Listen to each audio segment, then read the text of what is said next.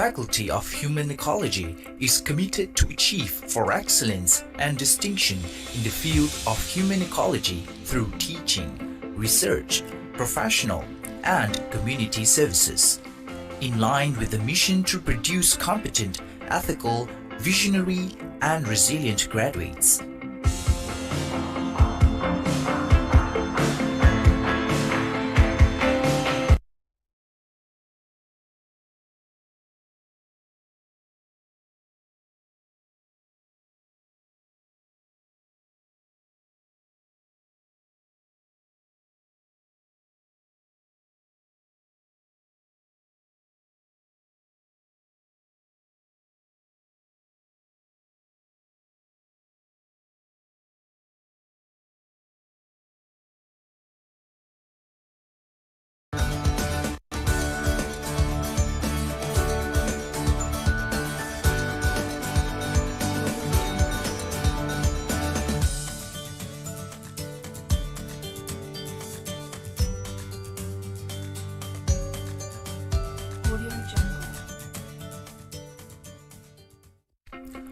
Faculty of Human Ecology is committed to achieve for excellence and distinction in the field of human ecology through teaching, research, professional, and community services, in line with the mission to produce competent, ethical, visionary, and resilient graduates.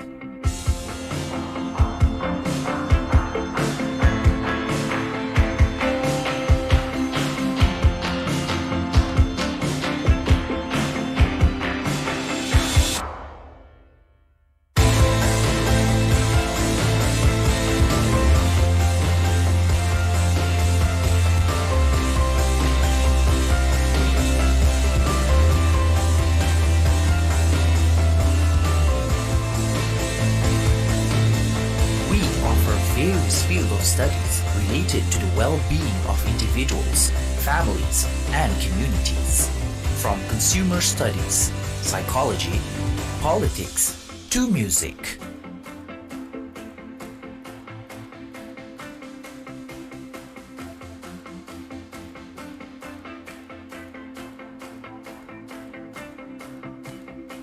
With our experts, we also collaborate with international partners to run our program internationally. Our bachelor programs are tailor-made to be the only faculty to offer holistic human development program in the country.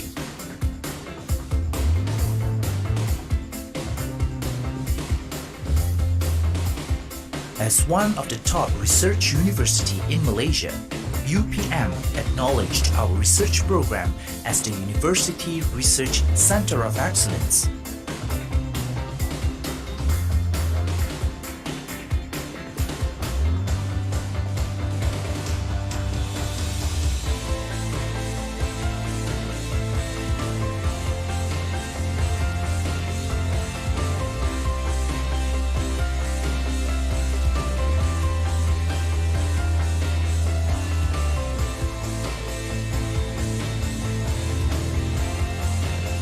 Our academicians constantly gain local and international recognition and also acknowledged as experts in their fields. With knowledge, we continuously serve to the nation through various corporate social responsibility programs as part of our give back to the community.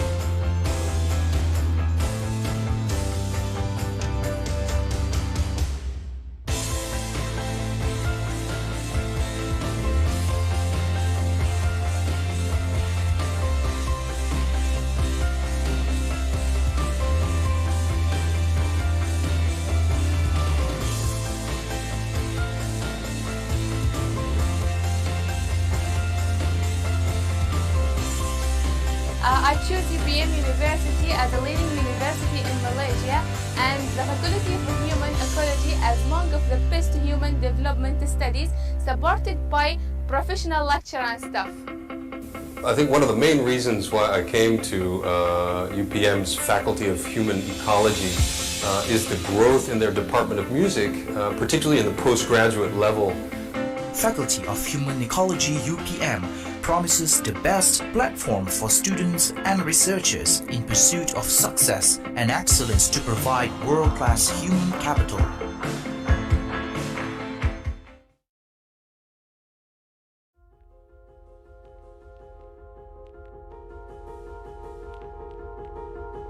Research and innovation are important aspects to encourage the nation development. As the best private university in Indonesia, Telkom University commits to continuously contribute by providing qualified education, which producing various researches and innovation for the nation development. As a part of PT Telkom Indonesia, under Yayasan Pendidikan Telkom, Telkom University was established in 2013 and merged by 4 educational institutions.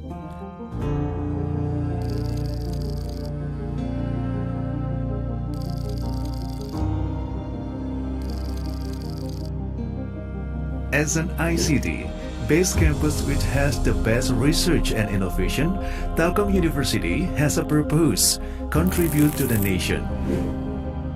Vision: become research and entrepreneur university in 2023, which plays an active role in the development of information technology, base technology, science, and art.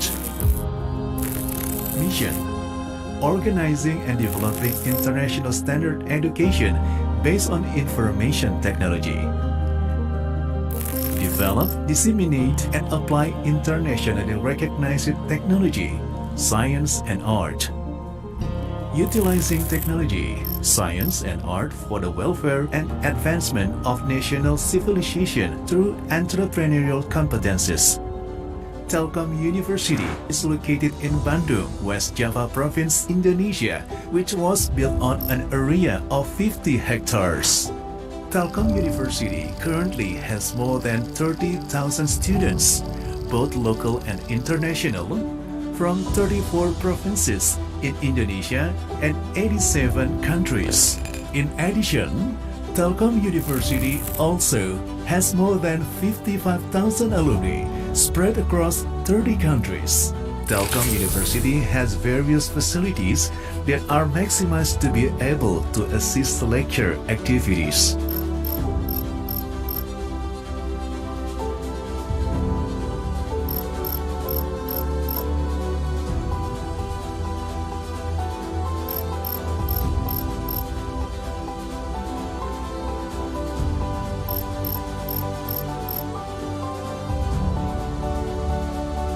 Telkom University is currently accredited A for higher education from BANPITI.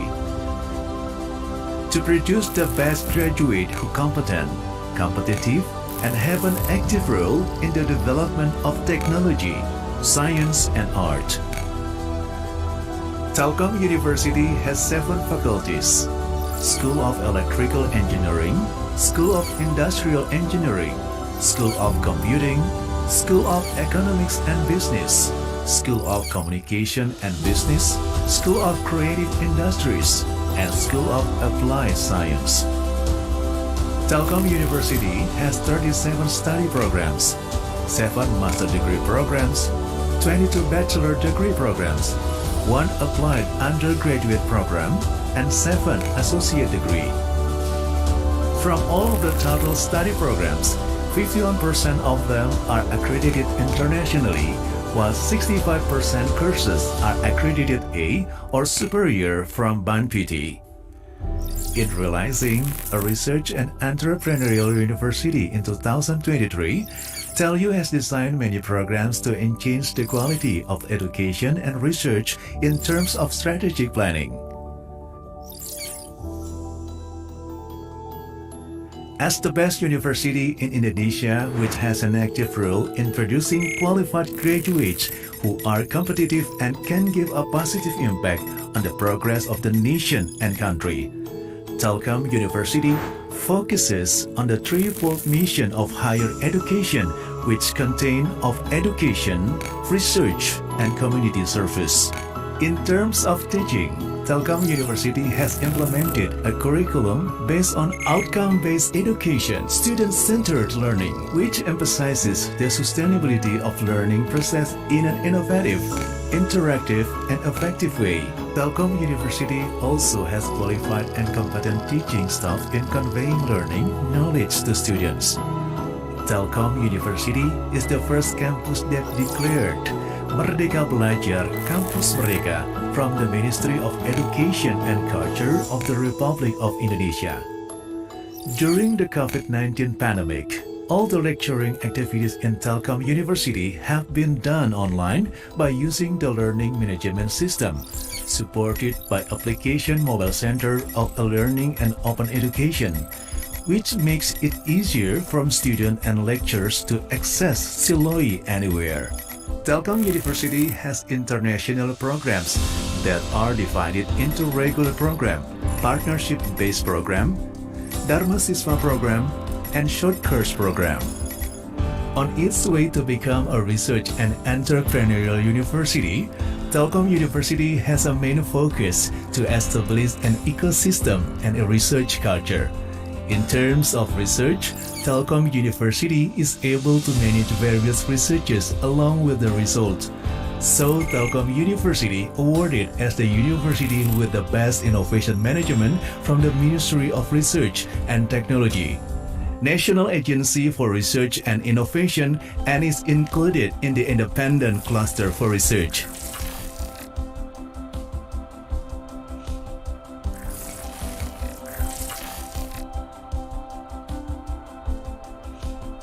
To support the research and innovation activities, Telkom University has 5 research centers that are supported by 31 research groups from each of the faculty.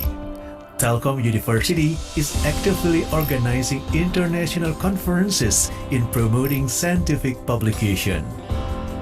Telkom University owns Bandung Technopark, which is Science Technopark and has 3 main roles. There are research and development, growing and developing technology-based startups, and growing the industry cluster so the innovation ecosystem can be realized. During the COVID-19 pandemic, Telkom University continually doing various research and innovation such as autonomous UVZ mobile robot, the first collaboration with Lembaga Ilmu Pengetahuan (LIPI) in Indonesia. Telkom University also creates Dentist Protective Denpro as personal protective equipment (PPE) in order to protect dentists from the spread of COVID-19 while doing their job. In terms of community service, Telkom University raised a rhythm of global research and community service program that focuses on a collaboration of community service activities in addition to application of practical research. For example, Telkom University commits to support the government's program of Citarum Harum through Kuliah Kerja Nyata. Students are focused on the 6th sector Citarum River. Telkom University has varieties of partnership programs with both local and international universities, government, and industries. One of well-known partnership programs of Telkom University is the appearance of the first Telecom Infra Project Community Lab in Indonesia, which is located in Telkom University in order to support the program Making Indonesia 4.0. In 7 years of its progress, Telkom University has proudly accomplished several achievements both nationally and internationally.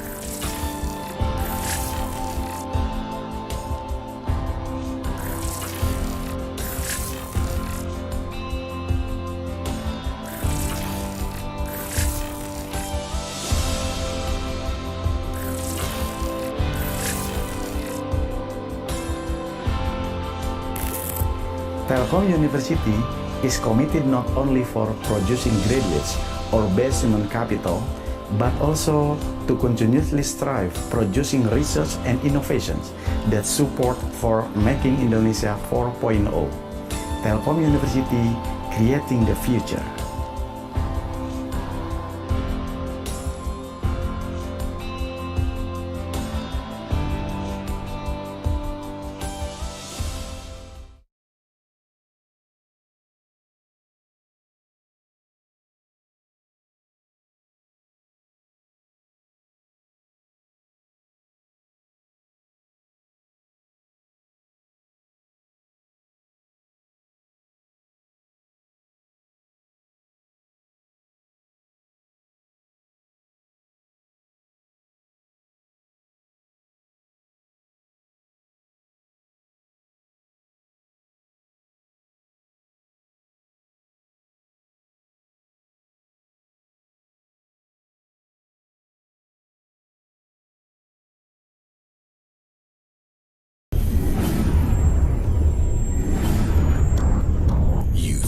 we are savages. Yes, we are. But that was 100 years ago. 36.5. Okay, pass. Sarawak, the land of hornbills and giant flowers, where people smile a lot and everyone's your friend, even the headhunters. Welcome to Sarawak's new normal.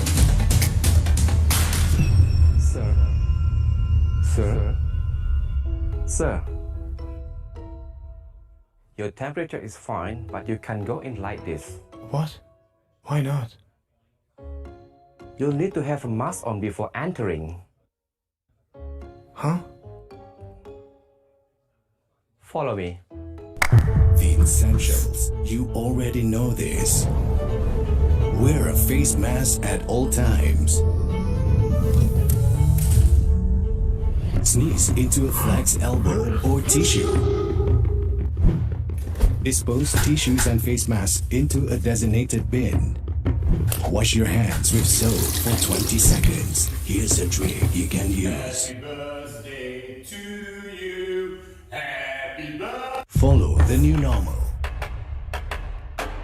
Download contact tracing apps and scan the QR code before entering premises.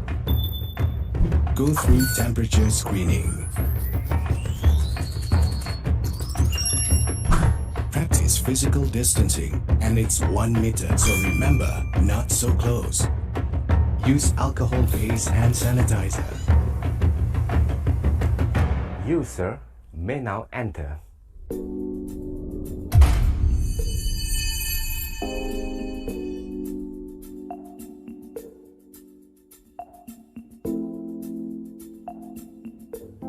Learn and be inspired. Remember to wear your face mask throughout the event. And now, explore and be excited.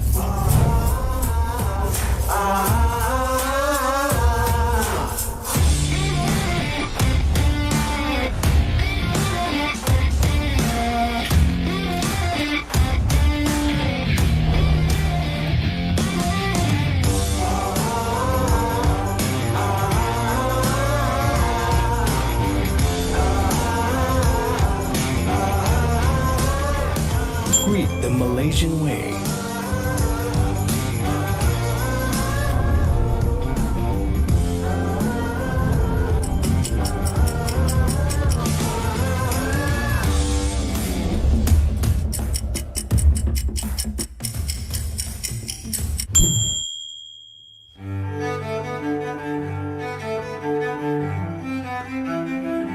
Sarawak is known for its undeniably good food, but there is a lot more.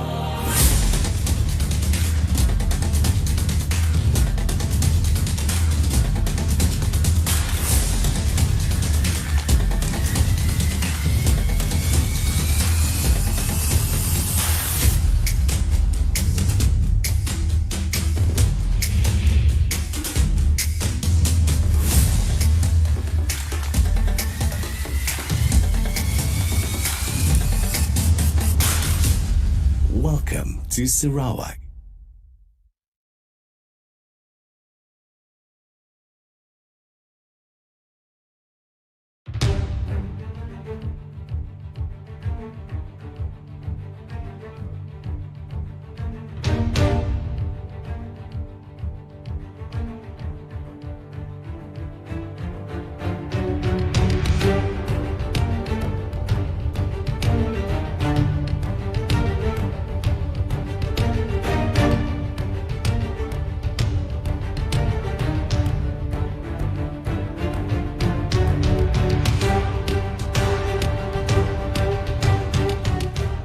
iRandau, where we will be discussing various issues of significant to Malaysia, to the other countries that have relation with Malaysia. So I think it's a very good platform where experts converge, discuss, check on each other what they have been doing and how they can move beyond what they have done in order to contribute to a better understanding between various community within Malaysia as well as outside of Malaysia. Ia adalah selaras dengan moto SDG, Sustainable Development Goal 2030, iaitu Leave No One Behind. Saya fikir inilah yang digunakan oleh Perdana Negeri Sarawak untuk merapatkan jurang antara masyarakat bandar dan luar bandar. Di Sarawak ni kita from bottom up. So maknanya rakyat minta dewan, kita buat dewan. Rakyat minta jambatan, kita buat jambatan. Rakyat minta rumah mereka diperbaiki, kita buat perbaiki. Apa yang menarik di sini adalah kita melihat bajet pembangunan yang diperuntukkan dalam bajet Sarawak 2021 sebanyak 4.25 bilion. This is higher than any of other state budget itself.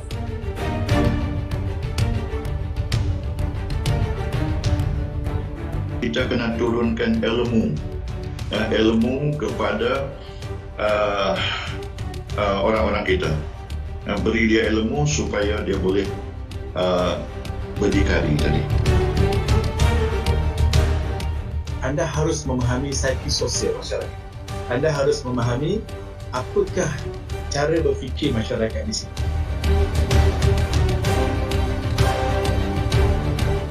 Jadi to have that awareness and the desire to learn tu sangat penting. Kita jual produk, mesti ada produk hampir sama. Kalau kita tak layan customer kita bagus dengan media sosial ni, customer ada pilihan lain. Kita bantu usahawan-usahawan untuk menjalankan ataupun meneruskan perniagaan mereka. Kita mesti kena ada goal. Goal kena ada deadline. As a student, I gain new knowledge and new information from this program, and even one of my lecturer did some small sharing sessions among a student to allow us to share on our experience and exchange of information about what we had learned from iRandau. I expect this program will strengthen the role and importance of UPM as a reference center for community and university transformation. Through the university for the community approach, these initiatives will provide meaningful services to the knowledge transfer and in turn lead to the well-being of the community and the improvement in the quality of life of the local community especially. In conjunction with the UPM 50th Golden Jubilee, input from the iRandau program will be gathered and published as a reference for the future generations.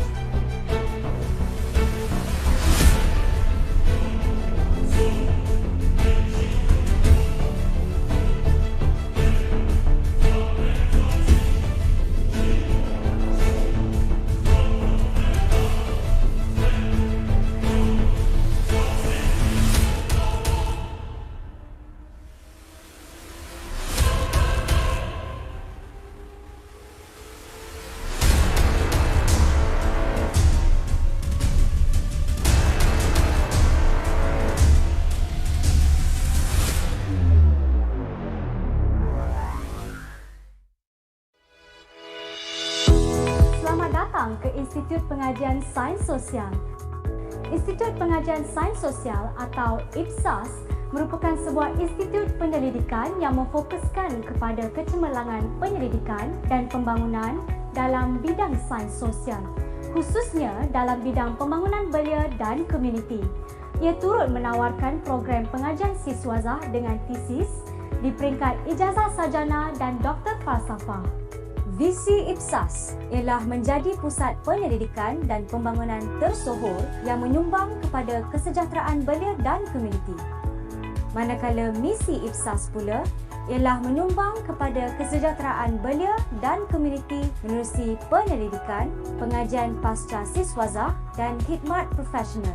Program penyelidikan di IPSAS dibahagikan kepada 3 makmal penyelidikan iaitu Laboratori Kesejahteraan dan Kesihatan Belia, Laboratori Generasi Cyber dan Laboratori Kewarganegaraan dan Kepimpinan Belia. Terdapat 4 pilihan pengajian iaitu pengajian belia, pendidikan komuniti dan pembangunan, pemajuan desa serta pengajian kepimpinan. Pengajian belia memberi tumpuan kepada pembangunan belia yang menekankan pendekatan pembangunan belia positif.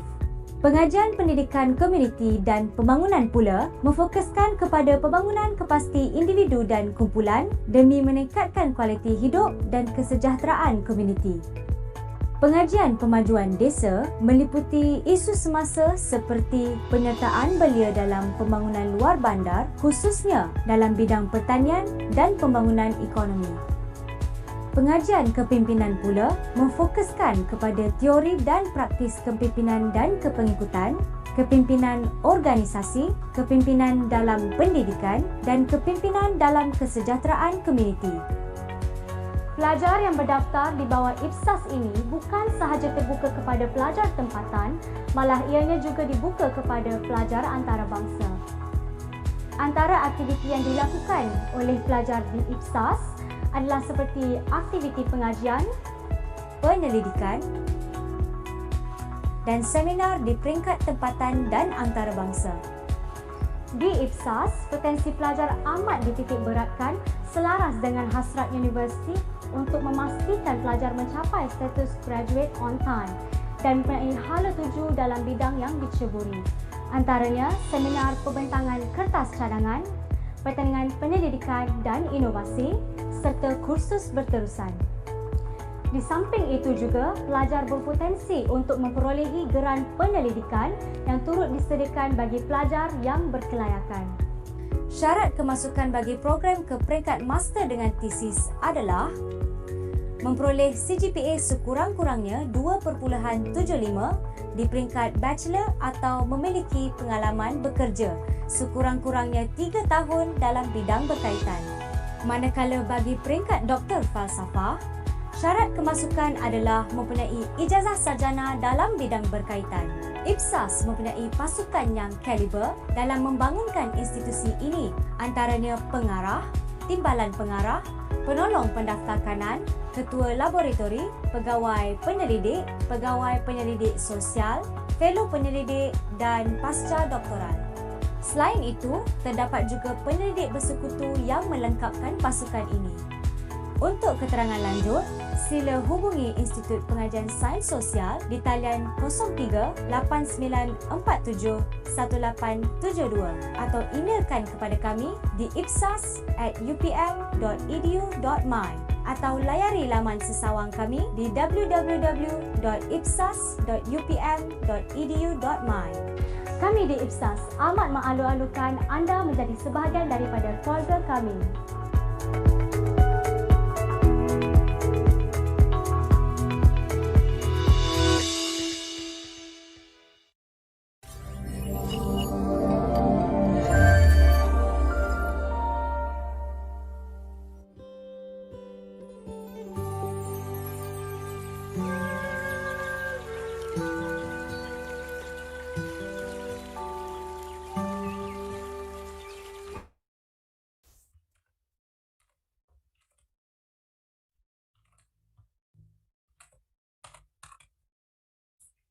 Ladies and gentlemen, before we proceed with the second slot, please be informed that the poster presentation, as for the poster presentation categories, the posters have been shared to iRandau website.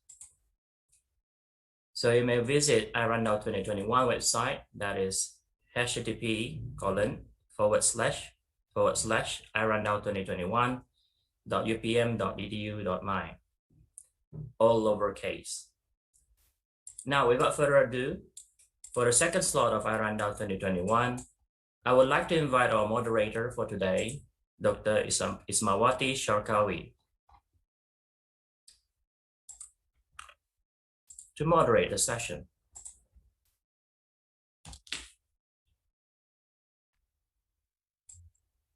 Okay, thank you, Mr. Ko. Assalamualaikum, salam sejahtera, and welcome to all presenters and audience. I'm Ms. Mawati, and I will assist the first part of the presentation, covering 7 presentations from Institute for Social Science Studies, IPSAS. The second part will be moderated by Prof. Jayum Jawan. So before we start, for the presenters' information, each presentation is limited to 10 minutes. The timekeeper will ring the bell once at 8 minutes and twice at 10 minutes. For the Q&A session, we will hold a question until the end of this morning session. I or Prof. Jawan will read selected question out loud for the presenters to answer if time permits. The audience may post a question on chat box, Facebook, or YouTube platforms, and please state for which presenter the question is directed to. Since our presentation are conducted live, if any of the presenter encounters any issue in presenting, we will proceed to the next presenter and we'll resume the presentation later. So without further ado, okay, let's welcome our first presenter, Professor Dr. Rusli Abdullah, with his paper entitled Youth Digital Hub Modeling in Promoting ICT Knowledge Sharing and its Application Among Youth Community of Practice. Prof, the floor is yours. Thank you very much. Good morning, everyone. May I share the slide?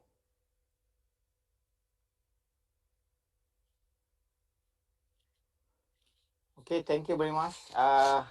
Everyone, welcome back to the Rundown 2021. This morning, I'm very fortunate to present my paper entitled Use a Digital Hub Modeling in Promoting ICT Knowledge Sharing and its Application among youth community of practice. So without further ado, actually I am Rusli Abdullah from Faculty of Computer Science and Information Technology, as well as my colleague actually from SIMAK University to present this paper. Right. As an abstract, basically, as you know that youth and information technology actually is two concepts that very important things that are working together, right? Especially in terms of how to make use this kind of application or concept can give the benefit to the people, especially for the future purpose of the youth community of practice. So, however, some of the members of youth community is still not aware on how to ensure that the ICT can be shared and can be applied them as much as possible, right, to enhance their work entirely or comprehensively. Therefore, by proposing this kind of model, use digital hub, it can be motivate the members of community to use the model as well as a guidance in ensuring that they can make use of the ICT for the purpose of the future life efficiently and effectively, right? That is the number one. My presentation today basically, of course, since I have a short of time, I will cover a little bit on literature, research methodology, and of course, I will more emphasize on the use digital hub modeling proposal and some of the a little bit on the result and discussion and conclusion. Right, as I mentioned to you just now, use and information technology basically is very important.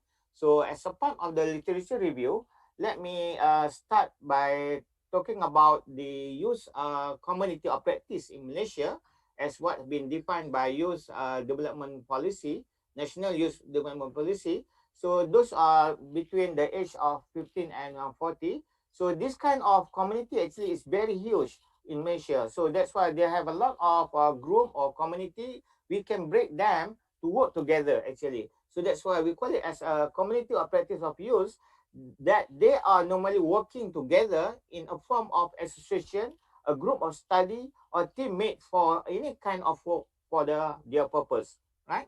And then for the youth, actually, what they can make use the ICT, basically, they can view as a solution, right? So because this kind of ICT, actually, they have the hardware and the software in the kind of gadget and also the kind of application. So they can work based on that to make sure that they can apply to work together for their purpose of life, right?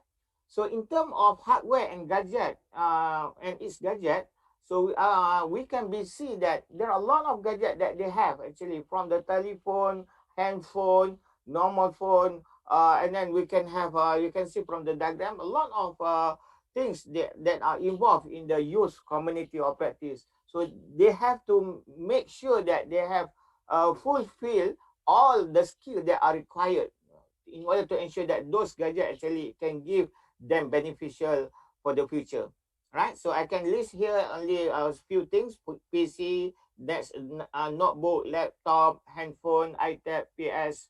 Of course, now this is for PS4 devices for e-game and so on.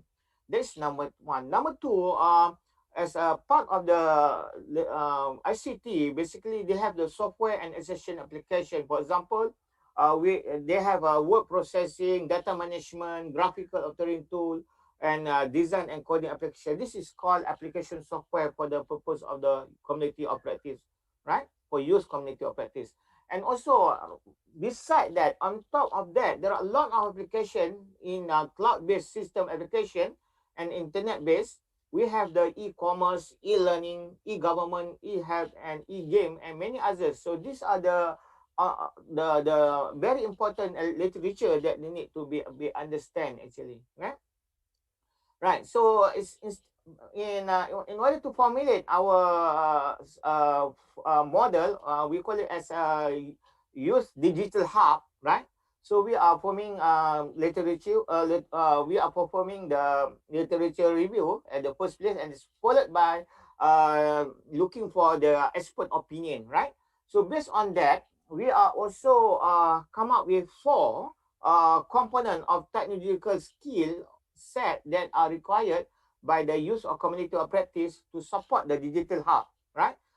In the use digital hub, basically we have number one, we summarize in terms of personal technological skill set. Number two, management and technological skill set. Number three, we call it as interpersonal or social technological skill set. And the last one actually is the very important thing also is in terms of their certification, their professional technological skill set. So those four actually is a hub of how to make sure that the youth actually can get benefit for their members of community of practice to make sure that they can work together and work as a team and work collaboratively, right? And then let me explain in detail in terms of personal technological skill set that the youth need to be equipped by them for the members of community of practice of youth. So we have summarized three things actually in terms of skill set. Of course, they need to know about OS, operating system, and also the most important right now actually iOS, Android, and many others. And also the second thing is about desktop publishing tool, and the last one actually is about application development tool, because they need to develop some of the application. This is a personal skill that are required by the members of community of practice, right? So we call it as EDI. EDI is stand for environment development interchange skill that are very important to developers to produce papers or to produce application, right? For the purpose of the future. And then the third one, the second one actually is the management of the technical skill set. They need to know about how to manage the data actually. This is about database or data repository for many things actually. That's why we call it as DBMS, database management system, data manipulation prediction, and data visualization. And this is a kind of what we have right now that is related to data science, right? So that's why the good example here actually I highlight here actually is about Microsoft Access, for example. And then the third part of the technologies that required by the youth community of practice to support the digital hub for their purpose of the youth their application actually is in terms of how do they make use the tool or technologies for communication. For example, like email, and then for negotiation, this is they can make use like a robot, right? Or we call it as sorry, Prof. Rosli, to interrupt. You have 1 minute. Okay, I go to the last one already. And then the last one actually is the professional skill, right? So we have something that I mentioned to you before. We need to understand some of the application that related to our social life of activity to certificate in terms of accounting system, for example, marketing system, and human resource management system. And this is very important for us to make sure that we can use for the purpose of decision making. So these are the kind of result that we have been interviewed for the expert to see that what are the, based on the part 1, part 2, as I discussed before, so how important is it? Most of them agree. So we're talking about the idea agreement, right? And also for the sub 1, sub 2, sub 3, for each of the component. So we're talking also for their agreement. So most of them are agreed. And last one, as a conclusion, so we found that this use community of practice actually can very get benefit based on for the purpose of digital hub, yeah, use digital hub for their future purposes, right? So that's why in the future, we hope that we can test the model against of in terms of their usability based on the conceptual design that we have been talking about for the purpose of prototype system.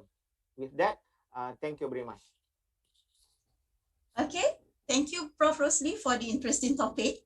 Okay, we hope the young generation will make use the ICT effectively. Ladies and gentlemen, due to some technical problem, we will continue with a speech from Prof. Ismi as planned. So any inconvenient cost is really regretted. I'll hand now over to Mr. Ko. Thank you. All right. My sincere apologies to Yang Berbahagia Professor Dr. Ismi Arif Ismail, because I was asked to take over this role of the MC quite suddenly. And I had to like skim and scan through the script, 42 pages long of script. And so I picked the incorrect line to read. So please allow me to start over. Thank you. Ladies and gentlemen, a very good morning to all of you. Greetings from University Putra Malaysia, Bintulu Sarawak campus. Welcome to the second day 2 of the International Conference of Social Sciences and Management, iRandau 2021. Here's a brief lineup of our session today. So we have just started with the second slot by accident. Slot 3 starts at 11 a.m.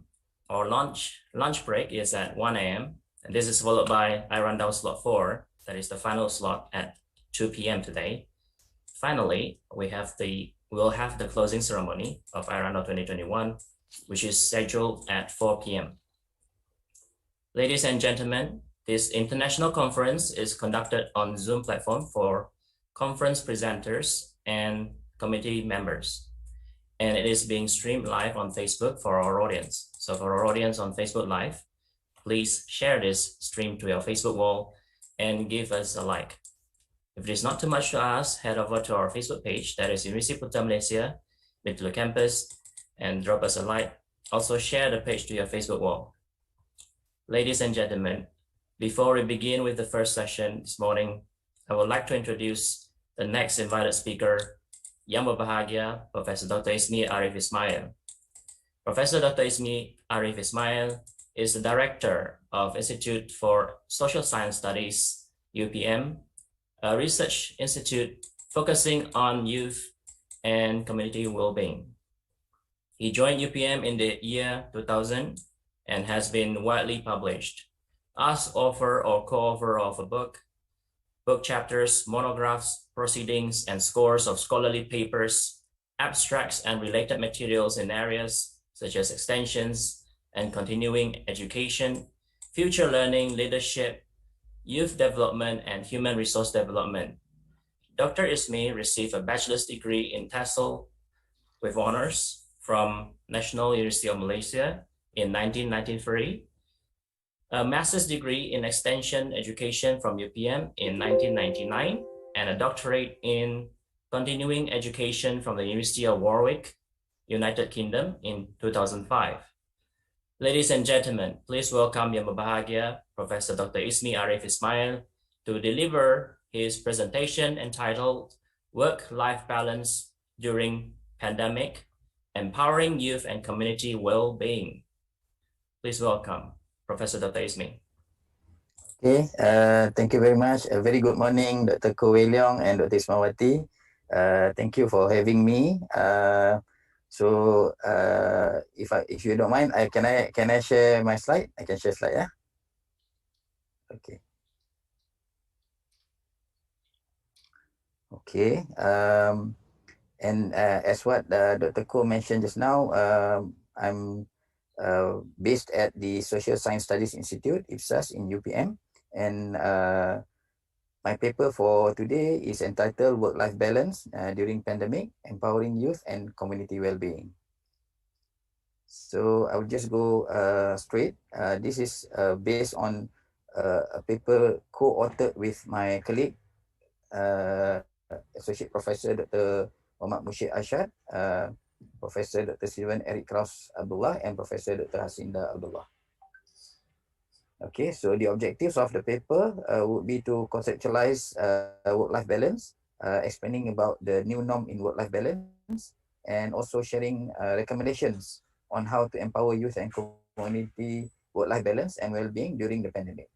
So in terms of methodology, it's based on a qualitative case study research and document analysis is the data collection. We focus on searching for work-life balance and empowering youth and community during the pandemic. So by the way, today is very special because I'm really balancing my work and life because I'm assisting my wife to send my mother-in-law for vaccination. So juggling between conference and helping my mother-in-law. So that is very coincidental and very interesting. Okay. All right. So let's go to conceptualizing work-life balance. So in terms of defining work-life balance is about how individual balance our personal and professional lives, and it helps us to divide our time to prioritize on how we devote time for work, family, health, and vacations, and at the same time remain resourceful to our organizations and other stakeholders. And there are several theories that we can use to conceptualize. So we can see here, for example, like spillover, compensation, work-family conflict, and so forth. And basically, all these theories provide insights into the relationship between work, family, and life as the related. And basically, in terms of work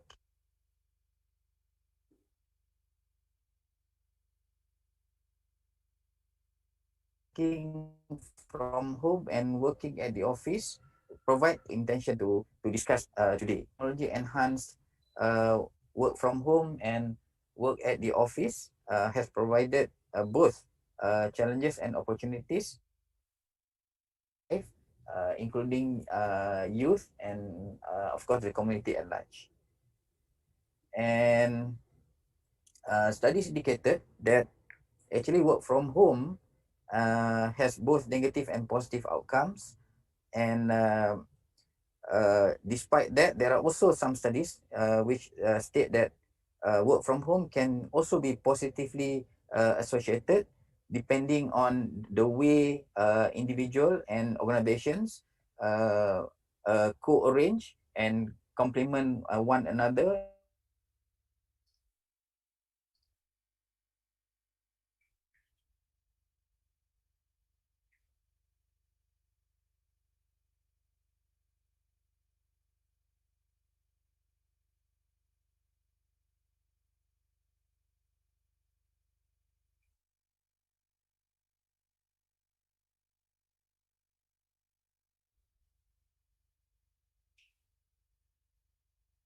in terms of the work.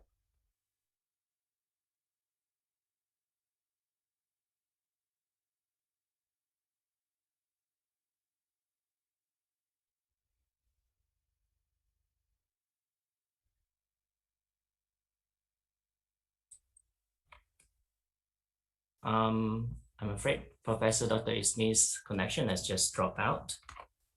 I think we shall wait for him to rejoin the stream. Is everything all right, Professor Dr. Ismi? Okay. Can you hear me? Yes, yes. Oh, okay. Sorry. Okay. I share again. Okay, I share again. Okay. All right. So, okay, we are back. All right. So, in terms of the work domain, we are talking about productivity, job satisfaction, flexibility, and work engagement. Whereas in terms of the outcome on family, it is about how you manage work-life balance and how it affects on your life satisfaction and family satisfaction. So this is a new norm in work-life balance. We cannot deny that the world today is no longer like what it was in the previous decades. We have been introduced to the VUCA, and the pandemic has speed up this VUCA reality, and we realize that the future is now. Everyone must undertake the drastic adjustment to the way we live and work in order to survive and to thrive. And based on our document analysis, we believe that at the end of the day, these teams keep on coming most of the time, talking about the importance of agility and resiliency. We need to empower youth and community to have these characteristics about being agile and being resilient, because agility and resiliency is the VUCA proof work-life balance living skill that each individual should have in order to thrive during this pandemic and post pandemic. So the pandemic has also triggered, challenges in our lives, not only in terms of social, but also economy, unemployment, work productivity, and whatnot. So what can youth and community do to thrive through these challenges? So basically, in this paper, we are trying to encourage youth and community to be more positive and to be more resilient. So these are some recommendations on how to empower youth and community work-life balance and well-being during pandemic. So at the end of the day, from the organization's perspective, so the leadership in the VUCA environment should consider the need for a holistic work-life balance. So basically, organizations should focus on communicating clear direction for employees, providing support to employees and family of employees, and then empower a strong leadership team to manage, not only in terms of productivity and tasks, but also in terms of managing employee relation. And then for the organization to come up with a VUCA-proof crisis management, VUCA-proof crisis communication plan, and then providing emotional support for both employer and employee and their families, and also providing motivation and inspiration for both employer, employee, and their families. So finally, these are the recommendations in terms of HRD and HRM practices to empower youth and community well-being. Basically, we suggest to introduce a formal work from home and work at office guideline for employees and employers, taking COVID-19 risk assessment into account when developing the guidelines, providing different guidelines to different sectors, allowing both employer and employees' expectations in the guidelines, specifying minimal requirements for technology training for virtual office and for technical facilities, so that staff, either youth or adults, can really adjust to the new norm. And then flexible working to become the new norm. We are talking about boundaryless and seamless. Reviewing the current labor legislation and to ensure the labor insurance policies are extended to flexible working, and to further promote family-friendly employment practices. So basically, we cannot deny that agility and resiliency, should be the focus for empowering youth and community to make sure that they can have this what we call VUCA-proof work-life balance living skill to thrive during this pandemic.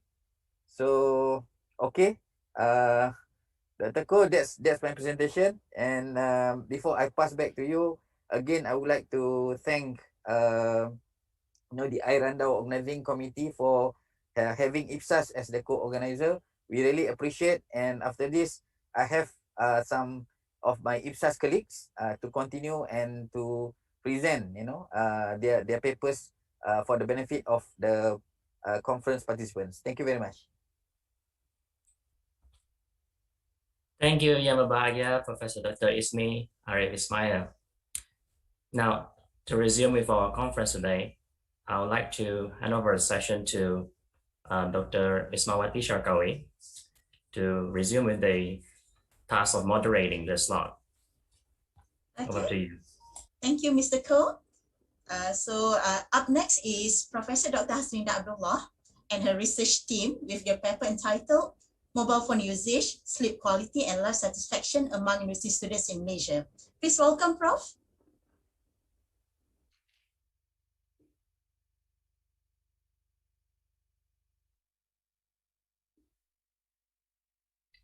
Can you all hear me? Hello? Yes, yes. Yes, yeah. yes. Okay. Assalamualaikum warahmatullahi wabarakatuh, and a very good morning, everyone. I can see quite a number of familiar faces. Prof. Jayum. Hi, Prof. Jayum. Dr. Yasmin. Yeah, good morning, everyone. So today my presentation would be on mobile phone usage, sleep quality, and life satisfaction among university students in Malaysia. With regards to current situations, we are under pandemic, and it seems like our lifestyle also change. So I believe this study is at its right time. Basically, life satisfaction refers to overall cognitive evaluation of what a person feels and the way a person sees or views his own way of living their life with the social standards ranging from negative to positive. All right, so currently, it is estimated that mobile phone users in Malaysia is 18.4 million, which is a lot, right? With regards to university students and life satisfactions, it is found that students with high life satisfaction are occupied with lots of benefit in terms of succession in academic performance and less diagnosed with death-risking health problems, which means low in mortality risk. And also, students who are living well will show positive result in a few domains of life, which includes interpersonal relationship, career, and physical functional. With regards to this, of late, we as a lecturer have heard quite a number of complaints by the students that they are basically are suffering due to this virtual way of studying. But let us see, okay? On mobile phone usage, all right, it is shown that statistically 3.5 billion numbers of mobile phone usage, through the whole wide world. Okay, and the consequences of addiction of mobile phones shares a similar effect of drug abuse. Okay, whenever the users exceeding the recommended regular time of usage, most of the time it is suggested that maximum, if I'm not mistaken, 2 to 4 FaceTime usage of mobile phone or internet and IT users. Okay, and it gives bad impact to users' health, interpersonal relationship, and may experience less stability in emotion control. All right. And with regard to quality of sleep, according to Abdul Kadir, 2018, they figure out that only 31% of the students do not score high in insomnia, meaning that around 69% is having issues with regards to sleep disability, okay, or insomnia. And majority of them wide awake during sleep time, and they spend a sleepless night by accessing social media. All right, I believe every and each of us is experiencing, is either them, us, or our children is suffering from this, right? With regards to the methodology, cross-sectional research, we use cross-sectional research design, a quantitative approach, and it is our population is UPM and UKM students. So in this study, basically 463 students are involved. All right, and we use satisfaction with life scale instrument, test of mobile phone dependence instrument, and also Cleveland Adolescent Sleep Questionnaire. Okay, this is the findings. The findings is quite interesting because we figure out that from the study, the students shows that the lower sleep quality will increase their perceptions of life satisfaction. Okay, we thought that but this is perception. So whether it's true or not in the reality, it needs to be further studied. Okay, and based on the questionnaire, we realized that the time used that they neglect their sleep is they used to connect with their loved one, with their friends and whatnot. So for them, having to connect with others makes their life satisfaction better, right? So in this study, it shows that the students prefer to disregard their quality of sleep in order to stay connected with their loved ones.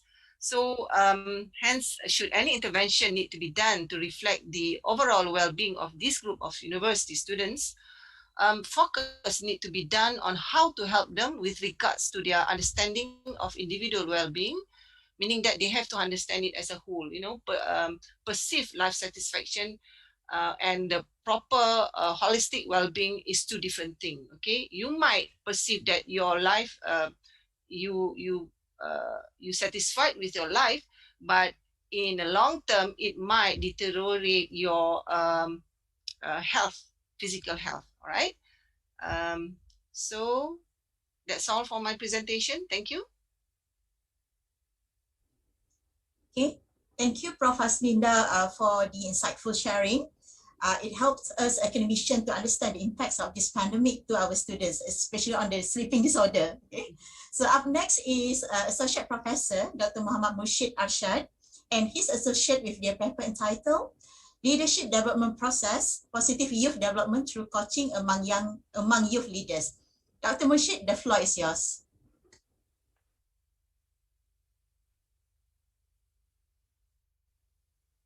Bismillahirrahmanirrahim. Assalamualaikum warahmatullahi wabarakatuh. And a very good morning. Alhamdulillah rabbil alamin wassalatu wassalamu ala asyrafil anbiya'i wal mursalin wa ala alihi washabbihi ajma'in rahmatika ya arhamar rahimin. Thank you very much, Chairperson, all the iRandau Secretariat, Associate Professor, Professor Dr. Ismail, IPSAS, and all the IPSAS colleagues. Ladies and gentlemen, inshallah, today I'm going to share about the leadership development process related with the positive youth development for coaching among young leaders. I'm so sorry because now I'm still trying to make a work-life balance. I'm sending my kids for the treatment at the hospital Penajah UPM. So inshallah, I'll try my best to share about how the positive youth development will be developed through the coaching. And this is based on the research, and we try to conceptualize from the finding towards the iRandau for sharing this to all the participants. So this is the agenda for today. We discuss about introduction and the background of study. We discuss about the literature related with coaching and how coaching process will help to develop the positive development. And of course, this is talking about the coaching in leadership, and last but not least, what's the conclusion based on the agenda for today. So about the background of study, basically Malaysia's vision aims to strengthening the leadership development process, and of course this is in line with economic development, citizen well-being and innovation, because we know that Malaysia is looking forward for the betterment, and of course the human capital should be in line with the agenda of the national agenda, and it started from the young generation, and they are concerned about the ability to Malaysian wills to lead, and because based on the findings result by the Malaysian Youth Index in 2019 found that they still have the something to do in terms of the leadership development in Malaysia. According to Malaysian Youth Policy 2015 and based on the Youth Society and Youth Development Act 68 2009, they declared that young age is a real definition for young age is between 15 to 30 years old. Before this is 15 to 40. So how do we need to do something that to expedite the process in developing the young generation through leadership? So we try to accommodate this because we want to fit this in line with the young age definition. So talking on the younger part of the young leaders, we're taking the formal leadership roles within the country. And of course, we're talking about the near future, which must concern regarding the leadership readiness. And in terms of the young leaders in nation, breeding can be strengthened to wider exposure and professional training. Okay, they have lots of training, let's say related with the youth development. They have a mentoring, and one of the techniques is coaching. So inshallah, this discussion today, we discuss further more about the coaching process how the coaching process will develop the positive youth development. And we're looking on the perspective of the youth development through leadership from the country like US, UK, and mostly the Europe. They have a program related with the youth development in terms of leadership. So that's why we try to adapt this, and inshallah, we try to focus on this part. And Alhamdulillah, Malaysia is a good standing here because in terms of practice, the ministry and the government try to fit this to the Perdana Fellowship, yeah, the fellow Perdana, and also the fellow corporate. And inshallah, after this, we're talking about the fellow for NGOs. Right, this is something like the program, youth development program related with this in Malaysia. So the study purpose here is looking on the unleashing the potential and abilities of youth to develop their readiness to take the lead, which is to contribute directly to PYD. However, looking on the youth leadership development, there requires a perspective learning, and of course, looking on the role models that can be emulated, because the process of learning of young people, they start to do and try to imitate the best practices so that they can expedite the process of learning, like in terms of the leadership. And through coaching, we believe that the potential in providing that kind of learning process, because in the coaching process, they have monitored and been mentored by the coach. So we believe that this paper basically we try to discuss the potential of coaching and how this coaching process will develop the leadership identity, and of course at the end the ultimate goal is about the PYD process itself. So we're talking about the coaching. We keep in mind. Okay, we talk about the motivation. Sometimes coaching, you will have the coach and coachee. We're talking about the unleashing the potential through the leadership development, the skill itself, and of course, the coaching will give the element of support in terms of development of the knowledge, skills, and of course, attitude can be through advice. This is an element. Of course, people who are talking about coaching will keep in mind about this. However, when talking about this in the context of the leadership, in terms of leadership coaching, of course, coaching will try the functioning in terms of developing the human resource development practices through the development tool, which is the improving skills and executive leaders. This coaching will be happen in terms of helping them to see the potential of the unleashing the potential of leaders, and then they develop the skills and experience through the coaching process. And of course, we highlighted the powerful questioning. Okay, meaning that the coaching highlighting the powerful questioning to promoting them, and of course, the coaching will reflect correct to the powerful questioning, and of course, they will challenges the status quo of coaching belief and the pre-assumption. Right, this is something that unique about the coaching process, and of course, we involve between two entity, which is coach and coachee. And the goal of coaching actually is talking about the improve the leader's effectiveness, okay, in terms of to ensure the sustainability and organizational success. This is the idea of the coaching. When looking on the perspective of PYD, we know that PYD is the ultimate goal that we believe all the component of the positive will be happen if the young people they have the two main things that need to be considered. First is about ecological asset, and number two is a individual asset.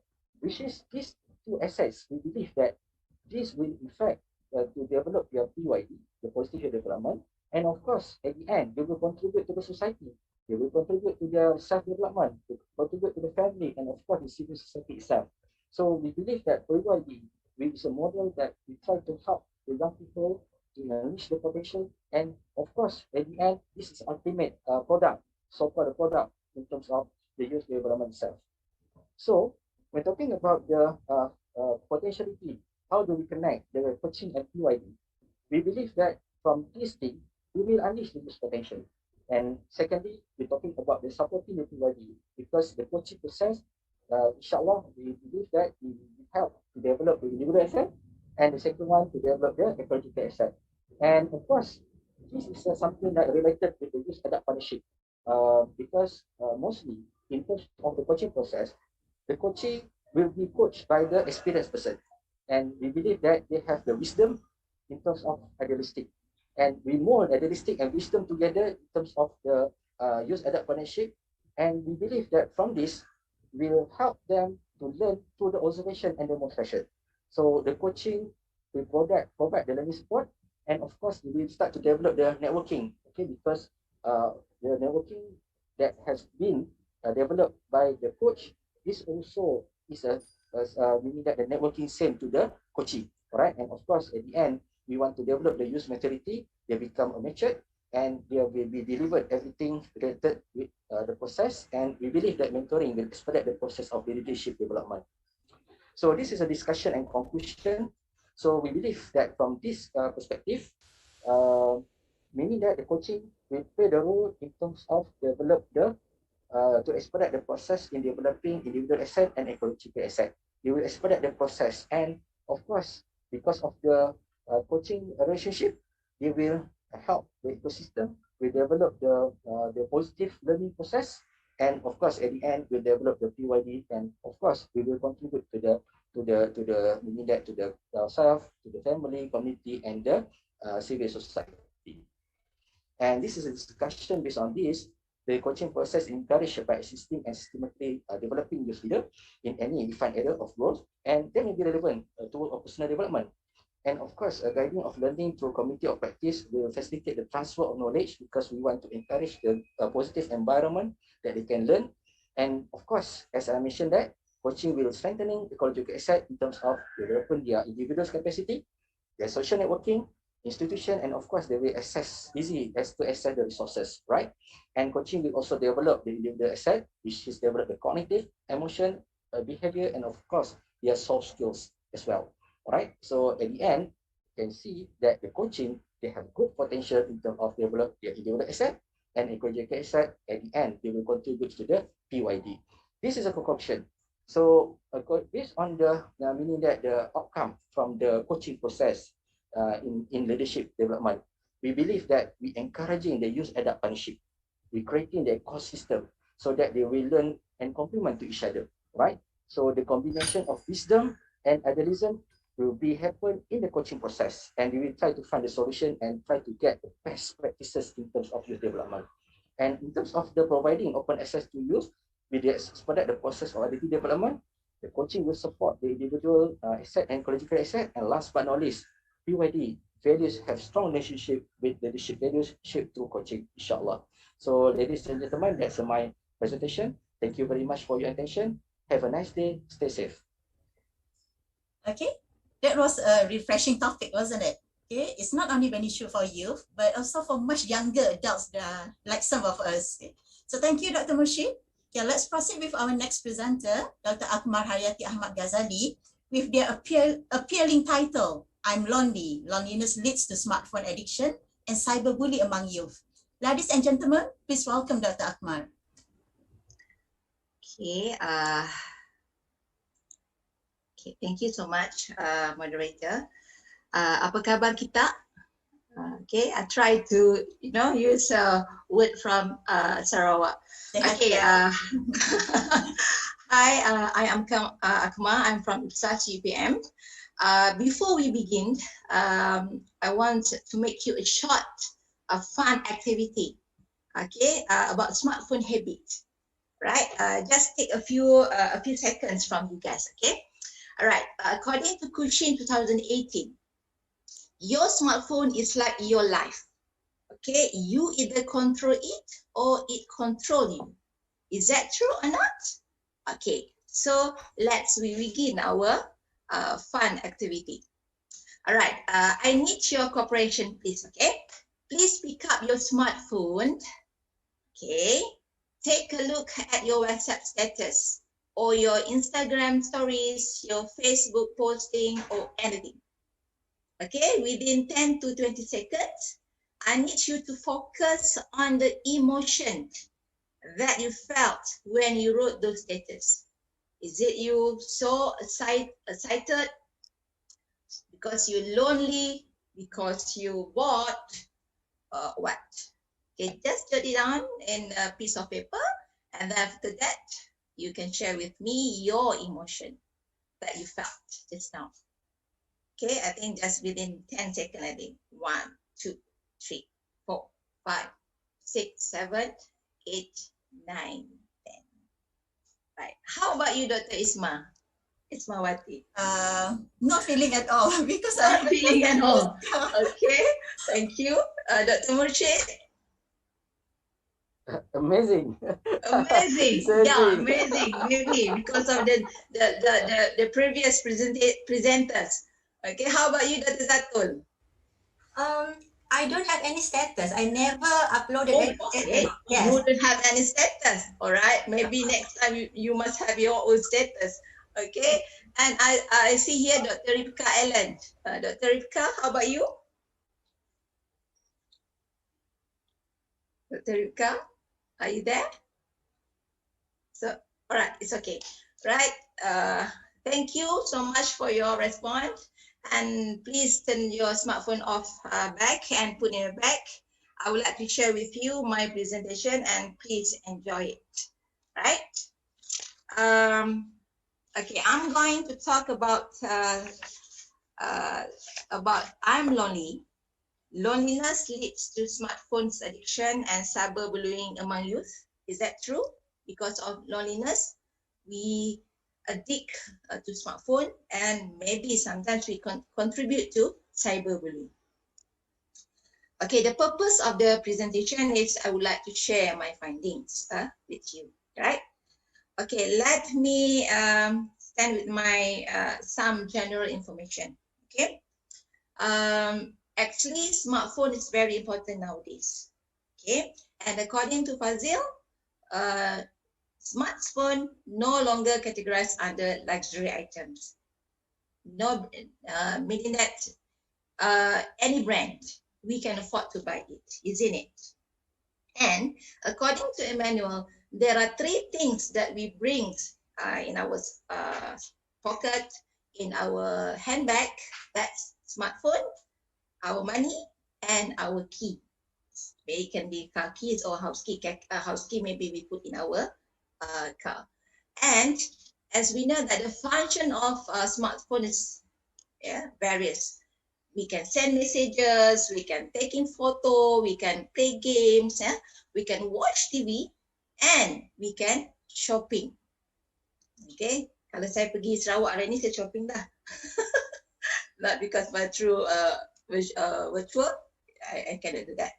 And according to Takao, a lonely person will use the smartphone to regularly contact with the peers to satisfy this isolation.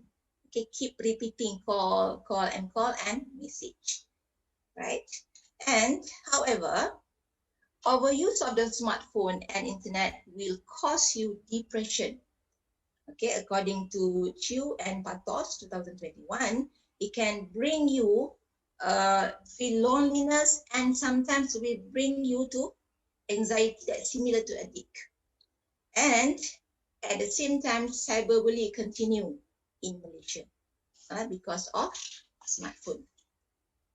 So based on that, my research objective is number one, to know the relationship between behavior factor and smartphone addiction among youth, and to find out factors that link with cyberbullying behavior among youth. Okay, right. This is a few literature review about loneliness, smartphone addiction, and cyberbullying.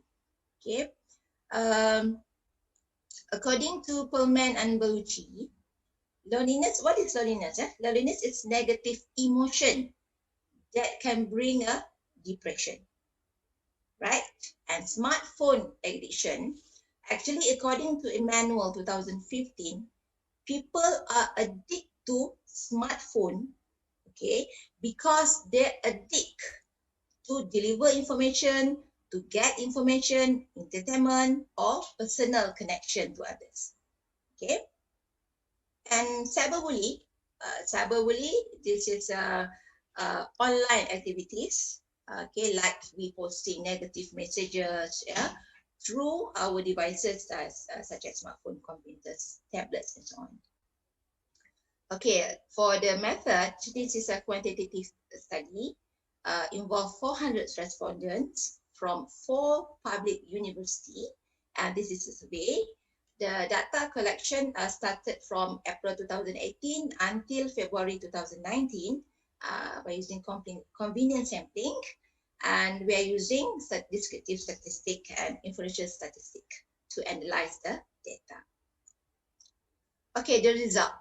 Okay, For the demography, shows that majority of the respondent was male from Malay ethnic, and the age of them is 21 years and old and above. Okay. And okay, we come up to the result for objective number 1. Yeah? To know the relationship between behavior factors and smartphone addiction among youth. It shows that loneliness has a positive but low correlation, but still have the correlation. So what can I conclude is smartphone have managed to reduce the loneliness of youth. Okay, to reduce the loneliness of youth. Okay. And then for objective number 2, to find out the factors that link with cyberbullying behavior. Okay, based on these 4 factors, EBC, experience being cyberbullied, has positive and heavy relationship. So most of the bullies were victims before. Okay, and then not everyone who is lonely will become a cyberbully. Maybe I'm lonely, I will not be a cyberbully. I'm just lonely because of MCO. I cannot go anywhere, right? And what can I conclude here? I would like to recap the main points here. Number 1, smartphone have managed to reduce the loneliness of youth. Okay, so smartphone can replace family, can replace face-to-face social relationship. Number 2, not everyone who is lonely will become cyberbully. But for me, it's more based on the findings, it's more related to smartphone addiction. And finally, most of the bullies were victims before. Okay, and then so on. Thank you so much. Terima kasih. Okay, sama-sama Akmal Hayati. Okay, Yeah. yes, dengar kita pun. Okay, so thank you for the interesting findings, Dr. Akmal. Yeah, I'm sure we are not lonely today as hundreds of people are joining us in this conference. Okay? Yes, it is true. So our next presenter, Mr. Umar Ali Bukar, will be presenting on revisiting social media crisis communication model for building resilience via artificial neural network analysis. Please welcome Mr. Umar.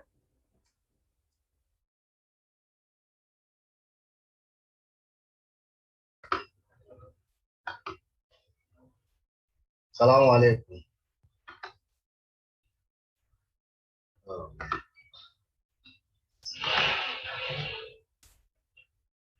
Hello, can you see my screen? Yeah, sure. Okay. Okay, Assalamualaikum. Waalaikumsalam. Yes. Thank you very much for giving us the opportunity to present our paper. It's actually a pleasure to be presenting in this conference. With the research entitled Revisiting Social Media Crisis Communication Model for Building Resilience via Artificial Neural Network Analysis. This research is a joint effort by me and Associate Professor Dr. Morzana, who is the chairman of the research committee, and other members include Associate Professor Fatima Sidi, Dr. Rosinor Haizan Binti Noor, Dr. Salfarina Abdullah, and Dr. Akmar Hayat Ahmad Ghazali. The research is conducted in University of Putra, Malaysia at the Faculty of Computer Science and Information Technology. The content I will be presenting today include the introduction, which will cover the problem statement. We have the related work section and the research methodology. We have the results, and finally we'll cover the discussion and conclusion of the study. I want you to recall, because the discussion of COVID-19 is everywhere now, and all the research are now targeting to contribute to the literature of COVID-19 and how this can improve how people are managing the crisis. Like, for example, if you recall the impact of COVID-19 and how that can spread into our country and affect our loved ones, you can see that the COVID-19 has actually affected people become very panic, and has contributed confusion, and a lot of well-being has been affected. So research regarding crisis communication dynamics has dramatically increased its investigation concerning social media usage in that respect to improve the ability of the people to recover from the crisis. Because social media offer accessible, engaging, and versatile platforms through which organizations and public engage each other, potentially enhancing crisis communication effectiveness or increasing the crisis. This is why social media has changed the traditional crisis communication because of the public participation in crisis. This has made public to engage in crisis communication just like the crisis management authorities. So here the problem statement is social media hypothetically intensify the influence of public responses, but its significant impact on the ability of the people to recover from the crisis are lacking, as this could advance effective crisis communication. That is why the aim of this study is to evaluate the relative importance of significant predictors of resilience building in to understand the impact of crisis response, and social media interaction on the ability of the people to recover from the crisis. So there are a lot of various literature concerning social media crisis communication model.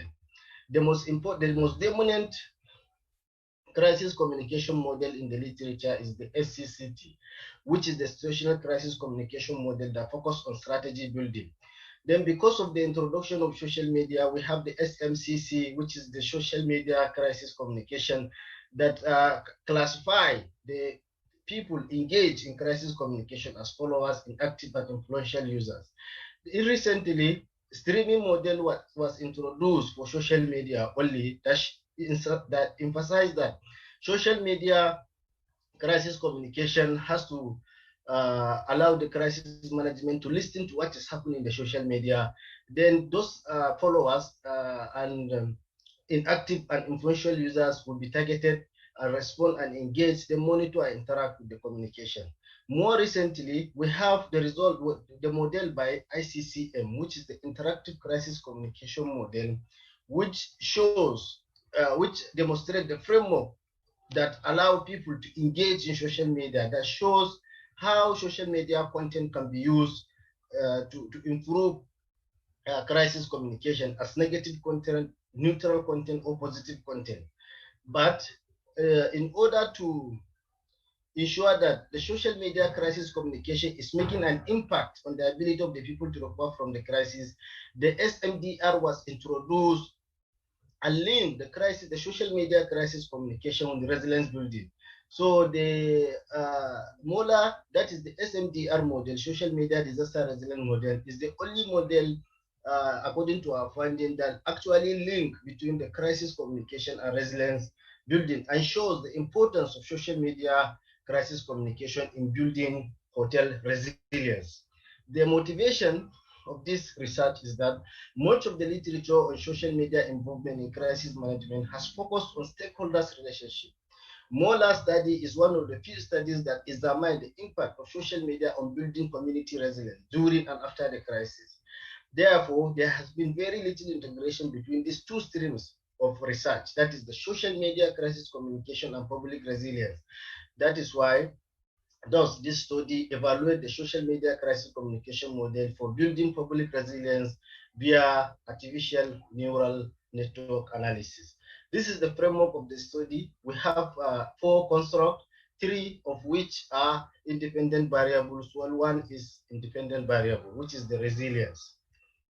The research methodology here, as we have said earlier, the research intends to evaluate the model by using artificial neural network analysis.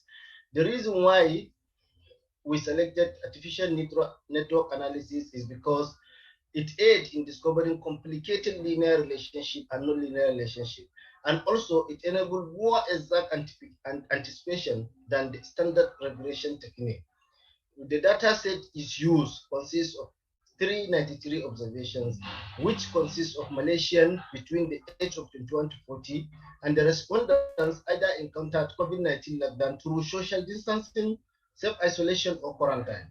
The data was analyzed, the data was processed, Then the analysis of AN was conducted. Then the selection of parameters was done, and the comparison of the output was assessed in order to know if the construct are significant predictors of resilience or not. If you can see from this neutral network model, the independent variables, which is crisis response, and the social media interaction, serve as the input for the ANN model, while the dependent variables, which is resilience, serve as the output. The study applied the 10 hidden nodes to determine the predictor's relative relevance. The ANN module, based on multilayer perceptron with back propagation technique, was applied. We also created 10 network via tenfold cross-validation, where we use 70% for training and 30% data for testing. The prediction analysis in both the training and the testing data set shows sum of square error, which is SSE, and the percent incorrect prediction PIP was utilized to determine the precision of the ANN model produced. The average SEC for the training and testing method is 66.1 and 29.6 respectively. The average for training and testing is 33.75 and 35.11%.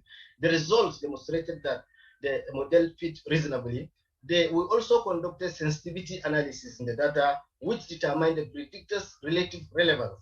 The mean importance of each variable was standardized. The rank of the predictors were identical in terms of the normalized relevance of the ANN. The result shows that crisis response has 99.4%, social media interaction has 85.2%, and the crisis has 67.06% are significant predictors of resilience in this order. So the discussion regarding social media crisis communication cannot be overemphasized, because our result shows that the present study is one of the earliest work that exposed the effect of social interaction and crisis response on helping people recover from the crisis. Although the majority of social media crisis communication theories such as TRIMI, ICCM, and SMDR demonstrated the impact of social interaction, but failed to consider the impact of these activities Sorry, on Mr. resilience Umar, building. to interrupt. You have 1 minute. Thank you. Furthermore, by evaluating the resilience predictors and clarifying their purpose, this study contributes to the SMCCR model by providing a more detailed conceptualization and assessment of social mediated prediction during a crisis. It is remarkably, this study discovered many functions about the effect of technology solution, particularly social media. It is worthwhile to study public and new media role motivation and action mediated crisis communication in the future. Conducting further studies are required to revisit the SMCCR model and improve the study. Therefore, our future work, we suggested that during the course of this study, the crisis readiness is identified as a factor that may be significant in the SMCCR model. Future research can evaluate this factor to improve the model. Also, content of crisis reaction from social media side could be useful to determine the degree of engagement between stakeholders. This brings me to the end of my presentation. These are some useful reference, and thank you for listening. If you have any question, I'll be glad to answer, inshallah. Assalamu alaikum. So thank you for sharing the compelling findings, Mr. Umar. SMCCR model, right? Yes, Okay. yes. This is something new for most of us, right?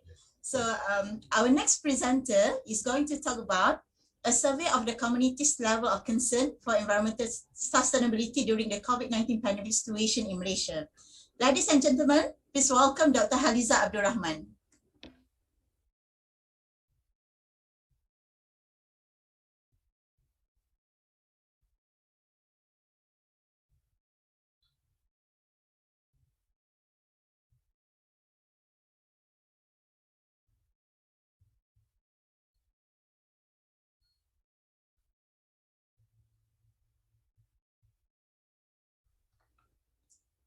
Is Dr. Haliza available at the moment?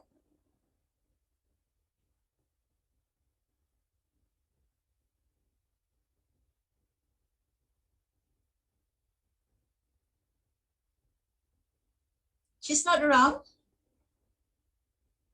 We can proceed to the next presenter. Yeah, I think maybe Dr. Haliza, she's in a meeting, I think. All right. So we just proceed to the seventh presenter. Okay, so we welcome Dr. Zatuhimah Adnan. okay, and her associates, okay, with their paper entitled The Viewpoint of Klang Valley's Community on the National Transformation Policy, a Failure or Success Story. Let's hear from Dr. Zatul.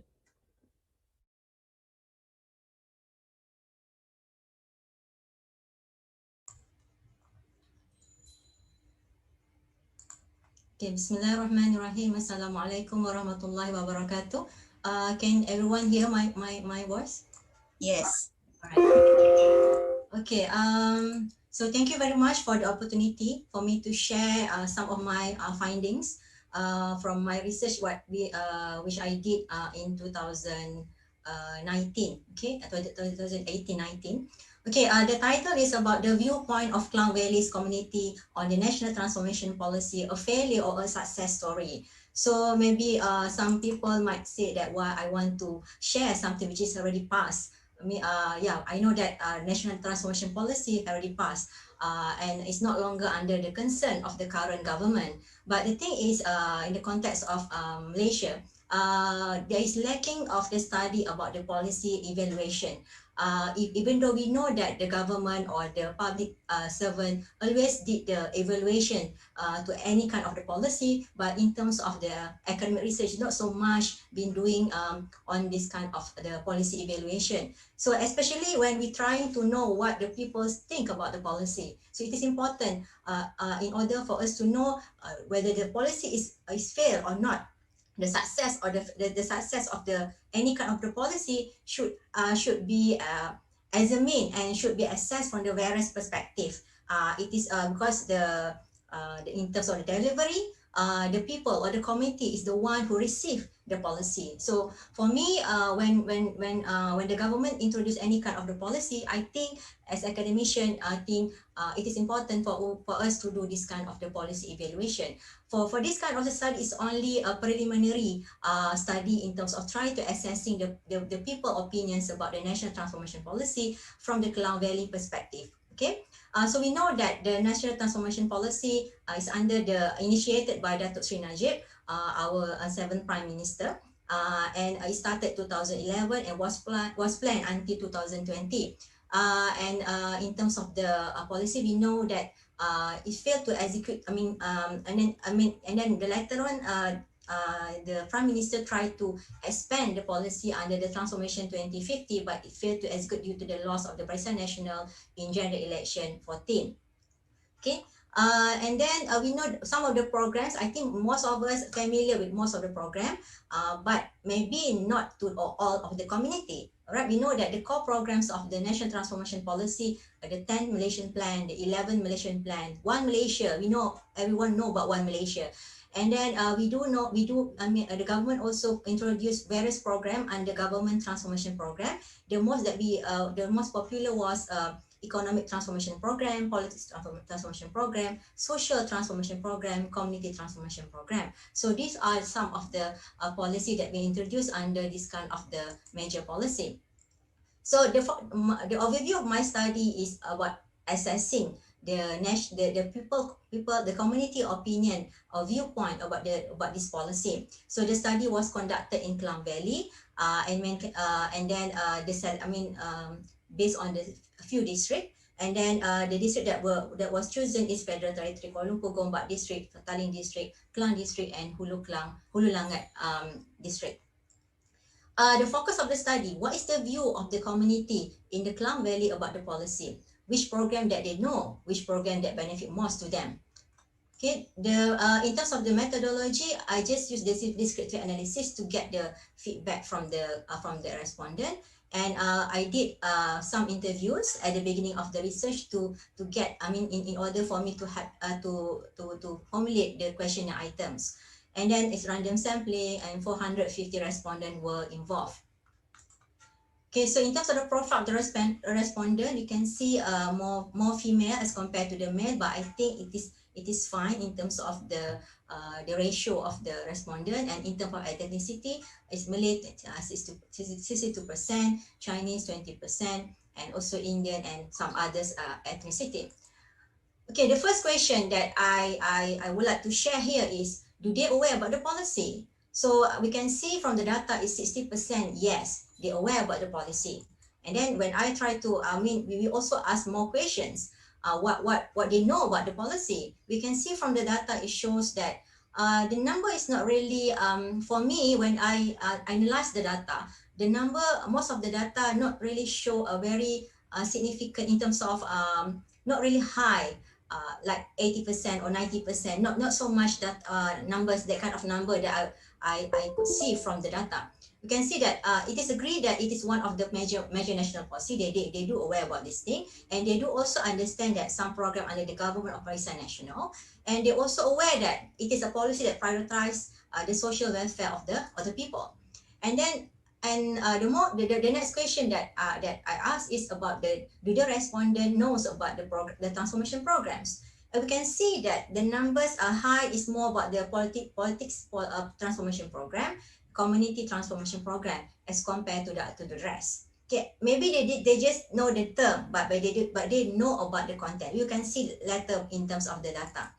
And then we can see I list all the programs under the policy, and we can see, and it is expected to know that Bantuan Rakyat Satu Malaysia will be one of the favorite one. Okay, we can see that the number here is very high, 92%, and then it's followed by the Clinic Satu Malaysia. Okay, and I'm also a little bit surprised when some other number is not really high, but maybe because of like for example about the Kad Siswa, because maybe my respondent is not only focusing on student, and you can see the high number also, the high percentage also for the Prima. Okay, you can see Prima here 78%, and then the rest is not so high, even though it's more than 50%, but for me it's not really high.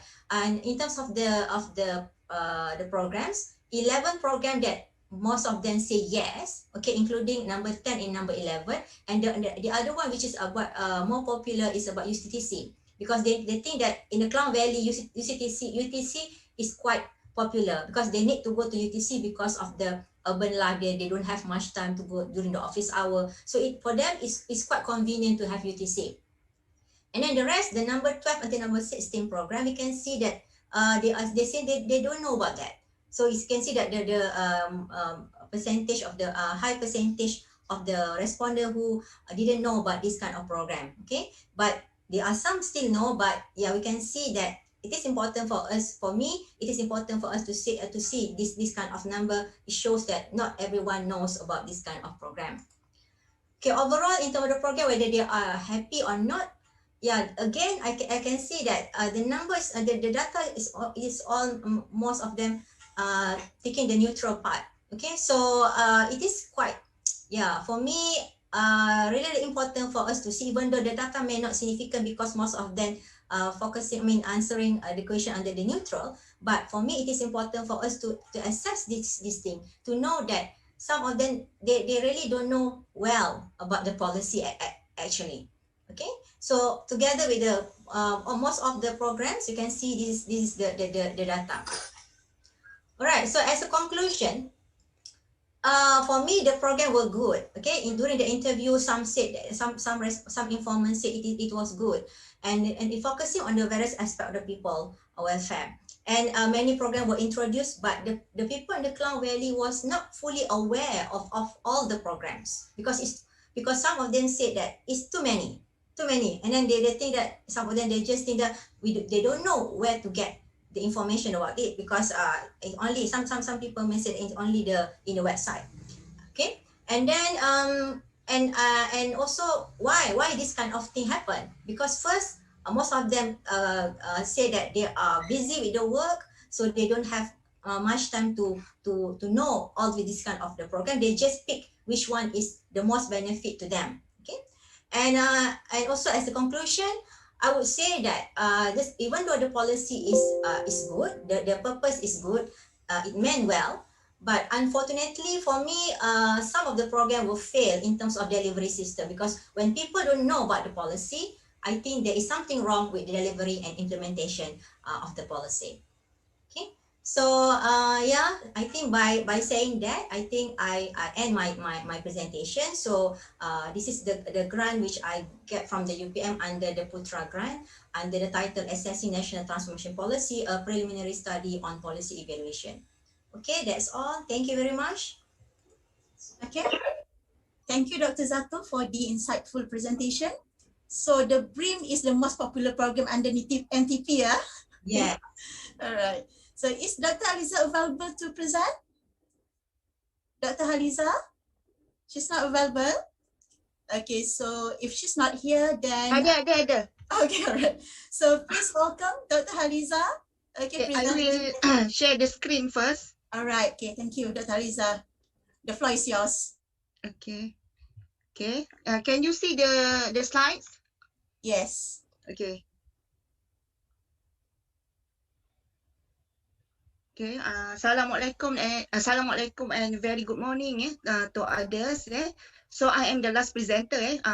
My apologies because I'm assessing another student in my department. So my title is a survey of the community level of concern for environmental sustainability during the COVID-19 pandemic situation in Malaysia. So this is a survey study I doing with my group. I done with my group in the phase 1 of the MCO in 2020. So I present the result.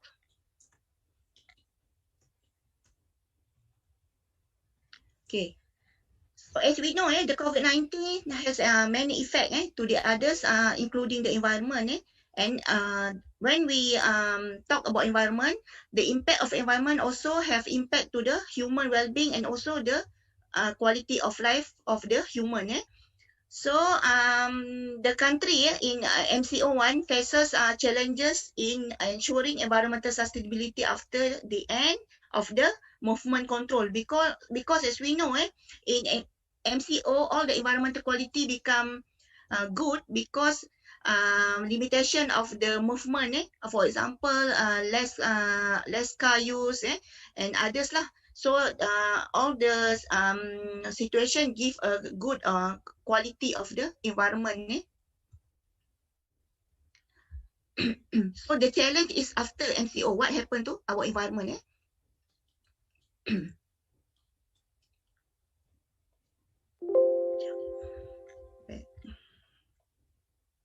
Okay. First, we go to the literature view. How environmental status study before MCO. From the literature review, the quality of environment in Malaysia are not as good as MCO because as we know, all element of the environmental, for example, the air, the water, polluted by the human activities.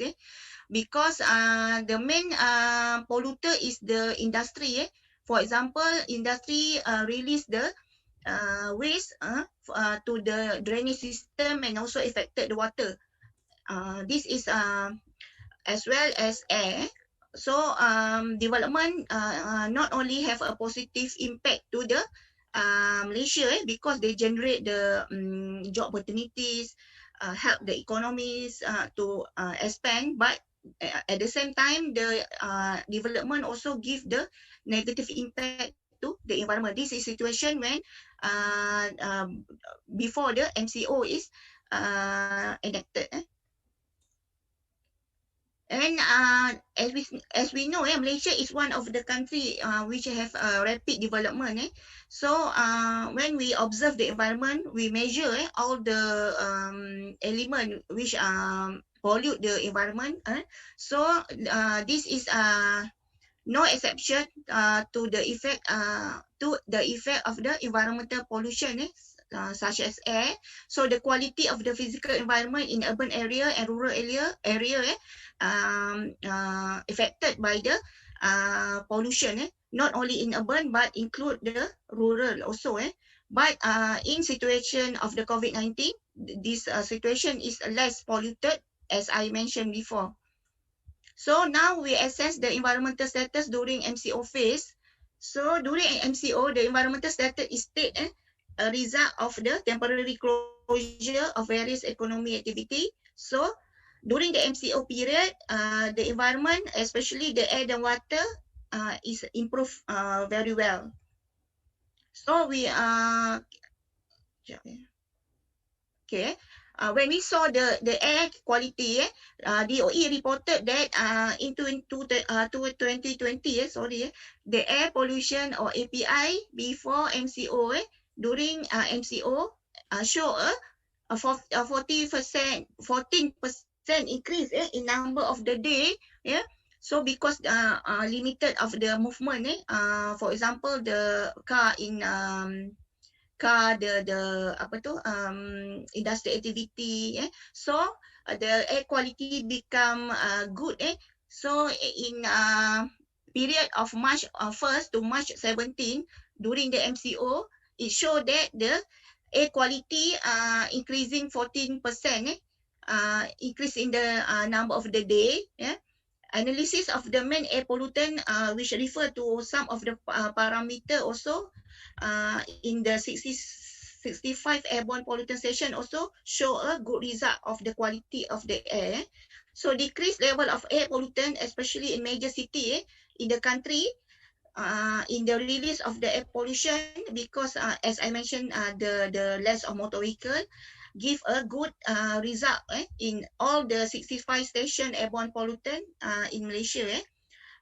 And for example, it can be concluded that there is a 2% decrease in API for the numbers of moderate day, and increase of 2% API for the number of clean day throughout Malaysia during the MCO situation from March 18 to April 14.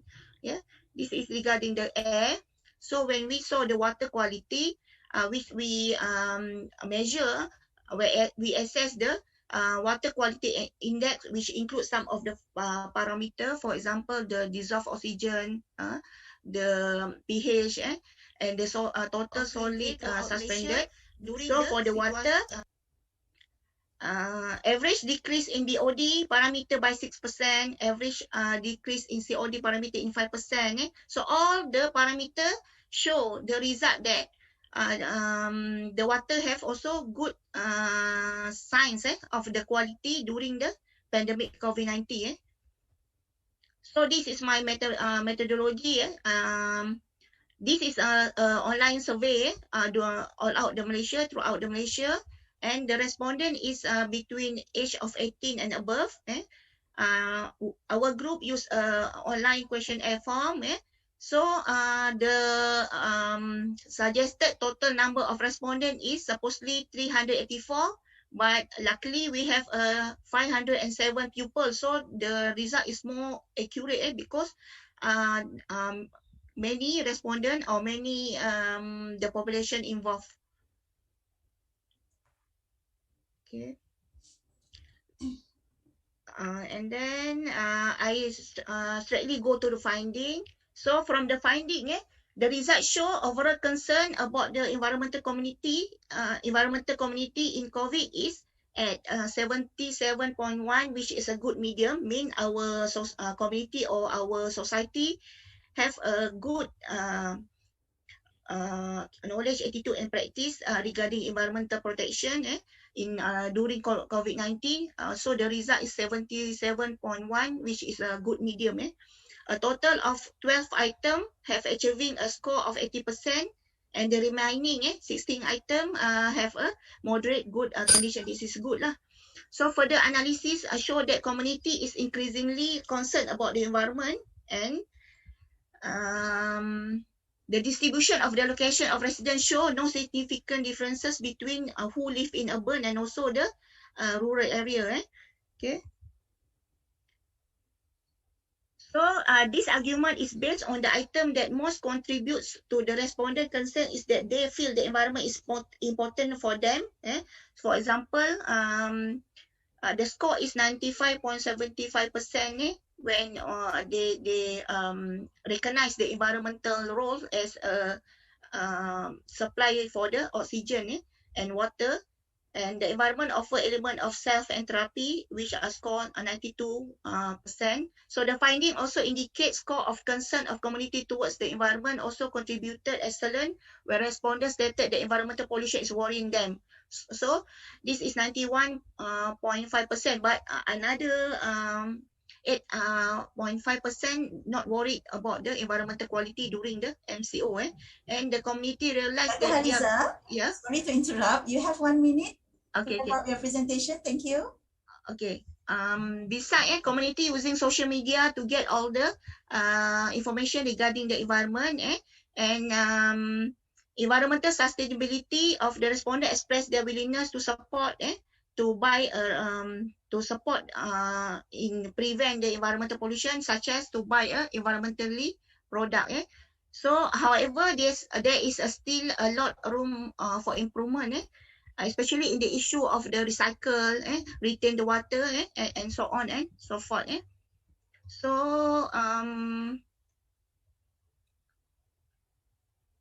I go straightly to conclusion.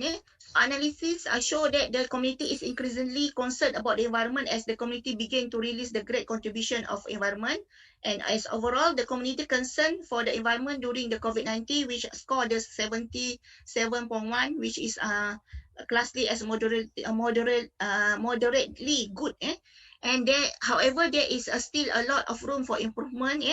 Among that, increasing the knowledge and practice among community related to environmental sustainability, and community need to play a more proactive role to improve the KAP during the MCO and after MCO. So the effort have to make two changes, no matter how small, to give a better result of this study. So for that, I end the presentation. Okay. Thank you, Dr. Haliza, the last lady standing from IPSAS, for the fruitful information.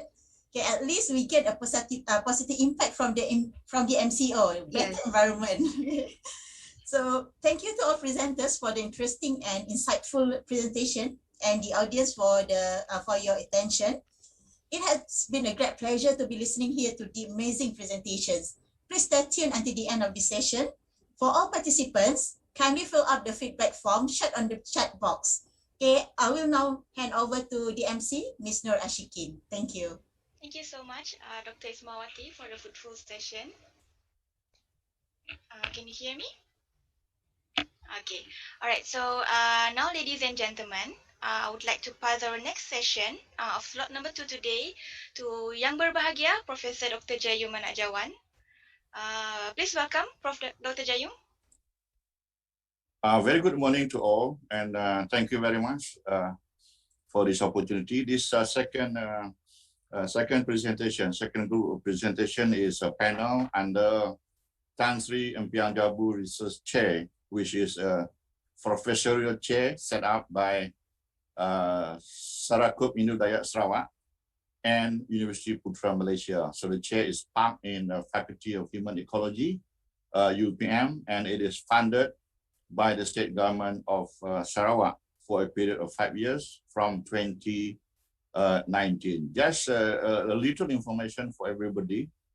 The chair is set up to empower Dayak women in Sarawak, in Malaysia.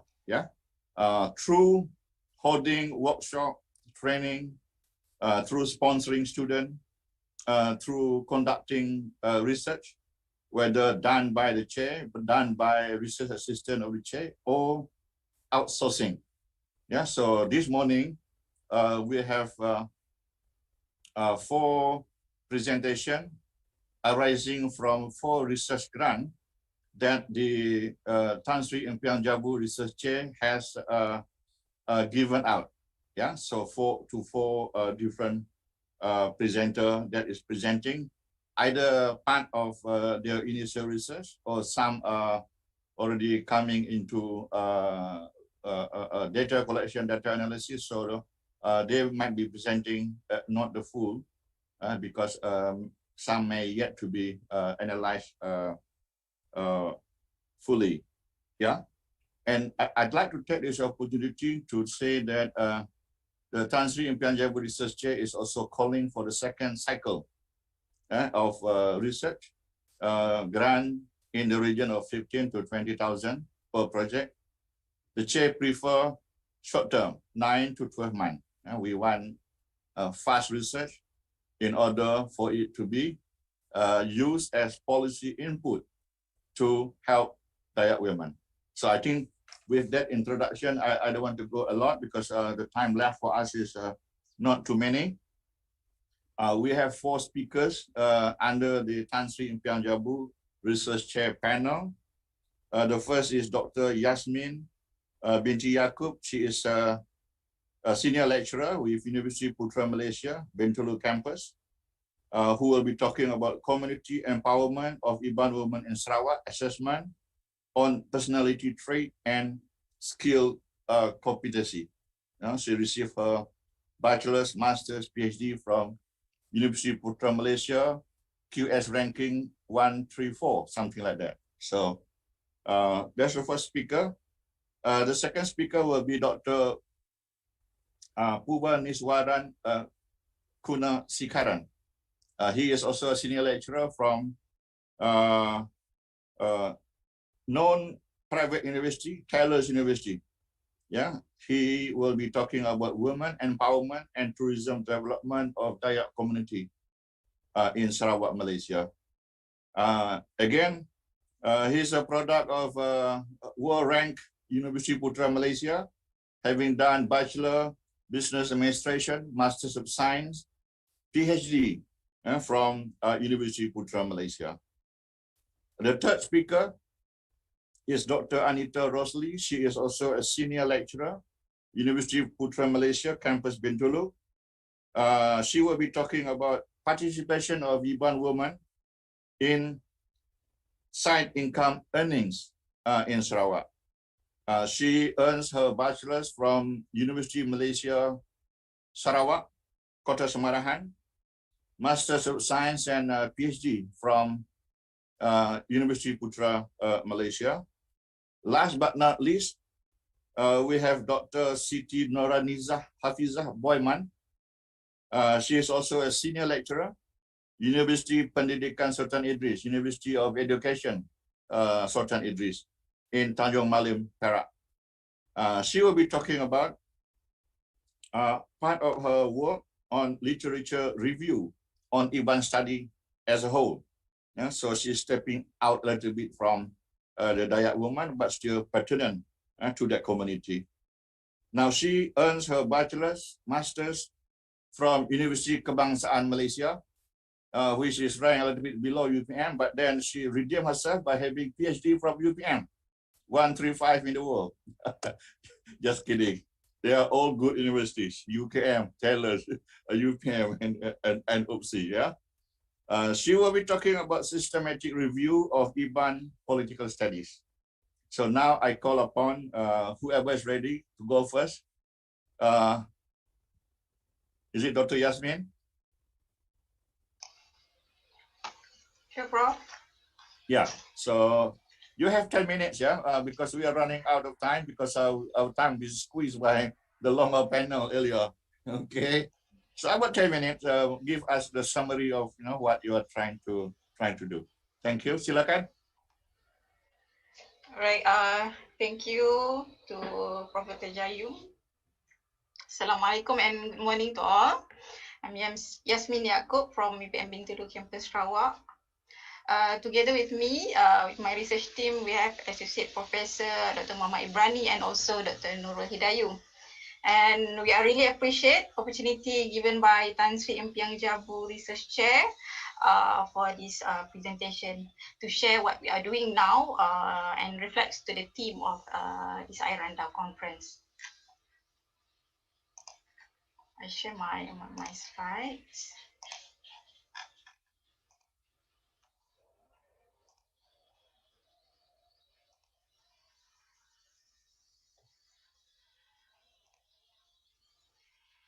Yeah, as a background, women empowerment.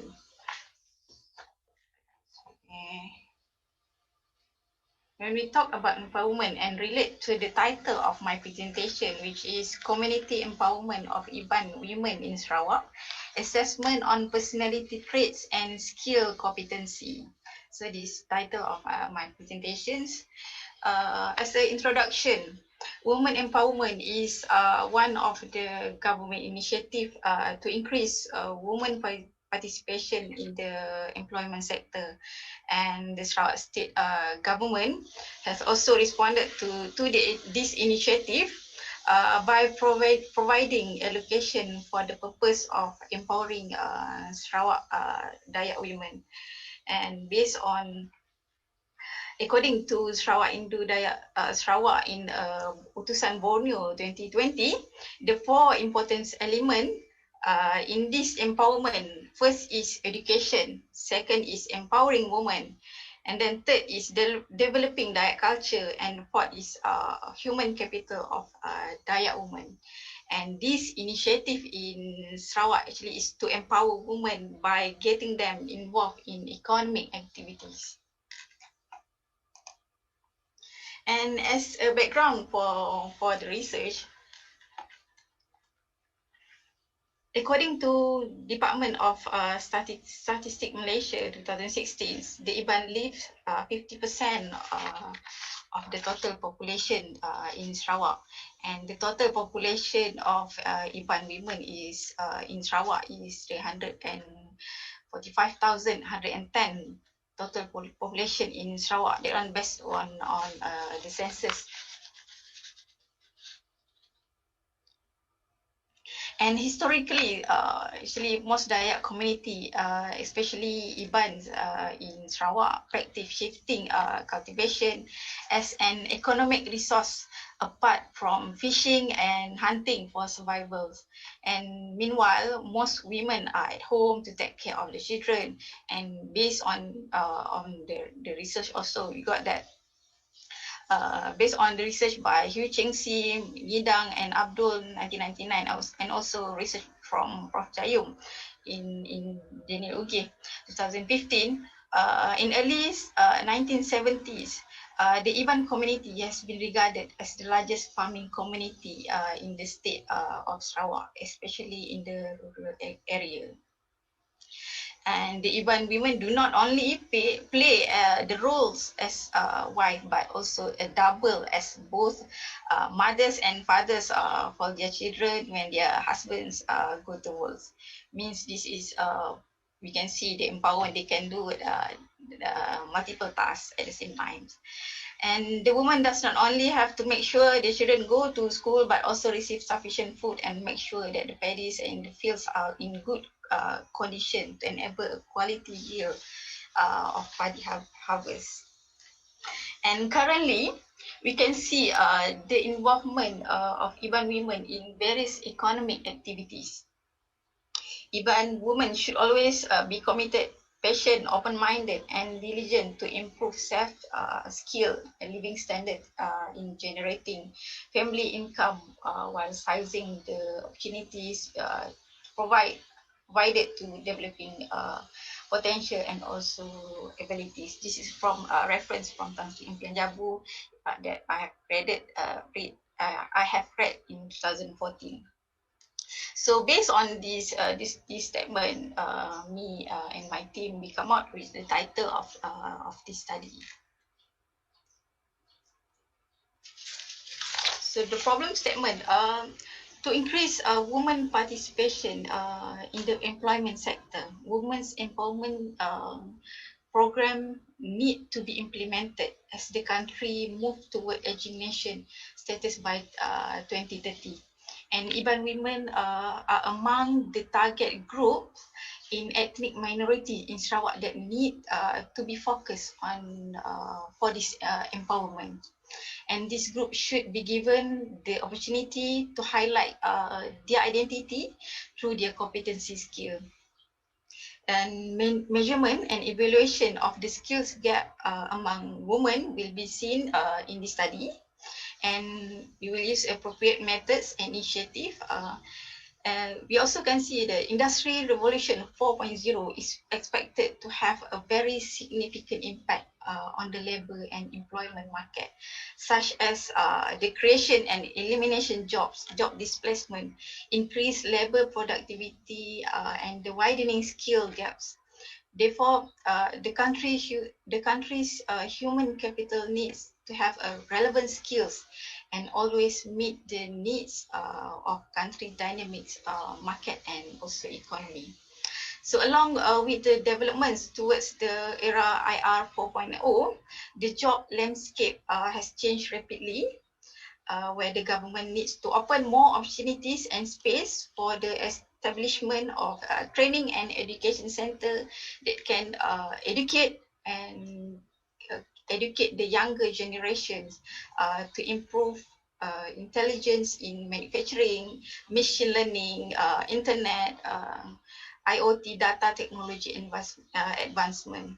And the better job offers will enable even women to advance in a more competitive world. So to adapt to the changing environment, what the researchers saw that identifying the personality traits and skill of ethnic minorities is an initiative to help the government and industry to identify the suitable areas of employment and activities performed by even women specifically. And this targeted group and this targeted focus will further facilitate the women's empowerment strategy that will be formulated, as well as make these ethnic minorities as an indicator and reflection to Dayak women in Sarawak. So this is an objective of the research. It consists of general objective and also specific objective. The general objective is to assessing personality traits and improving skill competency as an initiative to empower women in Sarawak. We will look into the relationship between the personality and also the skill competencies. And this is the theoretical. We look into the big 5 personality and also competency development, which is competency development we refers to the knowledge, skills, and attitude. Okay, this one is the research methodology. In the context of studies of this research, we will use quantitative research method. And we use a survey form as an research instrument. Actually, we already finalized the questionnaire, and maybe in a few weeks we will distribute the survey form by the email, by the WhatsApp group. And the target of the sample of the population is 400 respondents for even women aged 18 and above. So this one is the expected result and impact for this study. First is the impact of the implementation of the program can access the effectiveness as well as the new initiative and program to empower urban women. So this include, as I mentioned just now, job creation, entrepreneurial activity, and the use of technology based on finding the previous studies. And we look at the personality traits and skill possessed by even women will be the indicator of the measurement and evaluation of program to the empowerment of Dayak women in Sarawak. And the uniqueness of identities and communities of Dayak in Sarawak will create the field of a new job creation is an initiative and job opportunities for even women to improve their economic status. For example, to provide upskilling and reskilling programs for even women to enhance self-development and social skills in adapting to the changing needs of their future work, as well as the increasingly competitive and dynamic global environment. And for the impact and the conclusion of my presentation,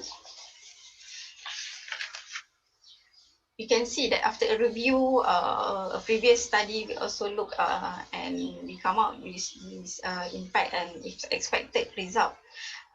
First is the increase in the population of urban women and the continuation of activities to ensure a source of income and improve living standard of Iban women in the studies. And then second is develop a strategic plan for the empowerment of Iban women to ensure the well-being of Iban women in the study area. And the third is increasing the population of Iban women and the continuation of the activities to ensure a source of income as well as improve the living standard of Iban women. And number four is develop a strategic plan, especially we want to come up with this finding research, develop a strategic plan for the empowerment of Iban women to ensure the well-being of Iban women in Sarawak especially. So that's all, Prof, from my presentation, but we are welcome for any suggestion, for any comments for this research, because we are in process to collect the data. Thank you. Alright, Thank you, thank you, Dr. Prof. Yasmin. Thank you. So it's about 11 minutes. So I think well within time. We won't take question at this moment, but we will allow the second presenter, Dr. Puba Niswaran, to take his turn to make the presentation in about 10 to 12 minutes or so. Make the summary. Yeah. Thank you, Dr. Puba. Okay. Thanks, Prof. Prof. Jayum, for this opportunity. My title, as mentioned earlier by Prof. Jayum, but before that, hi to everyone. I can see many familiar faces, friends from UPM. Hi again. So women empowerment and tourism development of Dayak community in Sarawak. Myself with other co-researchers, Prof. Nitya and Dr. Joaquin from Taylor's University are part of this study. So this study, as mentioned earlier, is funded by Tan Sri Mpia Jabu Research Chair, targeted in Kapit district and Cebu. Okay, what we want to see, development of tourism and how the women are empowered, what type of suggestions that we can make to package tourism towards mainly economic sustainability. Okay, to understand the resources that they already have, right? Cultural, natural resources, and the elements of community development which can be embedded towards sustainability. If you see, of course, this data is before the pandemic. Pandemic almost has no traveling happened. The only thing traveled during pandemic was the virus, right? So in 2019, worldwide, 1.5 billion people traveled. Okay, which gave us 1.5 trillion USD in terms of income. And for Malaysia, 26 million international travelers, okay, we received in 2019 with about 86 billion ringgit income. We also to know that domestic traveling in Malaysia is quite active. 239 million people travel domestically, right? And 2 million international travelers entered Sarawak in 2019 before pandemic. And 1.5 million domestic travelers are from Sarawak, from Semenanjung.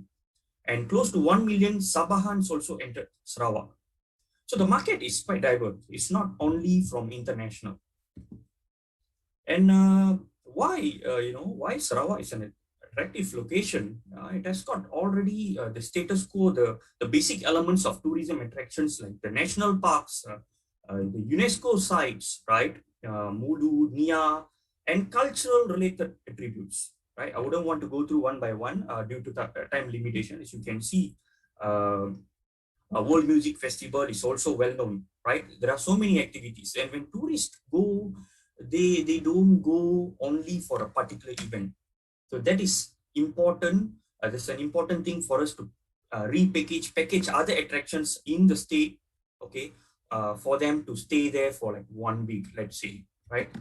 And why are we talking about the rural areas and cultural tourism? Because that is the future, right? This is a 30 years old theory. If you are in tourism, This is a very prominent theory by Professor John Urry called the tourist gaze theory. It says that towards the end, now we are in 3.0, we would want to go for authentic traveling. No more, a commercialized type of traveling. We want to go to the community. We want to see what is happening. We want to go to the Instagrammable spots, right? Rather than going to a commercialized place, right? So this is a very good opportunity for the rural area. And why women empowerment? This study is not highly academic. It's a research project for community development. So I won't be very much highly academic or theoretical. You see, the women are not given opportunity. One part of I could see this is a feminism kind of approach. They are not given fair opportunity to develop themselves, to do whatever they want. And some other studies mention that rural area women are consistently ignored. Okay, media control, and also our own study mentioned that in rural area it is a bit difficult to achieve sustainable tourism. Sustainable tourism means you achieve tourism, you get economic benefit, you protect the culture, at the same time you protect environment. There are 3 pillars of sustainability. I'm very sure the extension of extended to 17 goals now currently. So as I mentioned, we want to identify, explore the exact resources that can be packaged for tourism, the women empowerment level, which is already there currently, and to recommend the specific strategies, right, to package it well. And as I mentioned, Kapit, Cebu, okay, where in Kapit, specifically in Song, we were not able to go yet. Method in-depth interview, okay, we would like to explore, okay, and Dayak women will be selected. We will use snowball sampling and theoretical sampling. To snowball sampling is to choose who to study next, and theoretical is to tell when to stop, right? It's basic principles of in-depth, right? And of course, we are facing challenges. That was our plan. The one that I mentioned to you before was our plan. Since last year, we were waiting to travel. However, due to MCO, we couldn't go. And another thing we identified, of course, the language barrier. But we were still trying. We still managed to interview virtually several respondents from SIDS. Okay, and if you can see the list of the recently interviewed, it was just like 2 weeks ago. So I could just share some results of the interview, not the transcript. It's being transcribed. Okay, of course I was helped by to speak the local language, my student Teresa from Taylor's University. So what we found, the resources are there. Okay, the resources are there. The main resources, some of you might already know, Gawai, Upacara Mandi Sungai, Miring. I've got the pictures here. You can see. Ukiran, and we also got to know the Tenunan or Puakumbu is, the experts are mainly from Kapit, from the respondents, from the key respondents. Okay, so the resources are already there. The resources are already there. What else? We see the next slide.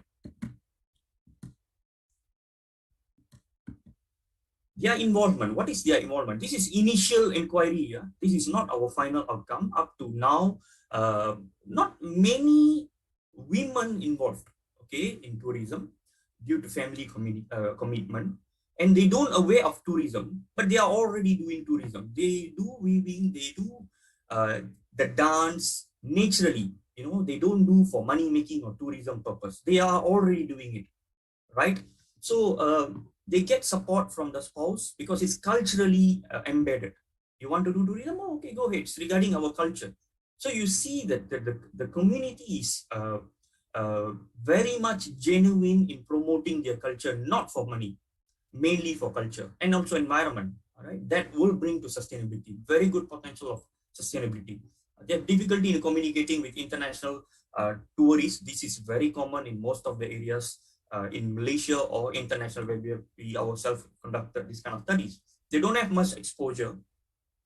They are only aware of tourism activities and get opportunity to get involved. Okay, they highlighted. Of course, we interviewed people from SIDS, Indo Dayak Sarawak, And the challenges, of course, the necessary resources to participate.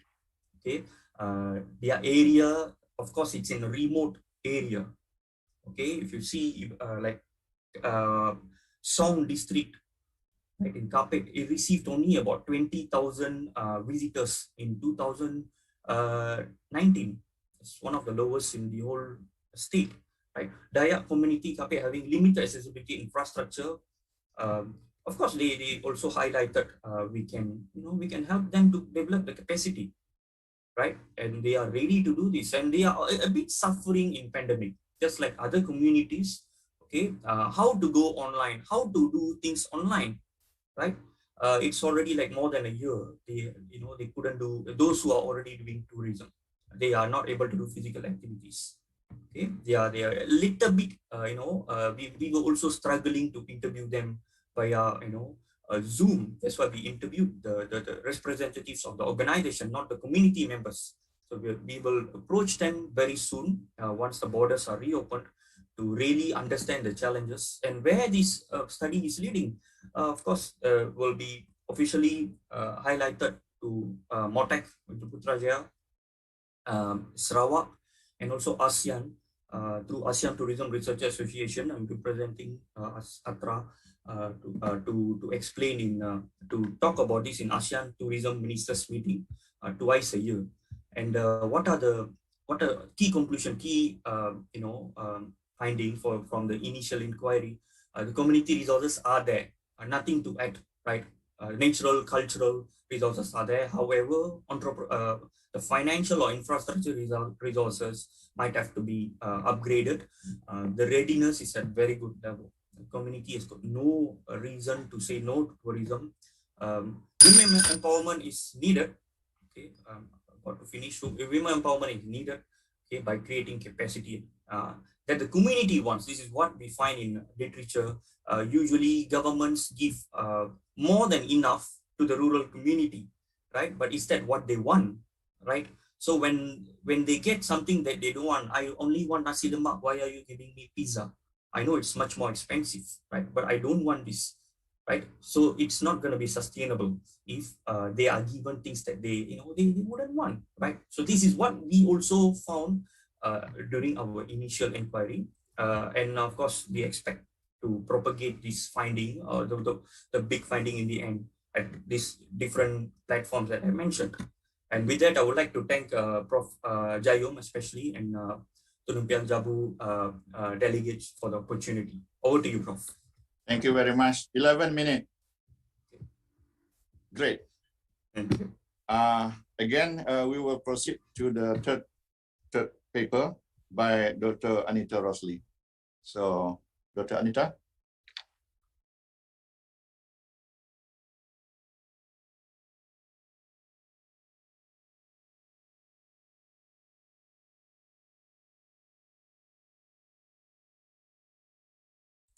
Dr. Anita? Yes, Prof. I'm here, Prof. Yeah. Okay, good morning. Assalamualaikum and selamat berandau kita pagi tu. Okay, ngarap ke kita sama boleh penemu berkenai kita kat ngadu ke penghidup bala bangsa Iban kita berserawak tu. Okay, good morning to everyone. Okay, my study is quite straightforward, okay, and simple and easy to understand. I hope so. Okay, could you see my presentation slide? Boleh nampak dengan jelas? Okay. Okay, my title of research is Participation of Iban Women in the Side Income Earning in Sarawak. Okay, my research, my co-research, our team is myself, Dr. Adrian, and Dr. Juniza. Okay, introduction. Okay, Iban, okay, or we known as a Sidaya ethnic, represent almost 50% of Sarawak population. Due to the culture of Bajalai or sojourn, there are between 30,000 and 40,000 Iban population in Johor, and a sizable of Iban communities could be found in Kuala Lumpur seeking employment. Okay, like other women, Iban women do several activities as daily life activities and source of their income as well. Okay, Iban women in rural areas or longhouse involved in farming, fishing, handicraft, food processing for personal use, sale and exchange for process. Okay, nowadays, okay, many Iban women will migrate to urban areas. Okay, following the husband for employment and even for better life. Okay, uh, as they move to the urban area, some of the traditional activities discontinue, such as a farming, because it's a land space constraint. Okay, either they are full-time housewife or job holder. Some of them will earn side income by doing home business activities, especially for those who stay in the rural, in the urban area, because okay, in the urban area the cost of living is quite high compared to the rural areas. Okay, okay, my objective of this study, okay, because we know not all the Iban women success in the business in their activities. Okay, because such as the constraint, they're facing some of the constraint, such as the less knowledge and skill. Okay, limited access to the modern facilities such as telecommunication and the internet. Okay, don't have startup capital, okay, to start their business. Okay, that is my objective of the study. Okay, my main objective is to investigate participation of Iban women in side income activities in Sarawak. Okay, there are support by 4 sub objective. Firstly, we need to identify what type the side income activities among Iban Sarawak, among Iban women in Sarawak.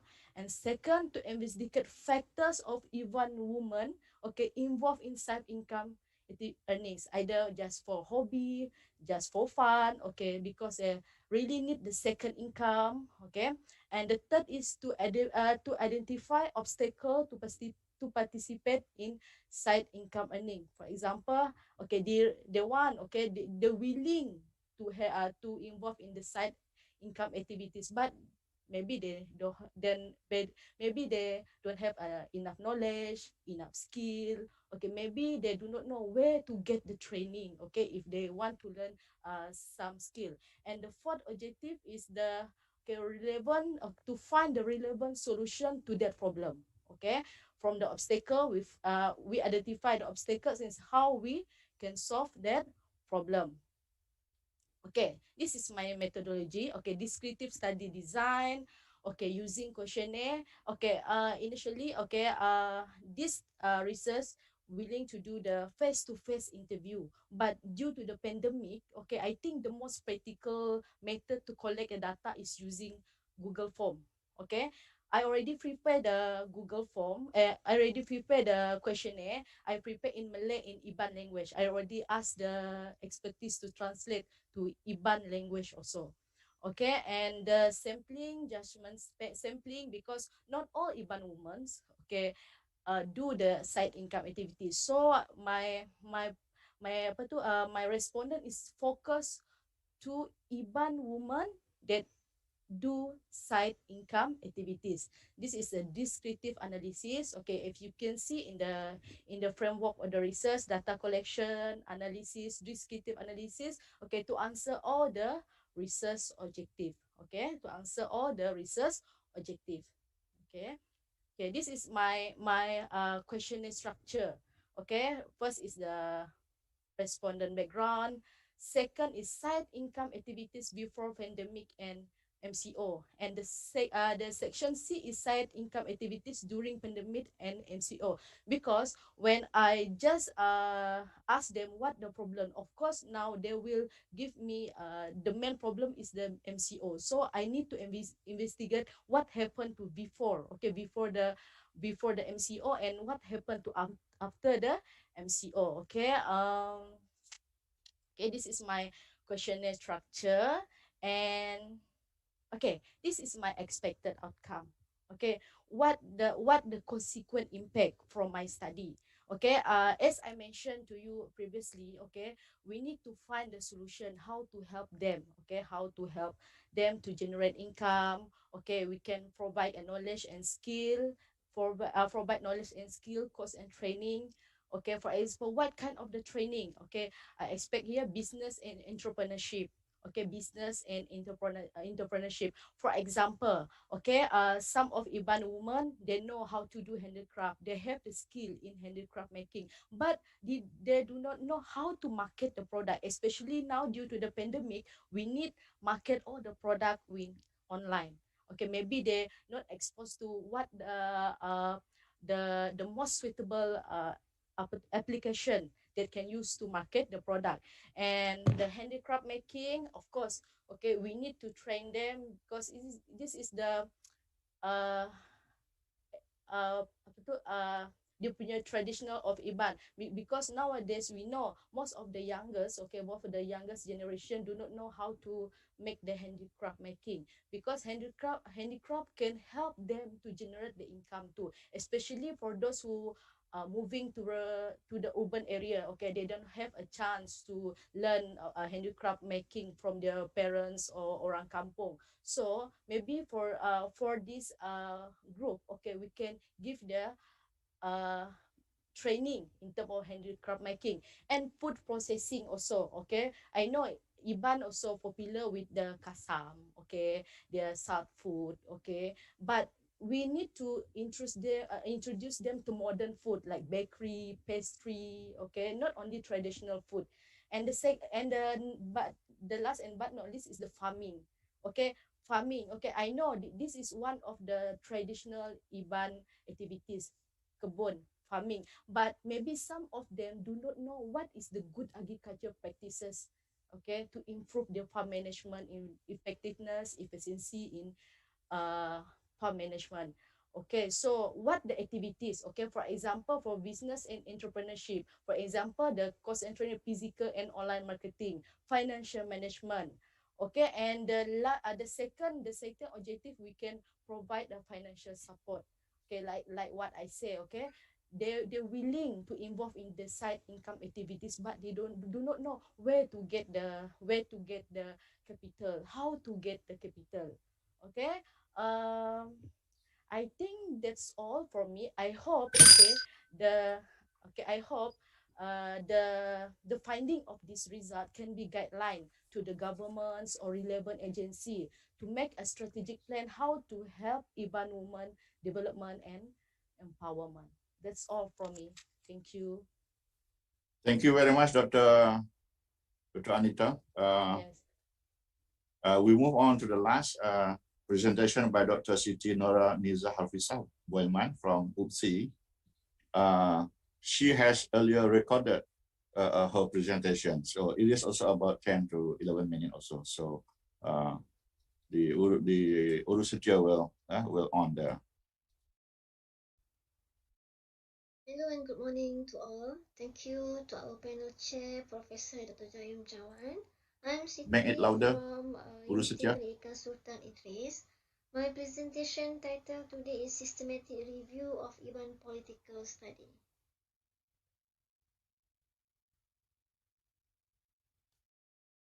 This presentation will have 4 sections. First, introduction. Second, methodology. Third, finding and discussion. Fourth, conclusion. Introduction. This paper focused on Iban politics due to the position of the Iban ethnic group as one of the majority ethnic groups in Sarawak and the survival of Iban politics in Malaysia. Many studies have examined Iban politics. This paper attempts to examine what studies have been done on Iban politics, how many there are, what themes have been studied, the methodology used, and what has not yet been implemented. Methodology. This study used a qualitative approach through systematic review studies based on preferred reporting item for systematic review and meta-analysis prisma techniques. This technique is one of the methods of use for systematic review studies. Systematic review studies are scrutiny of the question built in using the systematic methods for identifying, selecting, and evaluating critically relevant studies, as well as collecting and analyzing data from selected studies. In this slide, you can see the journey of the systematic review process. There are 3 main stages in the systematic research process of this study. In the first stage, the researcher will identify the resources and keywords to get the desired article. Database resources of this study was done on 4 main databases. They are Google Scholar, Scopus, Mito, and MySite. Using 4 different databases to ensure that this study can be made more comprehensive.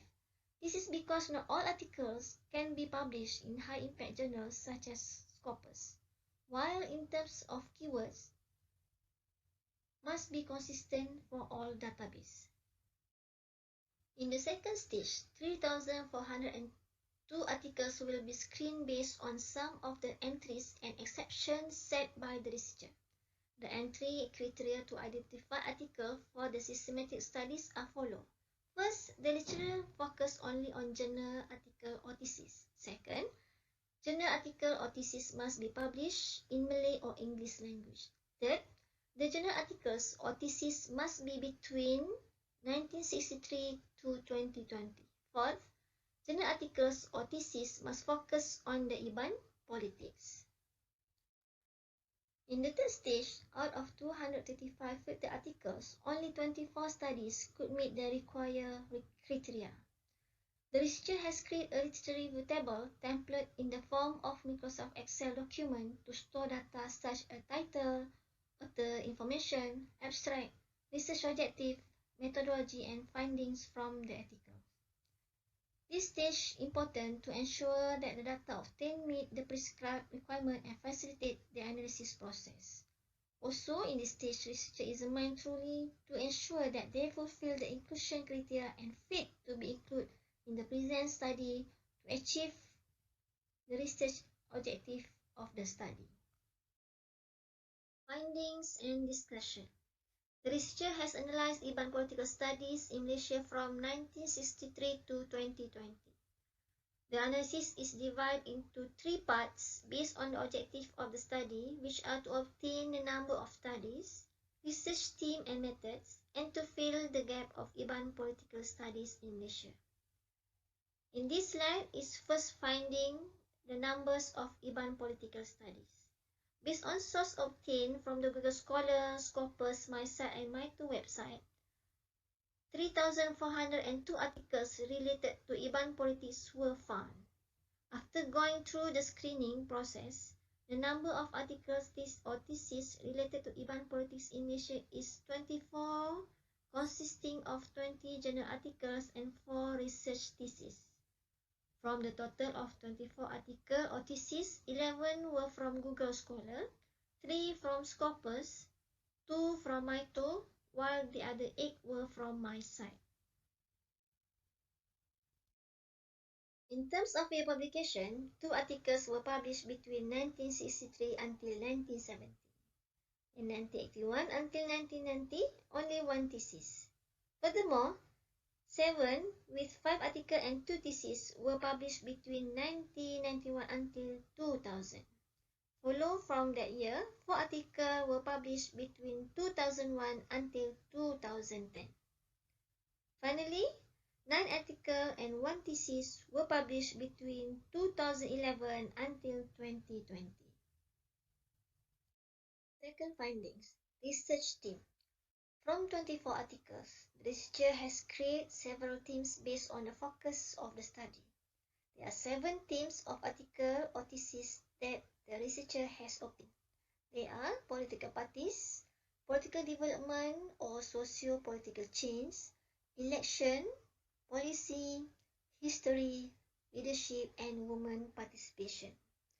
A total of 8 articles or theses focus on election themes, making it the themes that has the most articles. Continue from second findings. Methodology. Methodology is one of the important elements in research. As a result of Prisma analysis of 24 articles or theses, there are 3 types of approaches used in their research. They are quantitative, qualitative, and combination of quantitative and qualitative. Findings shows that there are 3 articles or theses that use a quantitative approach that use tools such as a questionnaire. For the qualitative approach, there are 20 articles or theses that conduct research through observation, interviews, and content analysis. Only one article or thesis use combination of quantitative and qualitative. Also, the result of Prisma analysis found that 4 teams use a fully qualitative approach. They are political parties, policy, history, and women participation. While the theme of political development or socio-political change, 4 articles or theses use qualitative.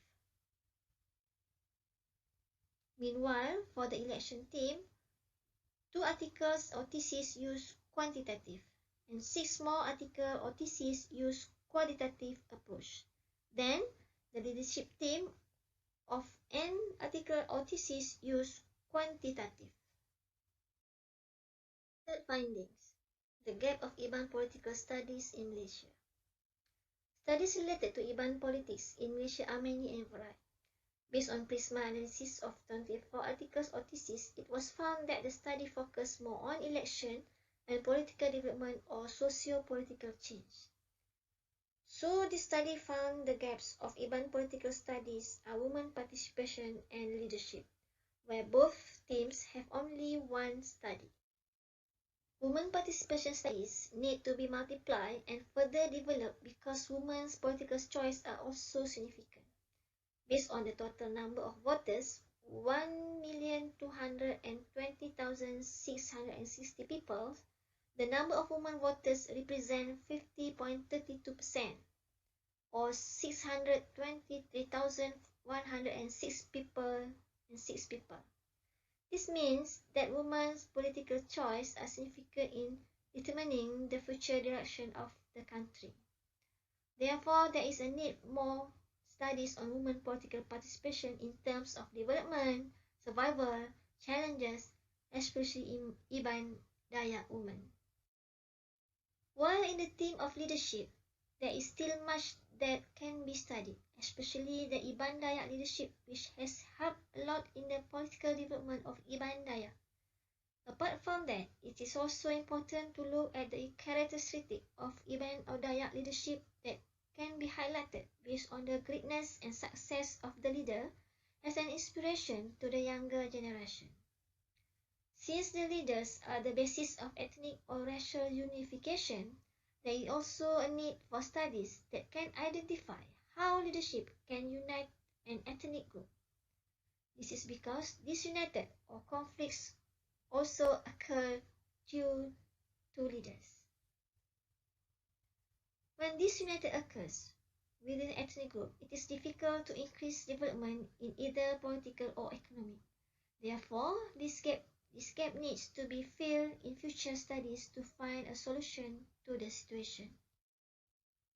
From the analysis also can find no studies related to others' political participation.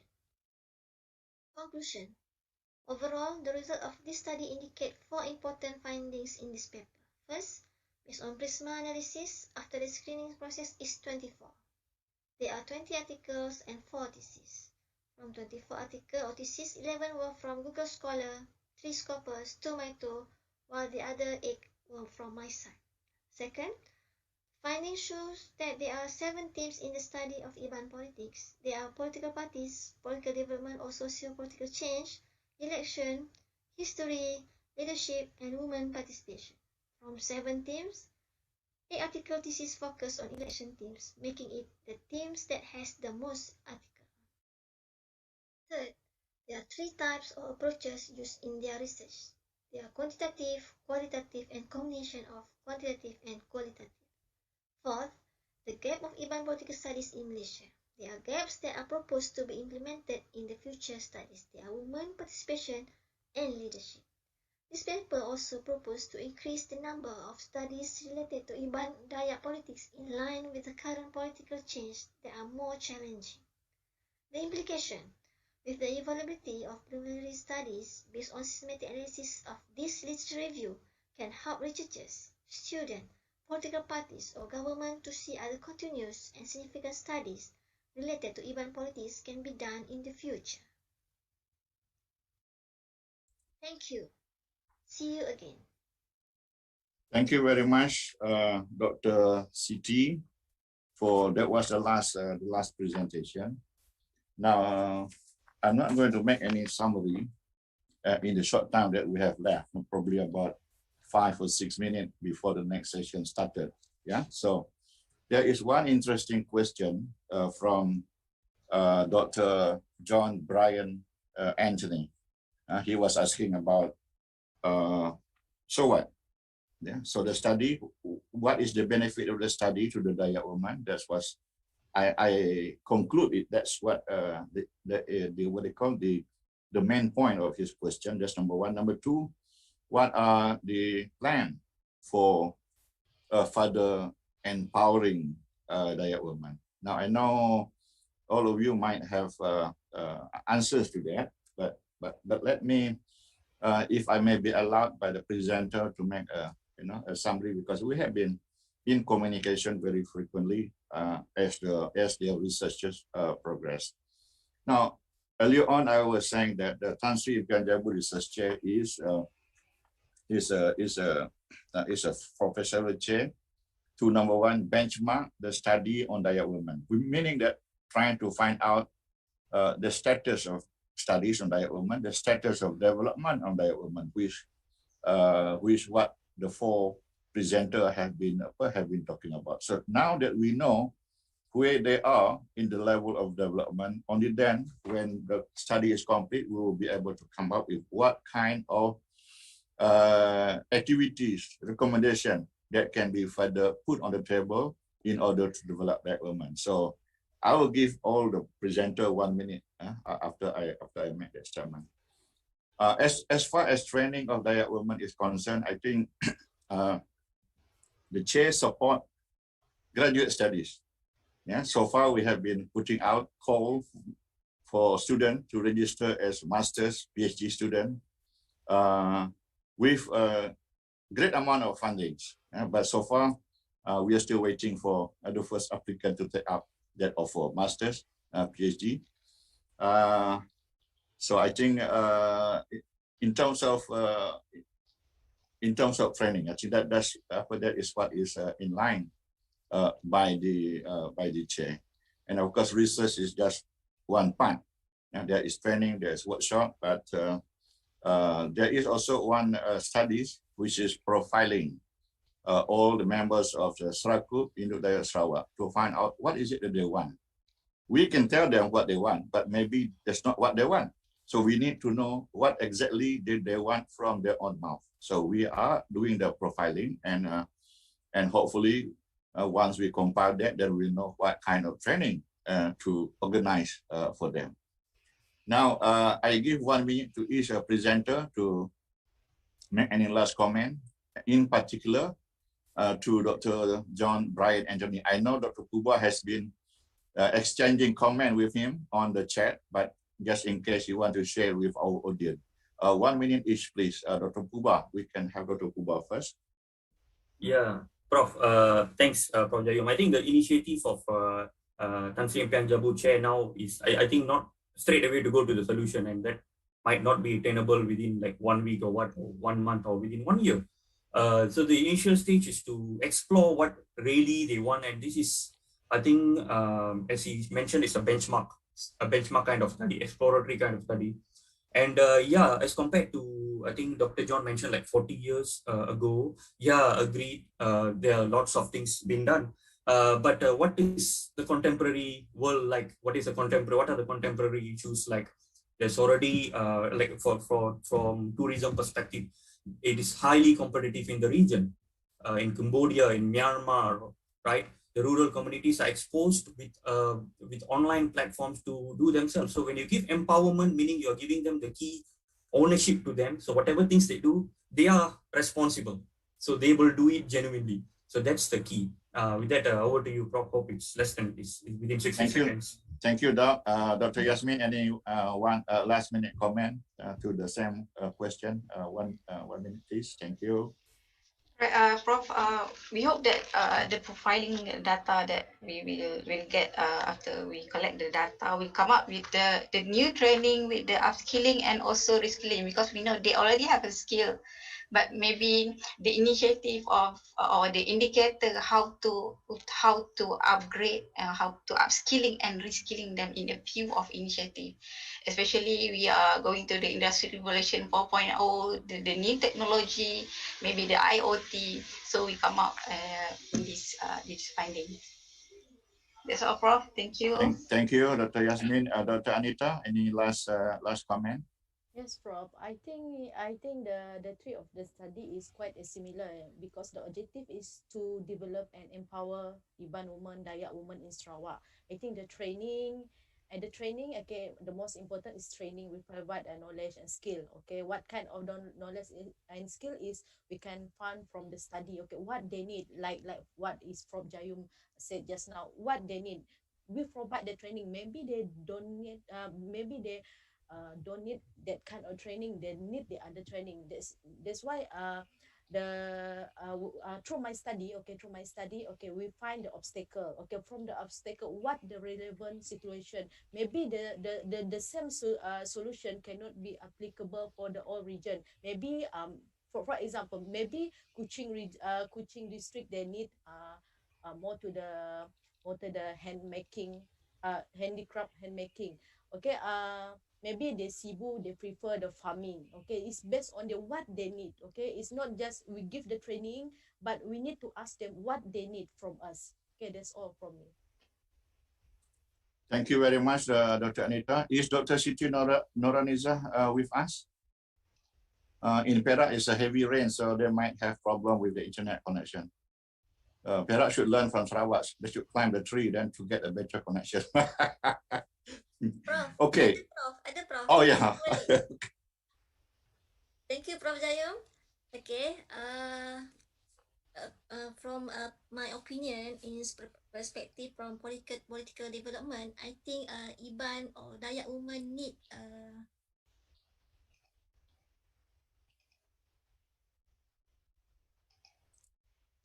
Now I think she is on off because of the internet connection, but never mind. Let me end this session by saying that Tan Sri Impian Jayawu Research Chair has a website parked in the Faculty of Human Ecology, UPM. So the next round of the research grant that we are offering is already, I think it's already put up there. So we welcome suggestion from all scholars to confine themselves to 9 to 12 months, about 15,000. And it has to do with Dayak women, not any other woman. Okay, so we hope to give out 5 or 6 research that will help assist the development of Dayak women in Sarawak, Malaysia. All right, so with that, I pass back the forum to the Masters of Ceremony for and I take this opportunity to thank Datuk Yang Berbahagia, Datuk Engineer Alice Jawan, who is the chairman of Serakup Induk Dayak Sarawak, and who is also a permanent secretary to the Ministry of Utility. So if you don't have water, electricity, call her office. Okay, so thank you, and silakan Master Usramani, you take back the platform. Thank you. Thank you so much, Yang Berbahagia Professor Dr. Jayum Jawan, for the informative and very interesting session. Ladies and gentlemen, now to honor our invited panelists today, we are going to ship these tokens of appreciation to our panelists after the conference as our expression of gratitude.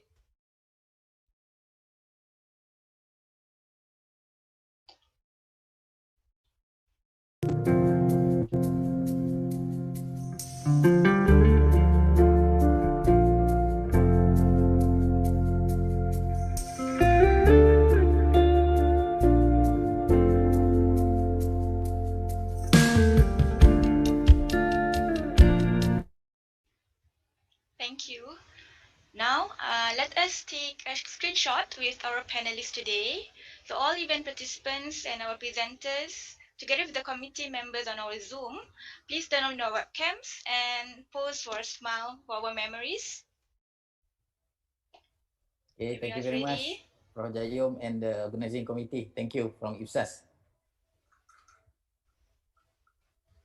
Thank you, Prof. Thank you. All right. Everyone's ready? All right, that's wonderful. Thank you. So, well, ladies and gentlemen, we will have a short break and we'll start our next session of iRandau 2021 at 11:15 a.m. So now let us view some videos from Faculty of Human Ecologies and have our tea break for a few minutes. See you again. Okay, thank you very much. Assalamualaikum. Thank you everyone. Thank you, Prof. Thank you, Prof. Jayum. Thank you, Prof. Azli. Thank you, iRandau. Thank you, Prof. Jayum. Thank you, Prof. Ismi. Thank you, Prof. Ismi. Ibrani Okay, thank here. you, Dr. Brani. Thank you. Nice. Alhamdulillah.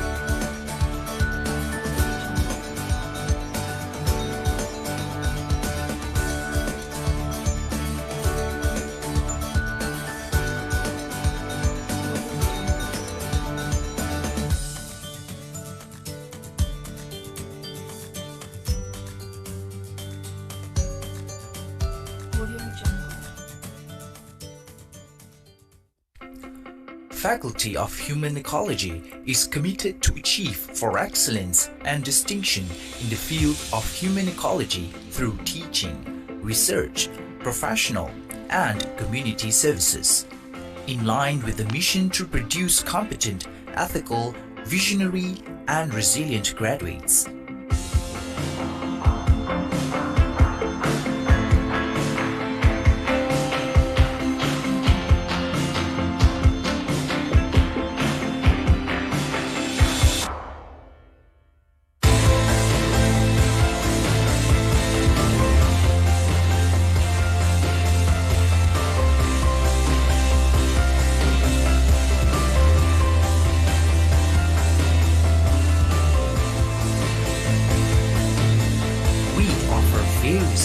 Studies related to the well-being of individuals, families, and communities, from consumer studies, psychology, politics, to music.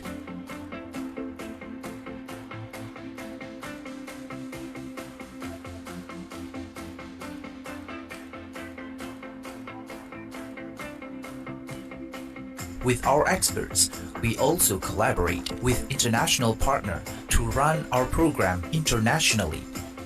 Our bachelor programs are tailor-made to be the only faculty to offer holistic human development program in the country.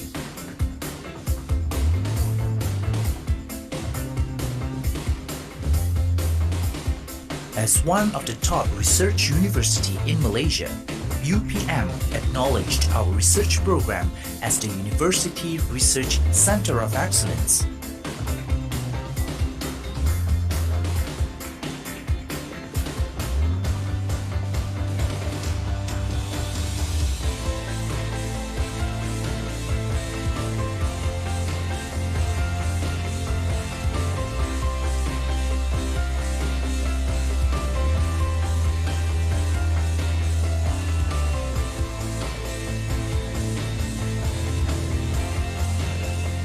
Academicians constantly gain local and international recognition and also acknowledged as experts in their fields.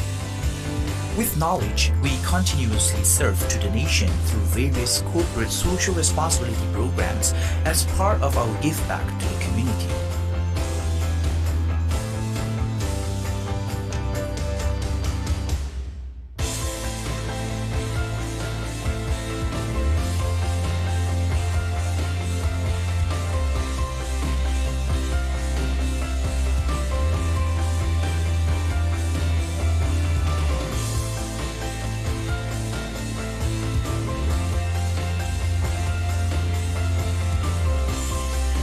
I choose UPM University as a leading university in Malaysia and the Faculty for Human Ecology as one of the best human development studies supported by professional lecturer and staff. I think one of the main reasons why I came to UPM's Faculty of Human Ecology is the growth in their Department of Music, particularly in the postgraduate level. Faculty of Human Ecology UPM promises the best platform for students and researchers in pursuit of success and excellence to provide world-class human capital.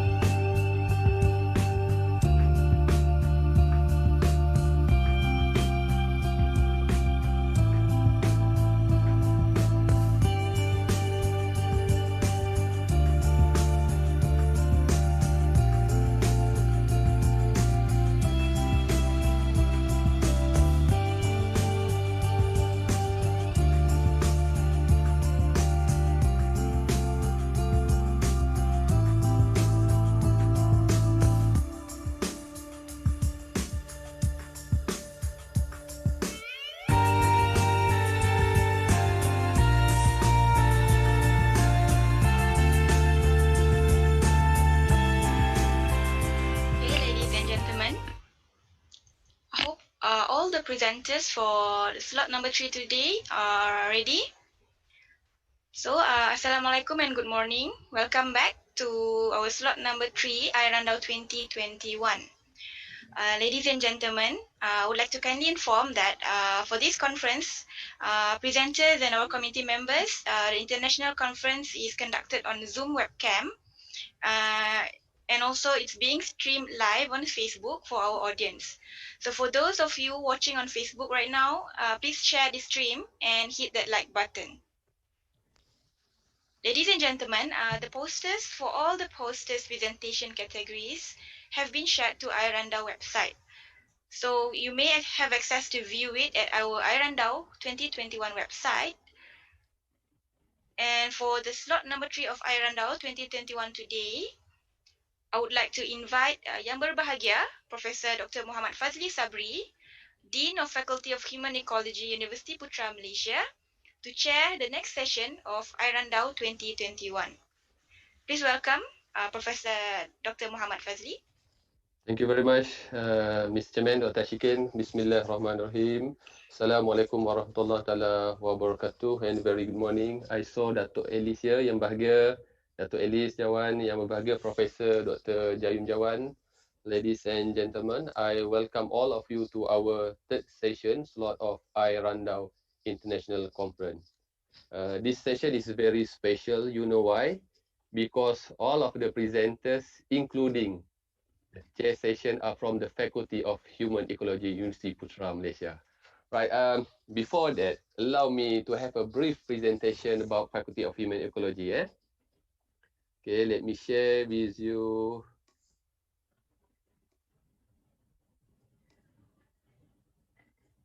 All right.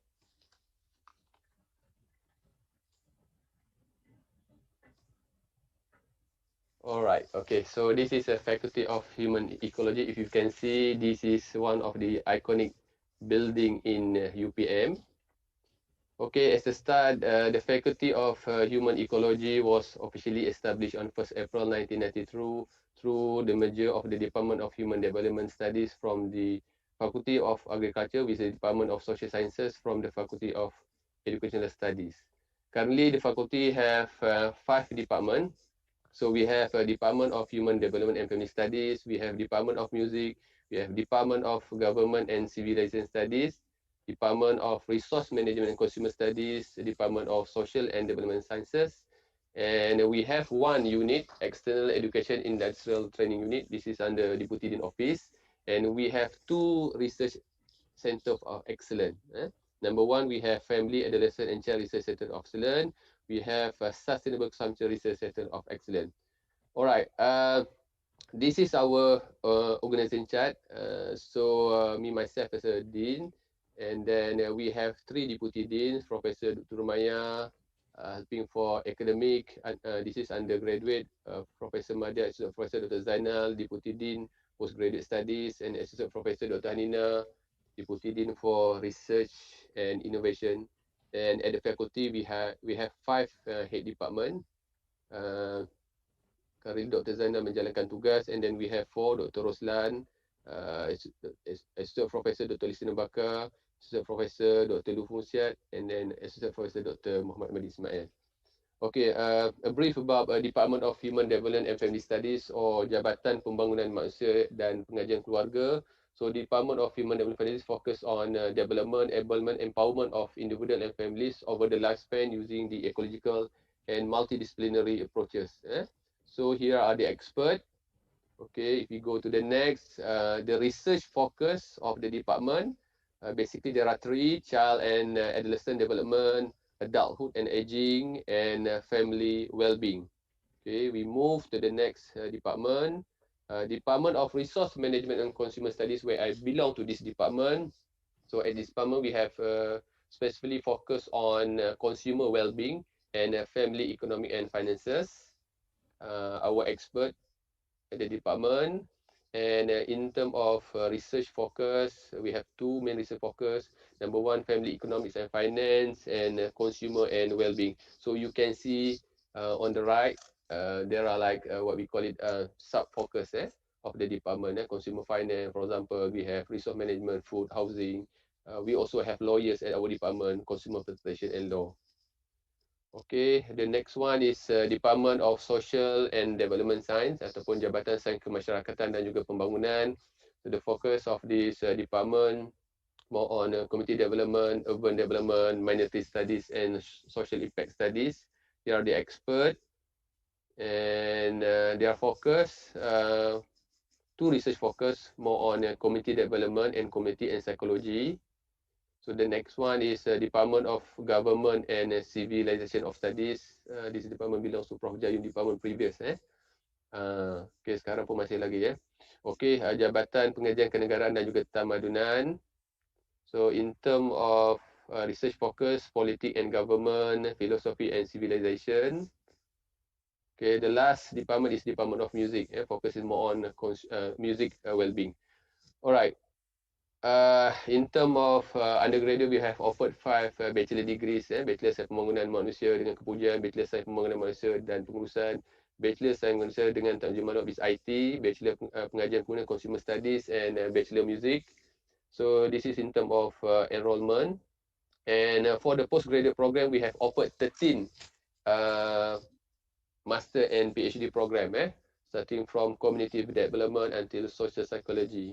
Okay, currently we only have by research, and this is detail about the program. In terms of enrollment, I think that's all.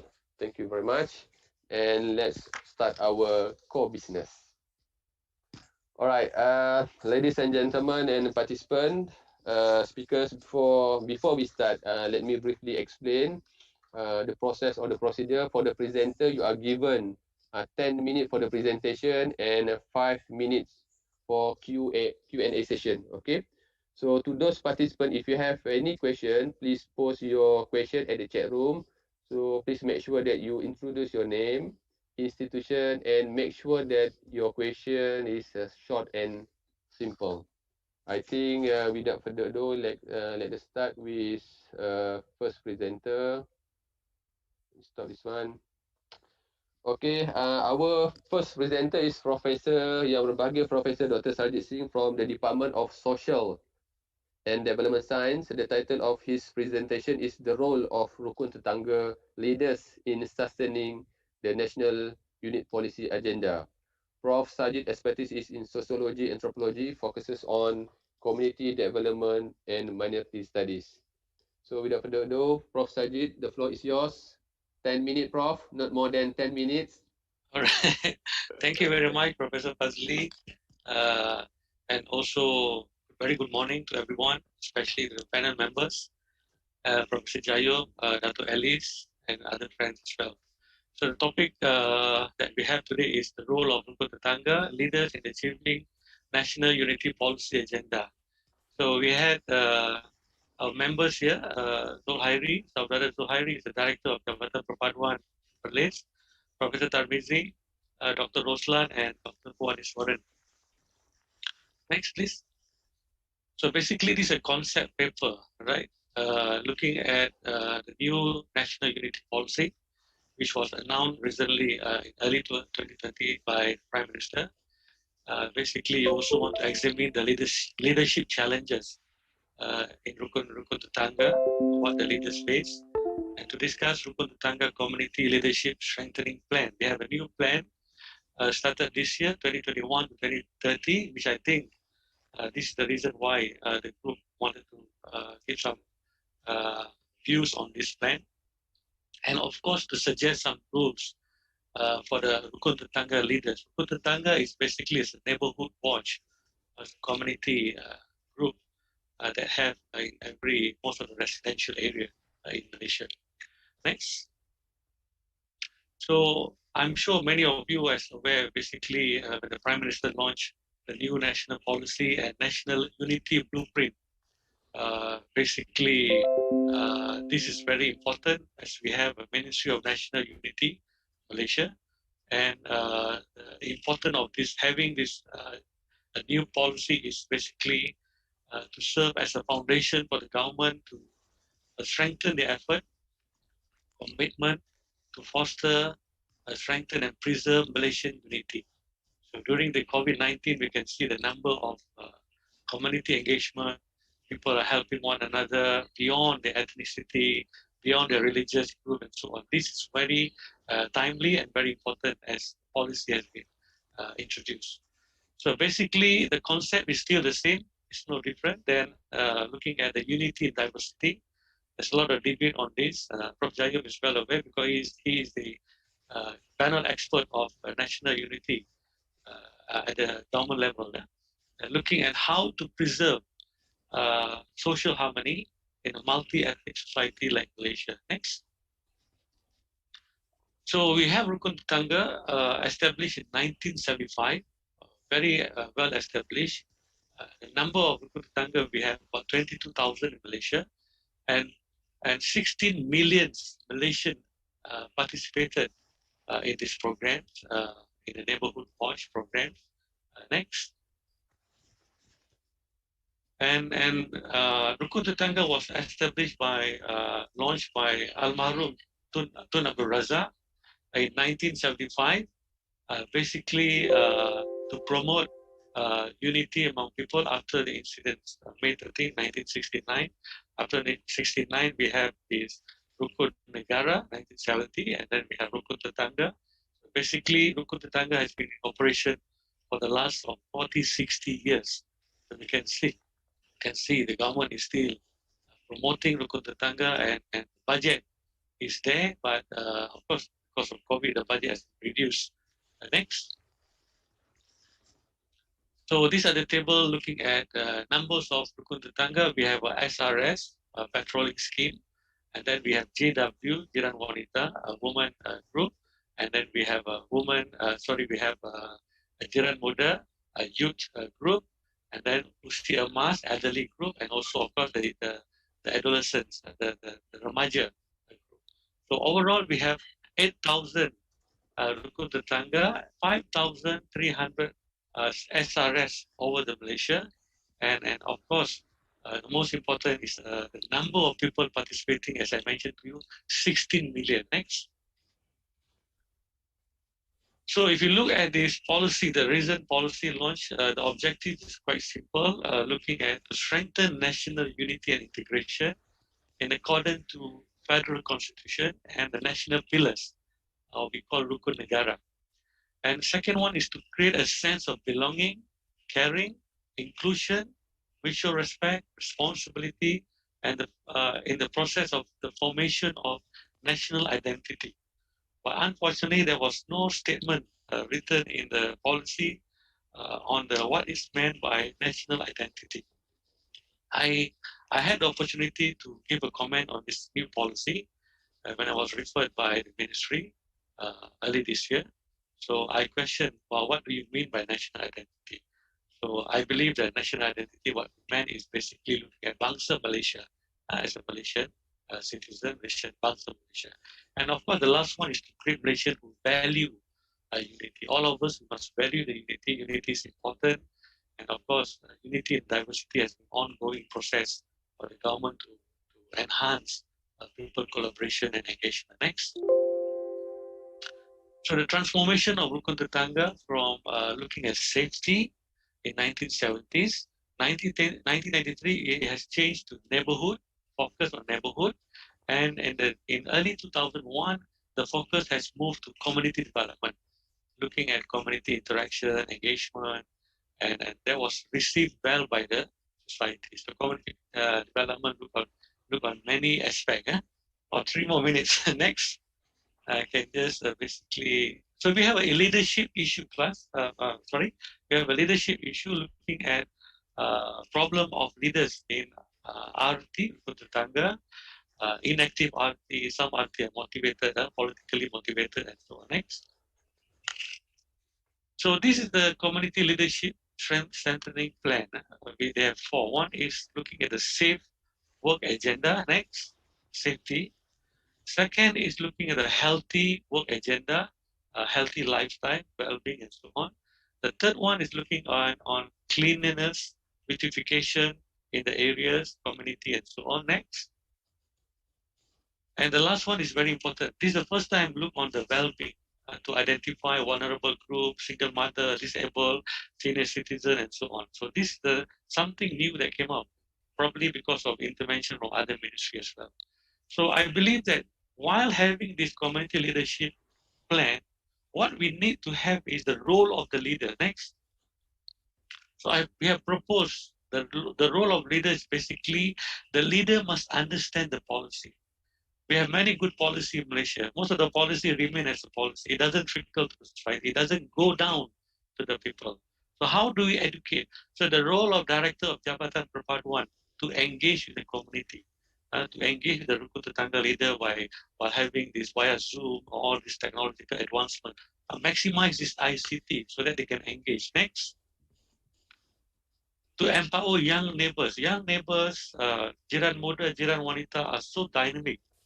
I visited many of these places during the Anugerah Rukun Tetangga and so on. I was an expert panel of advisor for ministry, and I can see the jiran muda and jiran wanita is so dynamic. So we need to empower them. We need to give more opportunity. But most of the community, most of the RT leader is controlling this group. For various reasons. So the talent management is very important here. Next.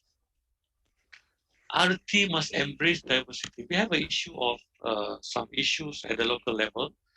Some of the program established is not sensitive to others. So I think the best thesis you must read is the Benny Thomas thesis in UPM, Human Ecology, Community Development, looking at how to embrace diversity in Tetangga. Next. To identify, the community leader must identify the community needs. So what are the needs that looking at now because of pandemic, we have the crisis, we're looking at to what extent the community has been given opportunity to be vaccinated, issue of vulnerable group, issue of unemployment in the neighborhood, crime, and so on. So you can engage with public bureau complaint directly to address the issue. Next. And of course, lastly, is the leader must practice a role model. This is lacking in many of the RT that I've given lecture to most of the RT in Perak and some states. So I identify some of the issue of role model is lacking, and of course the practice of good governance. So almost every year when I read the Auditor General report, about 900 pages, if you look at the Auditor General report in Singapore, it's less than 90 pages. Malaysia about 900 pages.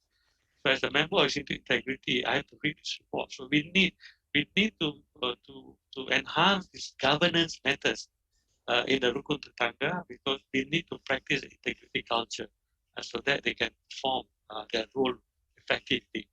Lastly, Prof. Fazli, I'm finishing now. So Rukun Tetangga is very important because it creates a very good, vibrant engagement to the community. And I believe community well-being must be given a focus, and the leadership is very important here. So I think once the leaders read the policy, so I'm sure they know the agenda, what the government trying to bring up, the issue of bringing people together. So with that, I thank everyone. Sorry for taking more time. Thank you, Prof. Thank you very much, Prof. Sajid. Very interesting topic. Sorry, Prof. Sajid, because the time is very constrained, for each presenter only 10 minutes, which is okay. But okay, we would like to welcome any question or any thoughts here, please. Okay. I welcome any question, suggestion, recommendation. We have 5 minutes for Q&A. Okay, let me start, Prof. Sajid. Very good presentation. Let me put like this. How this national unity policy agenda, or what you call it, blueprint, in line with RMK 12, Rancangan Malaysia ke-12, Wawasan Kemakmuran Bersama 2030, and our Sustainable Development Goal. Can you comment on that? Yeah, okay, very good question, Prof. Fazli. Thank you so much. All the policy that we have in Malaysia, looking at social policy, every policy is basically addressing the needs of the people, looking at the issue. So the national unity policy is basically the main policy of underlying of other policies. If you read Dasar Kemak Orang Bersama, we can talk the Dasar Kemak Orang Bersama, shared vision prosperity, basically looking at inclusive community. So now the issue is how do we bring the inclusive, the idea of inclusiveness into society at different level. Looking at the Rukun Tetangga, we have, of course, looking at Baini Thomas' thesis was a good one, because there's some kind of resistance from some ethnic group. I read one of the theses in one of the recent PhD thesis at UKM, understanding of this, looking at blaming so-called the non-Malay of not participating in the Rukun Tetangga, which I gave my comments that it's not about the non-Malays not participating. It's about looking at what is the issue at the bottom line. Whether the place that we organize for the meeting is neutral, some Rukun Tetangga is using, looking at a very religious centric kind of thing, you see. So all the policy that we have, even the national unity policy, I gave a comment. I was asked to give a comment, and I said that the inclusive approach is needed, but how do we educate the leaders here, the community leaders, the Rukun Tetangga leaders? See, most of the leaders of the Rukun Tetangga, they are so proud when you go for conference, when you engage with them, they say that most of them, they have president, they have become a chairman for 20 years, 15 years, you know. So to me, if you become a leader for more than 5 years and 10 years, to me that's a problem there. So how do you bring new ideas? How do you tap the young people, especially the Jiran Muda? Yeah. I have participated in their program, most of the program. Jiran Muda is so dynamic. They want to bring changes, but they have been blocked by the so-called the leaders of the Rukun Tetangga. That's wrong. So all these policies are in line to 12 Malaysian plan, which is supposed to be announced this year. And 12 Malaysian plan is very timely. We have not gone through the process yet, 2021 to 2025. I hope, but the inclusive, the SDG is basically looking at how to bring inclusive idea. How do you bring everybody? Everybody must be given a chance to rise and to contribute for the nation building. Thank you, Prof. Thank you, Prof. Sajid. Very good comment. Togetherness, right? Okay, inclusive. Yeah, Dr. An Mei Fong. I serve as a committee in my Taman Arti. Very good, Dr. An Mei Fong. Okay, I think. All right. Okay, Dr. Irwan, we have question. Okay, please. Prof. Sajid, thank you for your great presentation. I have one question, Prof. Okay, Prof. We see that Rukun Tetangga was established a long time ago. Is that right? But nowadays we see there have so many of the agency or NGO they say similar like Rukun Tetangga. How we want to avoid this role for the Tetangga redundant with this other agency, and how this have any opportunity Rukun Tetangga we upgrade maybe some be a good society or agency directly to the government. We see because we see the Rukun Tetangga very strong and very established a long time ago. So can you give some your point of view, Prof? Thank you. All right, thank you, Dr. Iwan. Very good observation. Good question. Of course, we have RELA, we have other, like State Government of Penang, they also have their own neighborhood group. And then, of course, this is one of the issues the government is addressing as well. I believe Department of National Unity is aware of the matter. The issue here is how do we bring all the stakeholders to come together. Yeah. So the good idea of having the national unity was they receive ideas from various stakeholders. So when you look on community engagement, some NGOs are also involved in this neighborhood activities program. So Rukun Tetangga is basically getting inputs not just from the government, they also engage directly from other NGOs like police, and the police also have programs. The police NGO also engage because there's some RT are facing crime issue, right? Drugs matters. Drug issue is quite rampant among the Rukun Tetangga as well. And I believe the engagement. I have no issue of having many NGOs working with RT, but the strategic partner must be clear in addressing issues that related to the community. But before that, the policy understanding is important. If the policy understanding is not there, therefore we have the problem of addressing the real issue. So that's a good question, and I believe that Jabatan Perpaduan is engaging with many NGOs to address all societal issues collectively. Thank you. Right, thank you very much, Prof. Sajid. Thank you very much, Dr. Irwan. Prof. Sajid, where do you belong? Jiran emas or jiran muda? I'm in every jiran. I think it's already going to jiran pasca belia. Pasca belia. Okay. Thank you very much, Prof. Sajid, for your great presentation. Okay, thank you. We give a big applause. Okay, so can we move to the next presenter? So our next presenter is Associate Professor Dr. Hanina Halimatus Sadiah Hamsan. Currently, she's Deputy Dean Research and Innovation at the Faculty of Human Ecology. She's same department with Prof. Sarjit from the Department of Social and Development Sciences. Her expertise is community psychology. Then the title of her presentation is The Ordinary World of Drug Addicts, a case study among ex-drug users in Nogori 9, Malaysia. Dr. Hanina, 10 minutes, please. Yeah, thank you very much, Prof. Okay, I will share my screen.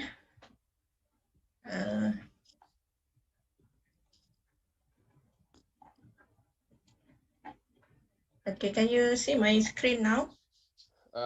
Can you make it yeah. All right. Okay, thank you, Prof. Actually, I'm the fourth presenter, Prof. Oh, it's okay. No problem. Okay. So Assalamualaikum and good morning to all my friends, whether in Zoom online or in Facebook Live. Now my turn to share my research findings from Putra Grants entitled The Ordinary World of Drug Addicts, a case study among ex-drug users in Negeri Sembilan, Malaysia. So my research team members, Dr. Aini Azika Maruf, Prof. Haslinda Abdullah, Dr. Azrina Muhammad Khair, Saidatul Khadijah Mak Yunus, my student, final year students. Okay, so I just go to the slide, and this is my contents. I hope enough for 10 minutes. Just some introduction in research background. As we know, drug addictions become a major issue in the world. Not only corruption, corruption is number one enemy in its country, and drug addiction also.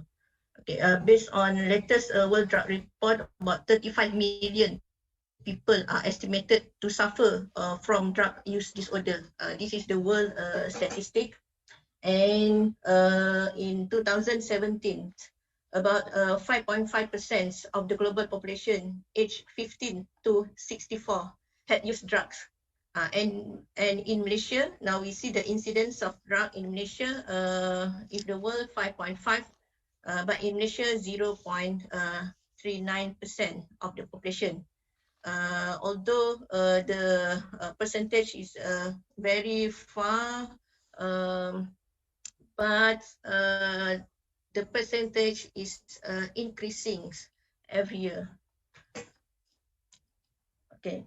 The effect of drug not only give harms to addict themselves, but also affect to the family, institution, community, and country. So now, the efforts to combat drugs addiction include the collaboration of various government and non-government agencies involving education measures of prevention, treatment, and enforcement. And in Malaysia, we have Agensi Anti Dadah Kebangsaan Malaysia, or National Anti-Drug Agency, as the main government agency leading the effort. And since April 9 April 2021, Faculty of Human Ecology, UPM, through Faculty of Human Ecology, also have collaborations with NADA to to conduct some program in Selangor. Okay, we go to backgrounds. Again, the drug user. Who is a drug user? Drug users can also identify behavioral patterns based on the type of drug taken. Before I involved in this study, I also I didn't realize that drug addict behavior is different. For example, for the heroin user, they show different behavior to the cannabis. So this study I will share with you all. What are the behavior then? Okay. The study, I applied the hero's journey model introduced by Joseph Campbell and Vogler. Joseph Campbell, 1987, and Campbell come up with 17 steps. Vogler summarize it into 12 steps. So I used 12, but for the purpose of this presentation, I only share with you all only step 1 and step 2. This means the ordinary world and call to adventure.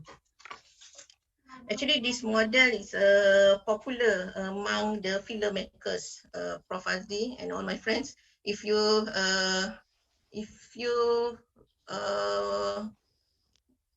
movie lover, Harry Potter, Star Wars, Lord of the Rings, actually they use this model for their films. And I try to apply to understand the drug addicts world.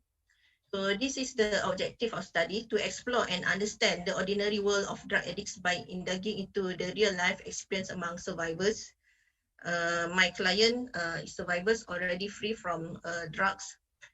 Then the specific objective only to want to identify socio-demographic background of informants and to explore the real life of drug addicts and their turning point on beginning to recovery process journey. Okay. The method totally is a qualitative case study and involve phase 1 in-depth interview by using semi-structured protocol interview, and then phase 2 guided life story writing, where is the informant write their story, their experience, and facilitated by me. And then the informants on the ex-drug user. Actually, this study we have 15. We have 15 informant, but for phase 1 and phase 2, for the purpose on the hero's journey model, only 8 informants come to the workshop, and age between 20 to 40 years. And we get the list from AADK or Nada Negeri Sembilan. So we give them criterion of selection of informant. Once the informant must be free from supervision. Free from supervision mean they are no more in Malaysia we call as orang OKP.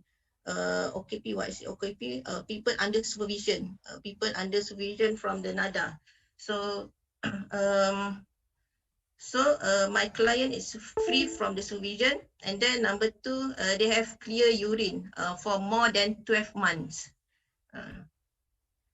Okay, the data collection is October 2019, and then the analysis, we use the thematic analysis. Okay, this is just show you the workshop happens 3 days.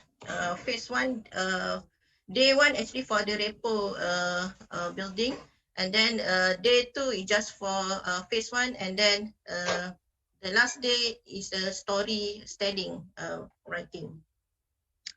Okay. The informant background.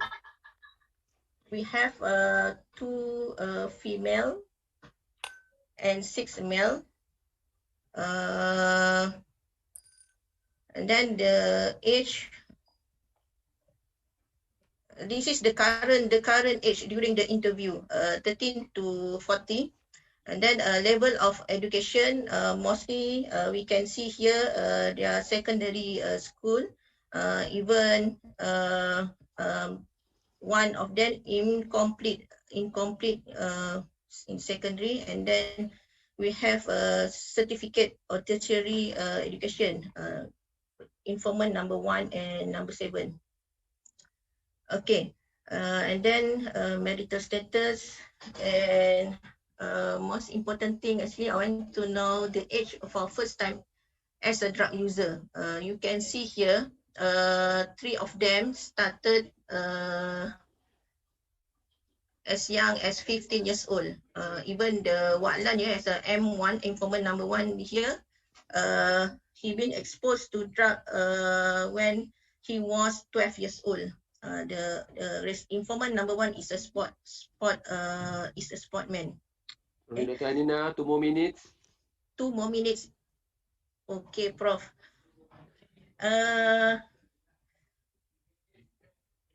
Okay, I think even 2 more. I think I want to show this. Maybe you can hear. Okay, proceed. Dalam majlis dadah, dalam saya pernah terfikir yang saya ni akan menjadi seorang penagih dadah sampai mati. Saya terlibat dalam majlis dadah dalam usia 15 tahun. Kerana dadah ni kalau dia dah kontrol diri kita, apa pun tak jadi pada kita. Saya pernah terfikir yang saya ni akan That's actually just a teaser from my client. So this is the type 1 ordinary world. We can see here. I already color code here the cannabis and methamphetamine. In Malaysia, we know as a shabu. Shabu, ais, batu, garam Cina is the same name for the shabu.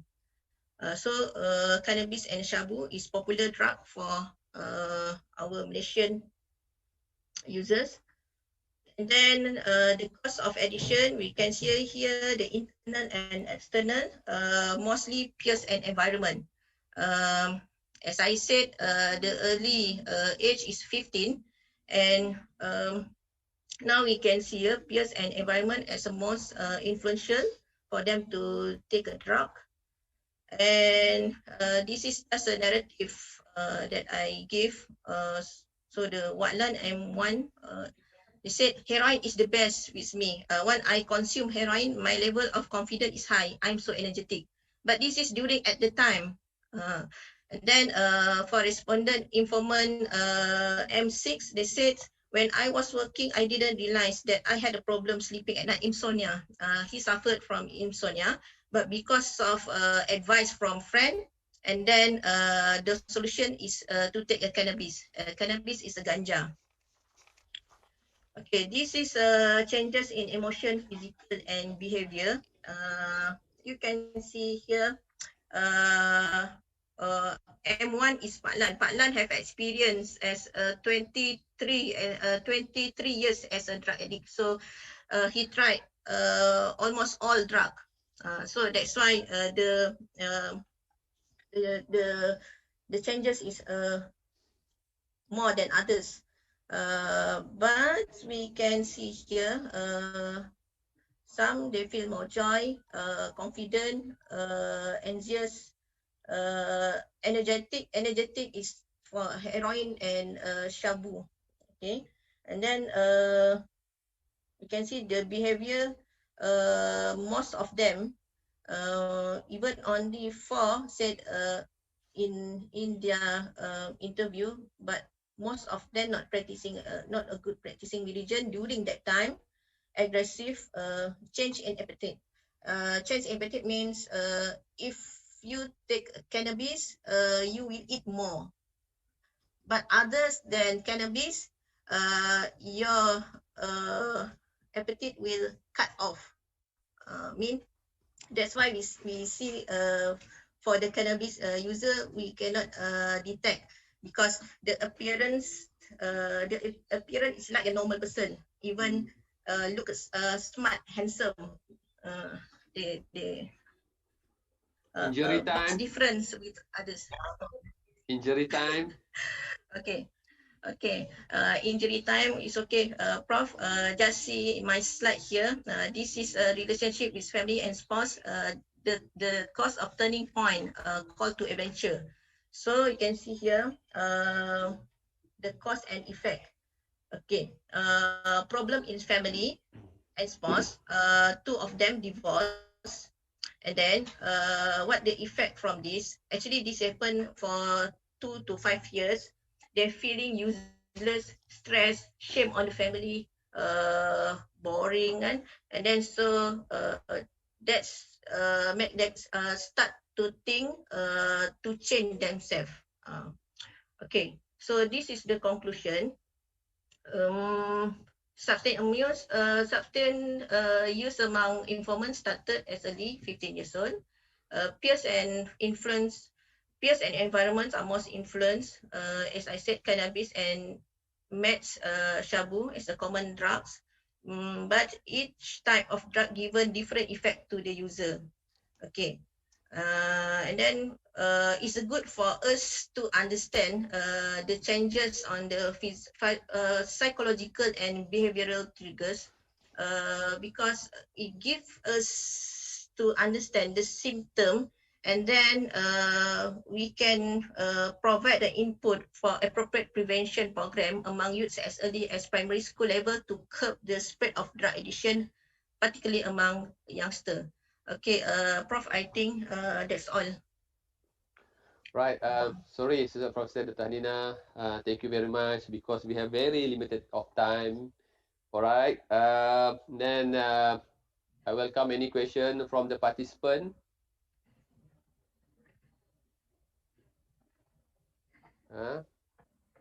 Is it because of almost 12 noon? People are hungry. There is no question at all. Okay, I welcome any question. Okay, let me start. Yeah, you mentioned about the heroes model. So then my question, what is so special about heroes model as compared to other models? Because you mentioned that this is model famous among the filmmaker, the director. So what's other than that? What's so special about this model, heroes model? Okay, Prof. What I present and share with you all is just only 2 step. Ordinary world and call to adventure. This is my model in bahasa. I adopt for myself. Actually, there are 12. I create one module for ex-drug user for those in recovery, and I've been with them for more than 12 months. Even I managed to come up with a volunteer among ex-drug user become volunteer because they are from drug user, and then after 12 months I followed through with this cycle, and then now they become a hero. We call as a adiwira, and 8 of them, all my informants here actually now working with me in the NGO, helping or coaching this friend in recovery session, Prof. So this is what I mean so special. And there are other steps. I think another paper I will present next session. Okay, thank you very much. It seems that Dr. Shikin have a question. Dr. Shikin, do you have any question for Professor Dr. Hanina?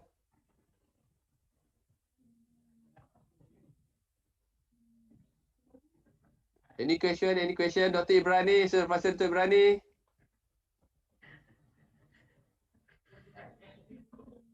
Okay, thank you very much, Prof. Dr. Ibrani, question, suggestion?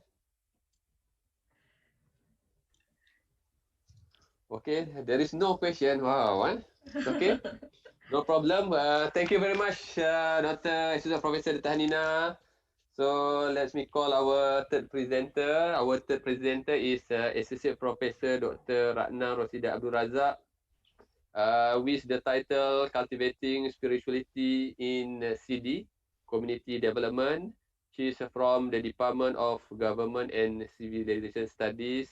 Her expertise is philosophy and civilization, focus more on values and thought. So, Dr. Ratna, so are you ready for video presentation or live presentation? Live, presentation? Dr. Ratna? Yes, I'm ready, bro. Okay, 10 minutes, please. Oh, before that, Dr. Ratna, sorry. I think we have... Bismillahirrahmanirrahim. I have Okay, one question. Sorry, Dr. Ratna. There is one question before that. All right, okay, go ahead. Okay. There is one question for Associate Professor Dr. Hanina from Dr. An Mei Fong. Okay, is there any attempt using music as an therapeutic intervention for drugs addicts? Wow, interesting. Oh, Dr. Ang, Dr. An Mei Fong, yeah. For the official module, I never seen for the music therapeutic, but I know in their institution, the education institution, the inmate always use music healing themselves. Even many vocalists have experience in drug. Not many, sorry. Don't quote my word, but there are a singer, a top singer, also ex-drug user. So meaning that is there any attempt using music and a therapeutic intervention? So is for formal no. Formal module not yet. Oh, okay. But I think this is good for you to explore. Music department can propose a proposal for music therapeutic. Hi, Doctor. Yeah. I would just like to elaborate a little bit on this because I do have many friends who involve. I'm actually also one of the members in the Asia Pacific Music for Community kind of network. So I do have friends, in that network who are also lecturers from all universities in Asia Pacific region that they work with all sorts of people, using music as an interventional tool. So I do have friends who work with, for example, like drug addicts or prisoner inmates and, people like that. So I know it's quite like popular in other countries, but maybe not yet in Malaysia. Not yet in Malaysia. Yeah, so I just would like to know like how far we are in terms of the attempts of using music in this. Thank you. It's a good suggestion, and why not the music department propose a proposal to NADA Malaysia. It would be an interesting program. Yeah. Maybe we can work together. Thank you. Right. Okay. Thank you. Sounds good. Thank you very much. Okay, Associate Professor Ratna, please. 10 minutes. Okay. Sorry about that. Okay. It's okay. Okay, Bismillahirrahmanirrahim. Assalamualaikum warahmatullahi ta'ala wabarakatuh. A very good afternoon to everyone. First and foremost, thank you so much to the moderator, Professor Muhammad Fazli. Okay, for today, I would like to present my presentation entitled Cultivating Spirituality in Community Development. Okay, this is just a concept paper. Our team members are myself, Dr. Ahmad Nasir, and also member from UNIZA, Dr. Rahima, and from USM, Dr. Aiza. Right. Let's move to the topic of discussion. I will begin with introduction, then methodology, and introduction with 3 important topics, and then last but not least, the conclusion. Okay, as for introduction, this concept paper is actually to suggest that spirituality should be integrated into community development. Okay, as we know right now, the impact of science and technology and the unprecedented situation like what we are having now, COVID-19 pandemic, on our life, religion and spirituality should be brought forward. Why? To play their greater roles in reminding us of our community. In fact, we in Malaysia, we have a Rukun Negara. So this is intended with the first principle of Rukun Negara, belief in God. So I believe that this is time to get back to religion, because in Malaysia it's a very relevant. Each of us have a religion or belief system. For a methodology, this research uses a systematic approach analysis where the problem solving is objectively measured on the basis of knowledge obtained from logotherapy theory. So what's so special about this theory is because it emphasizes on existential questions such as meaning, purpose, and value of life, and the importance of having connection or relationship. So let's move to the core of our discussion. First and foremost, the importance of spirituality in community development. Much of the literature in the field of community development, I think it overlooks the concept of spirituality. Like Kenny, 1999, he views that community development centers on giving control of their life to ordinary people by educating and empowering, as well as enabling them to negotiate and challenge the oppressive force, and does not include a spiritual component. Okay? And 12.3 postulate that community development is the process of assisting ordinary people to improve their own community by undertaking collective action. Mark Alder, on the other hand, affirms that community development can only work when there is concerted effort both from the front of personal growth and social change. Even though, as we can see, that the view differ from one to another, but we can understand from the fact that the notion of spirituality is not clearly spelled out. So in this respect, if we may probe to the indigenous people, it is clear to us that there are spiritual group of people, and dare to remind the non-indigenous group of people to take into account the aspect of spiritual dimension, okay, as pondered by IFER 1995. For indigenous people, one of the major criticisms of modern Western society is that it does not have this profound sense of the sacredness and spiritual nature of all things, and has lost what gives meaning, sense, and unity to life. Okay? This is according to him. And Chattopadhyaya proposed that when the individual realized the unity of mankind in his spiritual death, it is reflected in their community life. This is because spirituality, which can be defined as life, meaning, purpose, and value, may create a relationship between oneself, man and nature, man and man, and man and superpower, i.e. God. Spiritual resources will be available as a result of this link, yeah, or relationship, allowing us to confront our life as an earthly species. However, if we don't have the internal clarity, these spiritual resources about what we want our life, our purposes, and our values, so it means we have no underlying sense of value to govern our life. Nor it's like we don't have internal blueprint that consequently may lead us to areas that we don't necessarily want to go. So what is spirituality in the context of community development? Researchers have presented various definitions of spirituality over the years. Spirituality is perceived and experienced differently by people and culture. So in the framework of this discussion, I would like to describe spirituality from various perspectives, particularly from an Islamic perspective, while taking into consideration different points of views as well. So let me begin with the first topic, which is the nexus of horizontal and vertical dimensions of spirituality.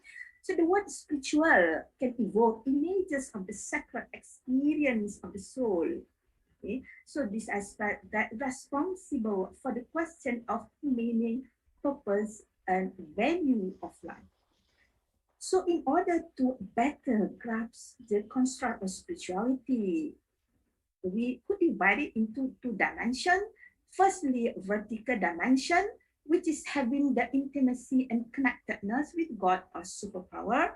And secondly, the horizontal dimension that comprises of self-transcendence, self-integration in relationship with self, connectedness and relationship with other fellow human being and with nature too. So if we get back to Islamic perspective, this is very clear what we call it hablum min Allah, wa hablum minan nas, wa hablum minal kawn. Connection or relationship with nature. So in this context, the horizontal dimension is a dimension in which community development is heavily discussed. As McLaughlin said, man, know yourself and you will know the universe and the gods. The Japanese Buddhist monk, when being asked, what is Buddhism? And he answered, know yourself. Okay? And in Islam also, in one of the narration, the Prophet Muhammad, peace be upon him, says that those who know himself will know God.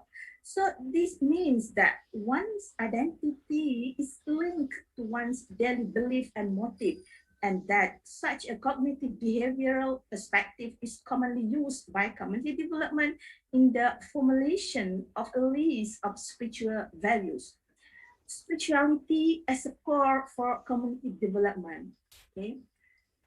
So spirituality here refers to the traits that motivate us to act in the best interest of ourselves and others, and it could entail encountering those greater forces, particularly our interaction with other beings and our interconnectedness with them. It entails putting those abilities into practice in one's personal, professional, and also social life. In economic, social empowerment, social consciousness, capacity building, and income generating activities of community are necessary. Yeah, but they are not sufficient for community to experience fullness of life.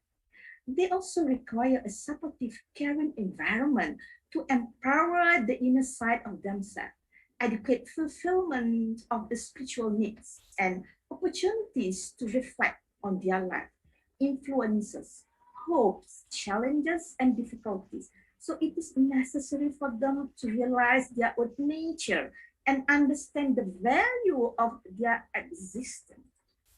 So spiritual practice can strengthen a person's ability for authenticity, empathy, and unconditional love. Therefore, every member of the community should first and foremost get to know themselves.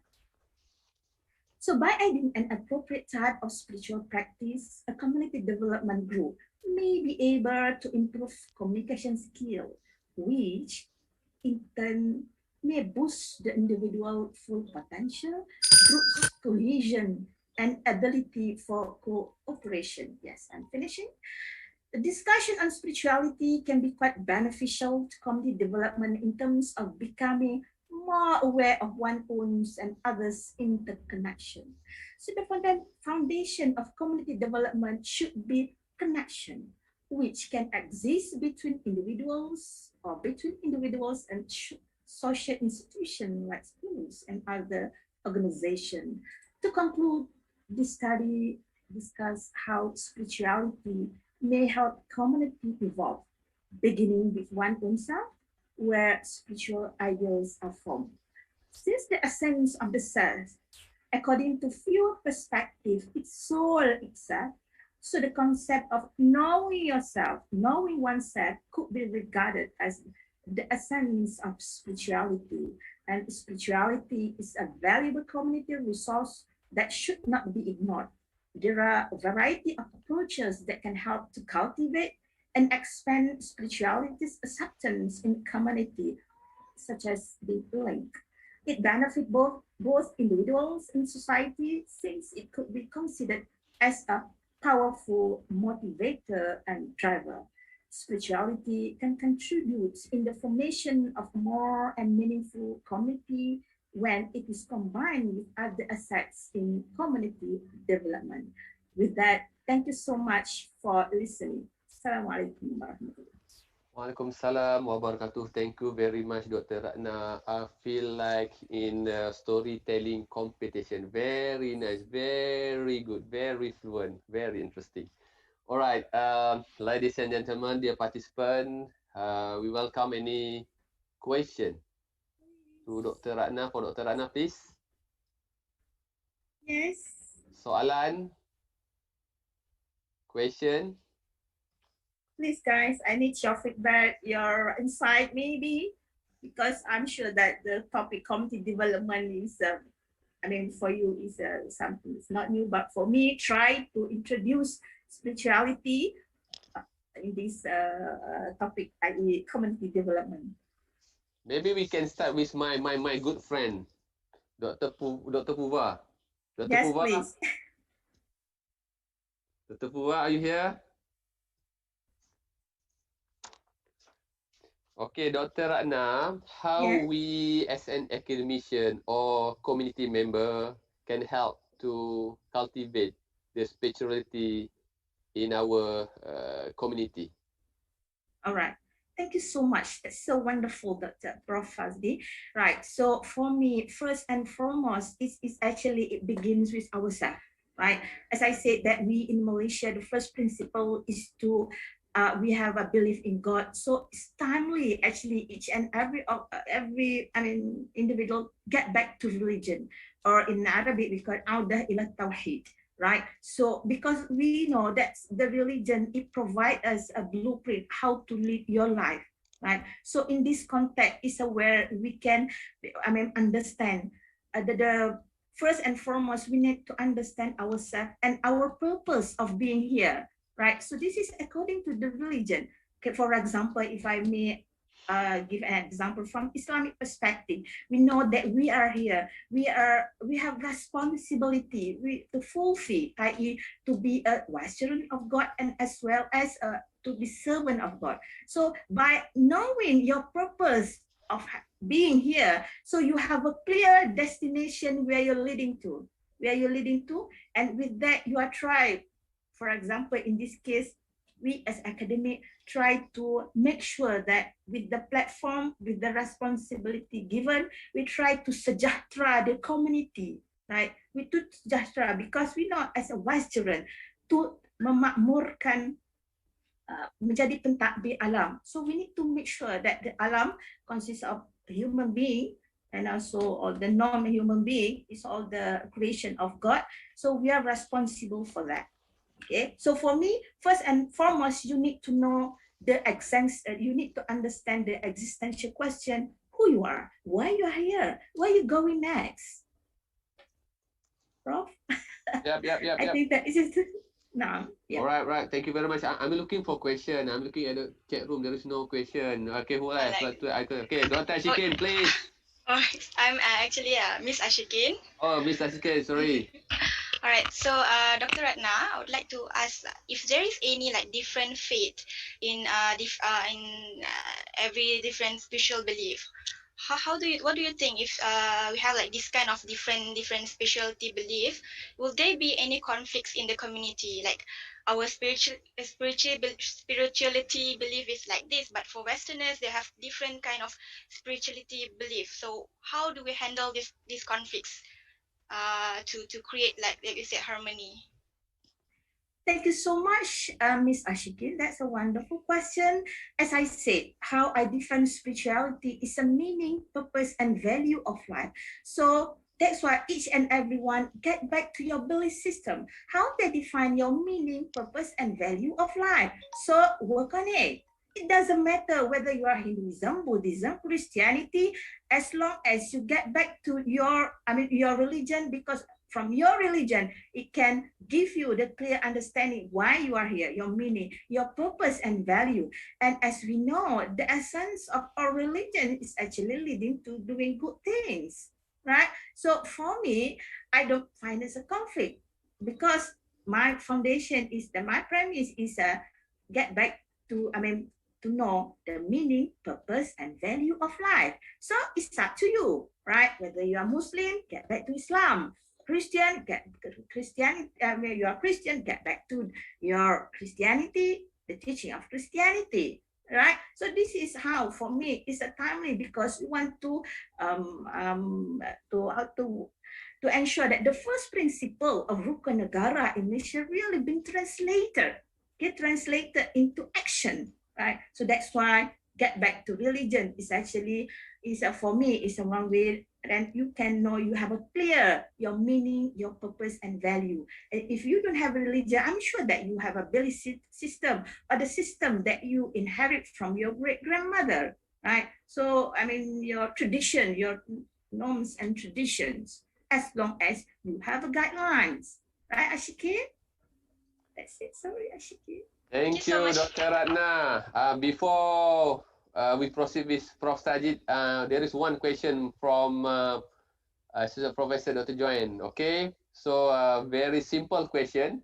What is your opinion of atheism? All right. Okay. For me, atheism, because yeah, it's okay. I mean, for them, they don't believe in God, but I'm sure that they have a certain a guidance, okay, maybe based on their thinking how the life should be, okay, based on their thinking, based on, and then from their thinking, their thought, that they come out their value. But still, I'm sure that they still have value to uphold, right? But it might differ, because for those who have religion, it's based on their religion belief system. But for atheists, maybe they based on their own thinking. But as long as it's a good for them, yeah, just go ahead. Okay, because for me, it's now we need to anchor, or to have a. I mean, I don't want to debate for the the types of the religion or belief system, because if we need to respect, okay, each and everyone, they have their own way of life, right? It's okay as long as, I mean, that way of life for a religion, definitely it leads to do good things, good deeds. And I believe for the atheism as well, because they can understand that doing good deeds is necessary. Okay? So for me, as long as by having their own thought, they can produce their clear meaning, purpose, and value of life, just go ahead. Dr. Rana, the discussion become more interesting now, right? So we have a question, live question from Prof. Sajid Ji, please. Okay, thank you, Prof. Fazli, for allowing me to speak something. Dr. Ratna, thank you so much for your presentation. See, being a spiritual person, it's not easy, right? So many people, I think, many people talk about spirituality, spiritualism, and so on. But the practice is still talking about ritual. So how do we move from ritual to spiritual? So in our culture, in our tradition, looking on diversity in Malaysia, when someone becomes spiritual, they do not see anyone as different. They treat everybody as human, irrespective of your background and so on. So spirituality to me has a different meaning, to say that everybody, when you are spiritual, when anyone says he's spiritual, that means he treats everybody as equal, inclusive, and so on. But what is happening in Malaysia is, among the politicians, some of them, they use religion as an agenda for political agenda and so on. Spirituality have to go beyond ritualism. So what is your take on this? Thank you, Dr. Ratna. Thank you so much, Prof, for that great question. Yes, that's what we're having now. It's actually different, religion and spirituality. Okay, so spirituality is the values that you can extract from religion. Yeah, you can be a religious person, but you might probably not be a spiritual person, right? Because by being I know, Prof Sajid, this is the problem that we're having now in Malaysia. So that's why we have a religion, okay, if I may speak on this context for Malay, for example. But because of how they perceive the religion, okay, in a more to the ritual aspect, so that's why, okay. For me, this is something, is a kind of endeavor to make people understand that you need to go deeper to your religion, because in order to give meaning to your religion is actually you need to extract the spiritual value from the religion, right? For example, okay, for those spiritual person. Yeah, they know that all human beings are the same because they are the creation of God. So you need to respect them, right? So you need to understand, right? So we know each of us have meaning, purpose, and value. So they, I mean, yeah, maybe that's their way how they perceive life. So don't judge people, but try to understand people. Okay, so back to your question, Prof.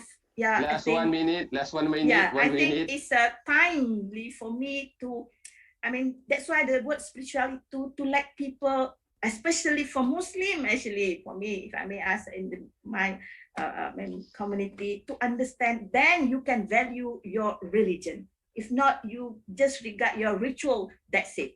Okay, so have a broader perspective, broader understanding about religion, as especially for Islam as a meaning of life and how it's a way of life in a true way or in true perspective. Prof, if I may answer your question. Okay, thank you very Thank much, you. Dr. Ratna. Very great. Actually, we have another 2 questions, but maybe we can keep until at the end of the presentation because we try to finish before 1. But before that, let me read one, I think, which is very good comment from Ko Wei Leong, maybe Dr. Ko Wei Leong. I think we are losing touch with the spiritual domain of our life because of materialistic pursuit and the fall of grand narrative religion skeptics. Yeah. I think that's all. Thank you very much, Professor Ratna. Very good presentation. We really enjoy. Thank Okay. you. So, Prof. Joyn and Dr. Anwar Fong, maybe we wait until the end for that question. Okay, next presenter is Associate Professor Dr. Zainal Madon. Currently, he's Deputy Dean for Postgraduate Studies, Industry and Community Relation. His expertise is counseling psychology, our counselor. The title of presentation is Issues and Challenges in Evaluating Community Impact Study on Knowledge Transfer Program, Researchers Reflection. 10 minutes, Associate Professor Dr. Zainal. Thank you very much, Mr. Chairman, Right. organizer, and our panelists. Did you see my slide? Yes. Thank you very much. My topic is straightforward to my topic, issues and challenges in evaluating community impact study on knowledge transfer program. This is more towards the researcher reflection.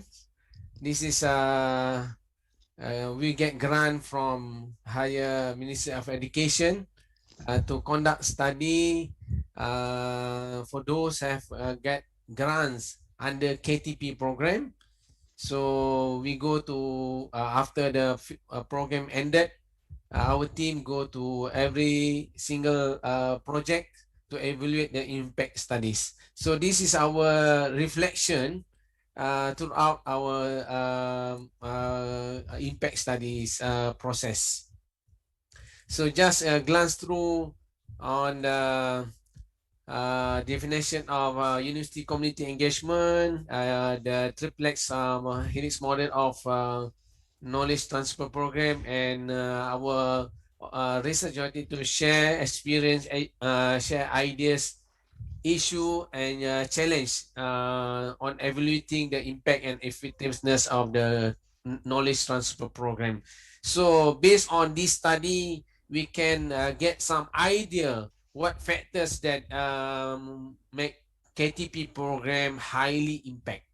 So based on this issue and the challenge of our undergoing the evaluation process. So just a brief one, the university and community engagement, what is knowledge transfer all about? This is more towards that can affect experience, knowledge to recipient of the beneficiaries. So knowledge transfer is not only give some one thought or one single program. This is more towards like a community program. It's quite continuous and need some really plan monitoring, evaluation, and follow up. So, so what's the importance of just a brief about the knowledge transfer and university community engagement to give some provide lifelong learning platform to transfer the latest knowledge and skill and to facilitate to access creative and innovative experiences. So this is the leg of model of our KTP program in Malaysia. Just to brief, we have academia that have some current knowledge in on either about the learning from the learning process, the research and consultancy, and we have a graduate intern that it can utilize knowledge from the academia and graduate intern can transfer and some sort of gives knowledge to industry or the community. This is the real model of KTP. So also can academia go to industry, but our KTP program in Malaysia consists three main stakeholder: the academia, graduate intern, and the industry. So we just focus on the our reflection throughout the process of evaluation of impact studies. So we are using qualitative method. We are using open-ended, in-depth, focus group question, field observation, and based on these data, we try to reflect. Okay, we have Prof. Asnarul here as a member and Associate Professor Dr. Misni from USM as part of our member. So we have evaluate and discuss with 16 program that get funded from the Ministry of Higher Education. So this 16 we go to the on the field, on the ground, interview the beneficiaries, interview with the community leader, interview with this person who get benefit from the program. So beside that, we also interview the academia. We also interview the graduate intern. So we have multiple data, and based on this triangulation between the academia, the beneficiaries, and the graduate intern, we look some many issues and a challenge in terms of running the high impact KTP program. The first one is instrument, the diversity of development. So this is lacking in terms of KTP program that based on our assessment. What is uh, the instrument to develop the outcome of the high impact of the program? We cannot formulate because all program have the diversity of the project. Then we have beneficiaries. On top of that, some research not a very clear outcome output in terms of for the beneficiaries. That's why when we ask the academia, the group team members, there are some issue on this to measure the outcome and output. So there are also challenge on the database. This is some also lacking on the from the program of KTP, lack of a demographic profile. So during our study, we quite challenged because we cannot reach and find the beneficiaries. This is some we highlight some issue. Then this also some highlighted for those have to involve in the KT program to make sure all these the data profile, engagement with the community leaders, as I'm said, Prof. Sajid said, yes, there are some lacking to involve the community. The time frame, yes, the work time frame for the this is also issue. So this is issue on the sustainability. So when we go to the ground, some projects is not sustained because it's just one-off program. So and then there are no previous community no longer holding the previous the organization.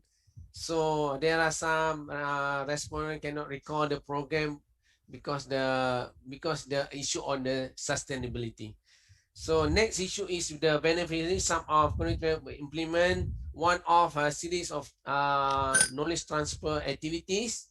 Okay, that's difficult to measure the impact of program because it's only just once learning session. I think this is the good point because some of the project what we call there are no continuous planning or continuous program and follow up. 2 more minutes. Yes, thank you. Then the issue of community needs. Some KTP project participants less satisfied because academia design the program based on their needs. So not the community needs. Also the industrial needs. So some projects still on the research stage and using some community to test pilot test what we call the product sort of thing. So this is not really some and issues on the community needs. So when we go to the ground, this community really not satisfied and express dissatisfaction, anger towards the KTP projects. So some recommendation, Mr. Chairman. The first one is for those to involve in KTP project or knowledge transfer project or community project, please make sure creating the database of the beneficiaries and then do some assessment to make sure the real needs of the community design the project. And the last one, for those want to transfer the program projects innovation, make sure they have some solid knowledge, expert skill and experiences to make sure to get the confidence of level of the community and to make sure the process of exchange and transfer knowledge that can be achieve the outcome and output. Thank you very much, Mr. Chairman and participants. Right. Thank you very much, Dr. Zainal. Okay.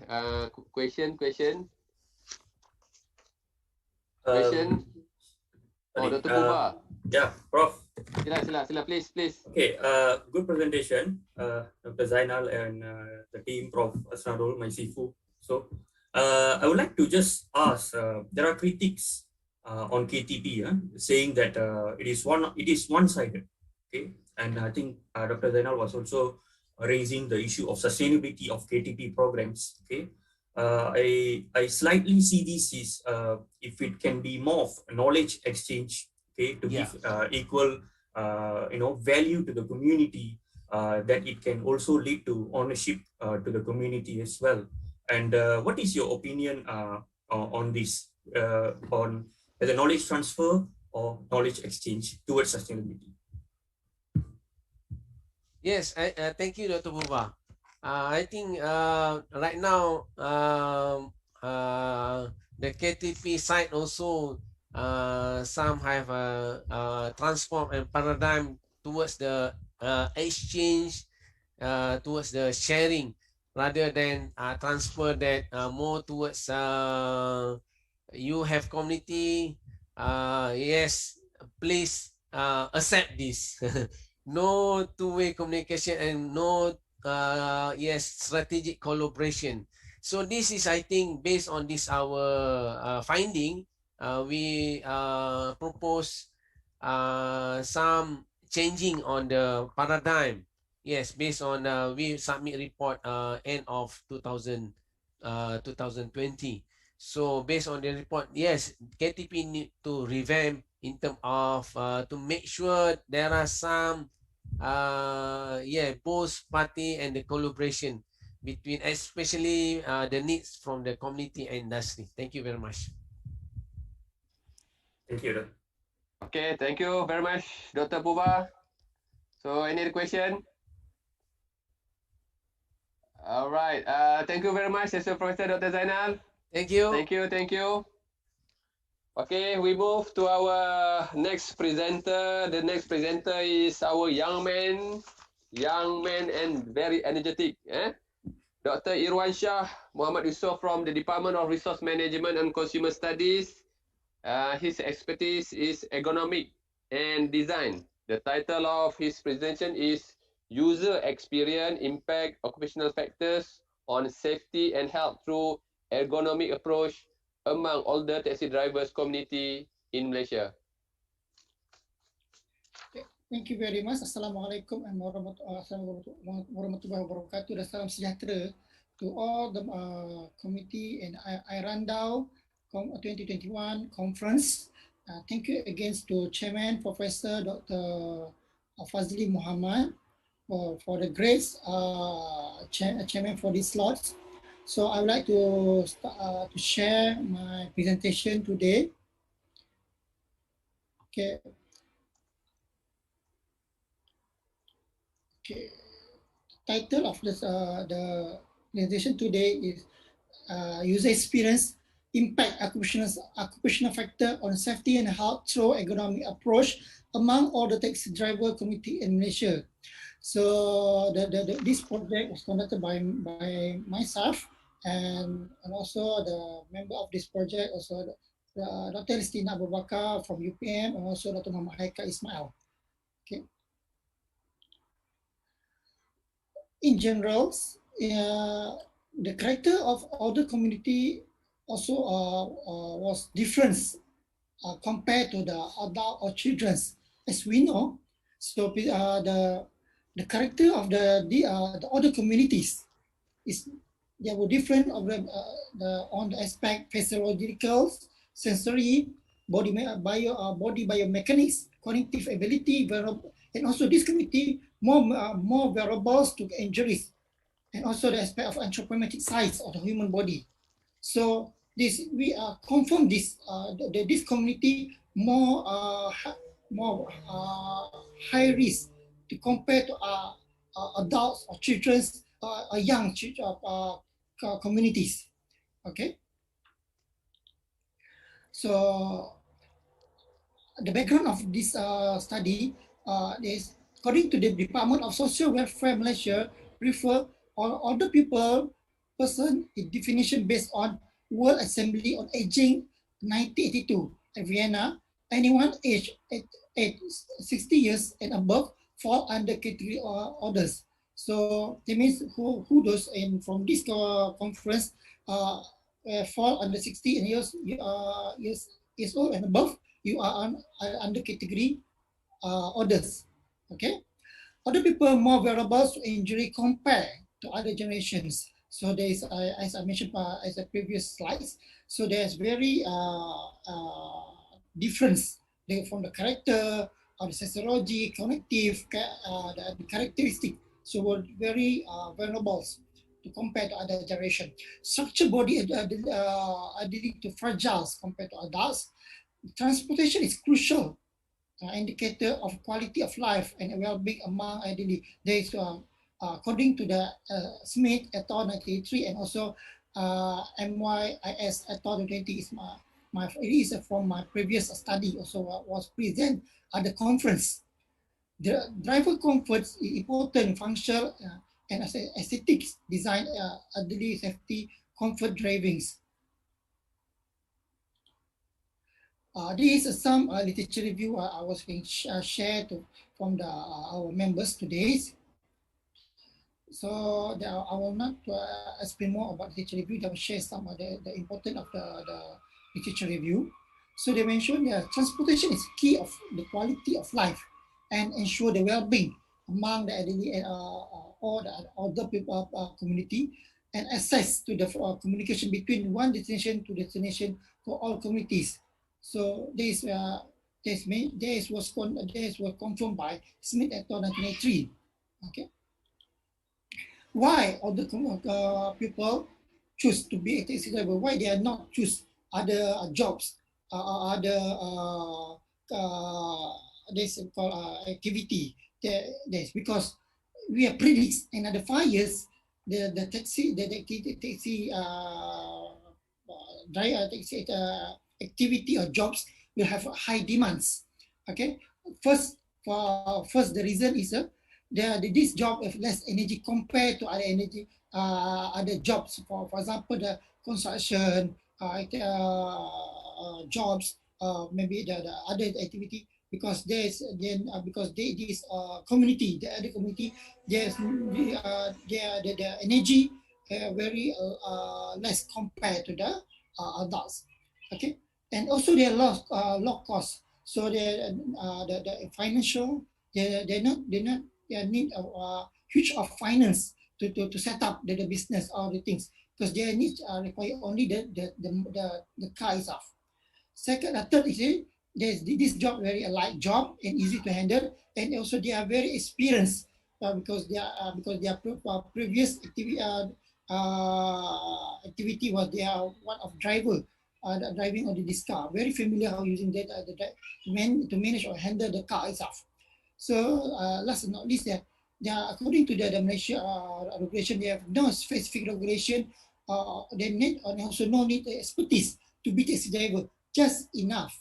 They need to just follow the basic requirement to be a taxi driver, such as like to do inspection of the car itself, and also the basic medical checkup. So this the character, the rules why this job have a demand, because this the point of the order to choose the taxi driver. Okay, as we know, okay, the problem of the taxi driver, we are the orders community, when age increase, definitely some character point will decrease, such as that the behavior of the order will decrease, physiology, attitude, character, emotion, and focus also will decrease. Okay, and when we talk about that on the driving character, when they are driving in a bad environments and on the during the driving, so we can cause the physical fatigue and the body injuries and a physiology issue. So the comfort driving posture will also can avoid also minimize the muscular disorder. We call that another word is MSD, and also cognitive disorder. So the common injury among the drivers, such as we have feelings that this injury is about the feel pain or injury at upper torso body, lower back, and back pains. So this is common issue that we are dealing with driving.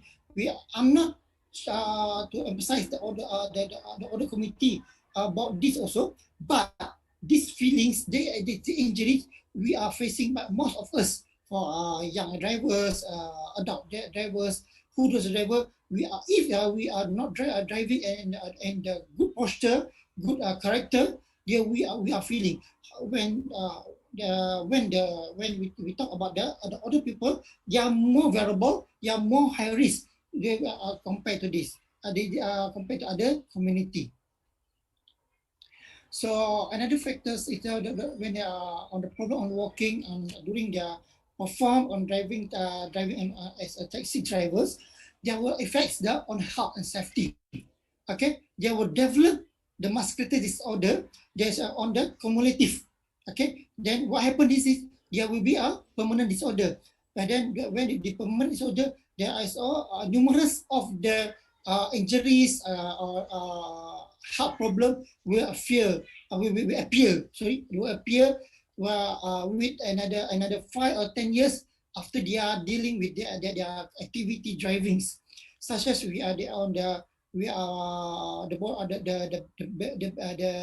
the posture will be bent, and also the focus of eyes will lack of the focus, and also the most we are worried about this, their possibility to be injury accidents. So what happened? Then we are worried about that. This will lead to death. Okay, when we are driving, when a very bad character, behavior, everything, this one factor contribute to the accident and will lead to the death. They will most of us will facing these things. So these things are very worry about us. Okay. Okay. The aim of the study to assess the user experience, the impact of occupational factor on safety and health by the ergonomic approach among the community, takes driver and management perspective. Okay, so the character of the driver is about we want to talk about either they are compliant or not. The group on the during their drive perform on driving, when they perform their job on the as a taxi driver, in perspective of health, background, race on the race, social demographic, ethnicity, or culture, because we believe that all these things very different. So the back walking environment were identified on the health problems.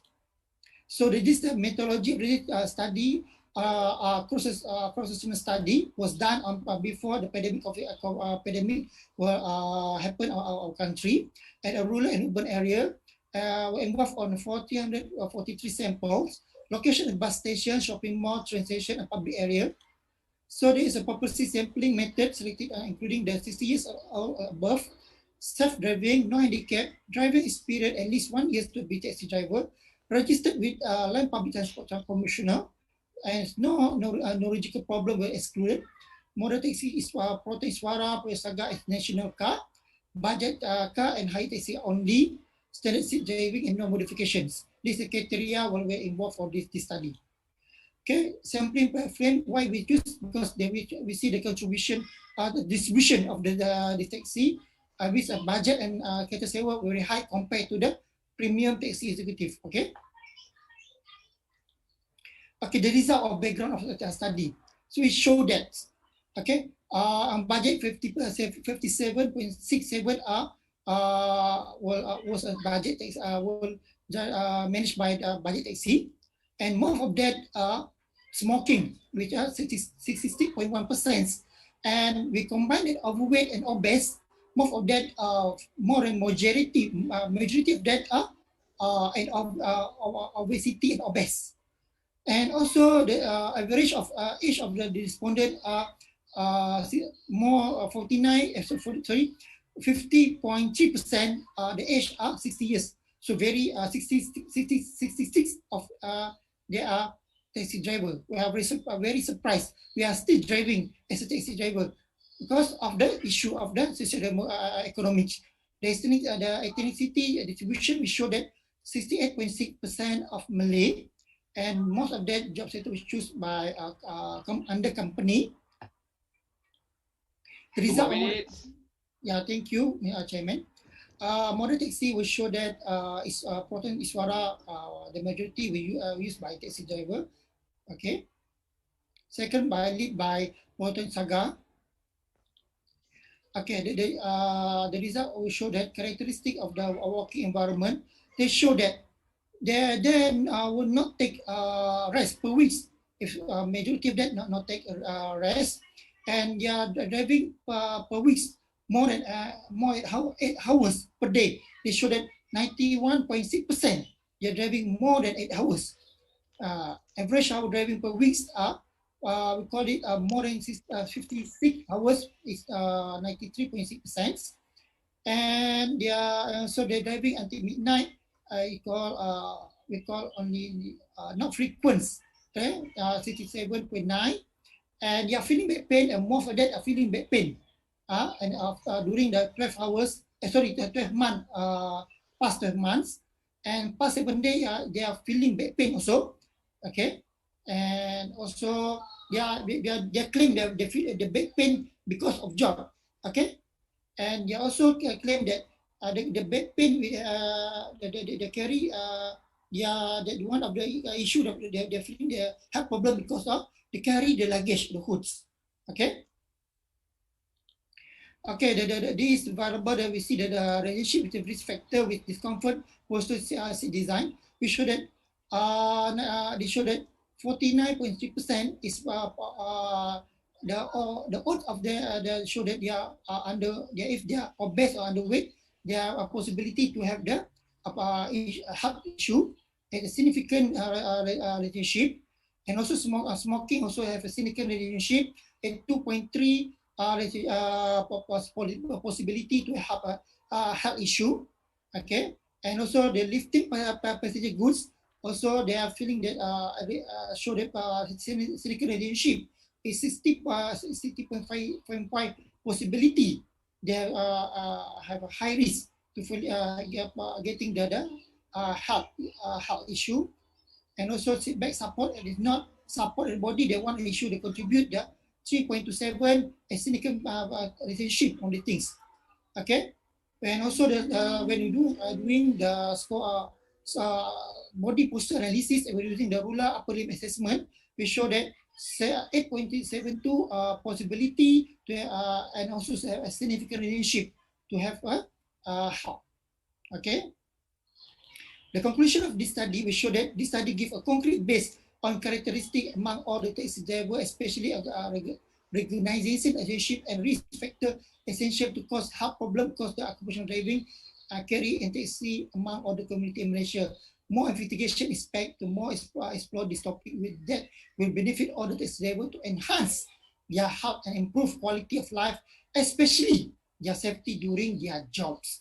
Help us initiate the prevention MSD in terms of health and identify risk factor within psycho-economic challenge. And last but not least, that the economic intervention approach reduce muscular related problem that give us some practical foundation for further research. Thank you and very much.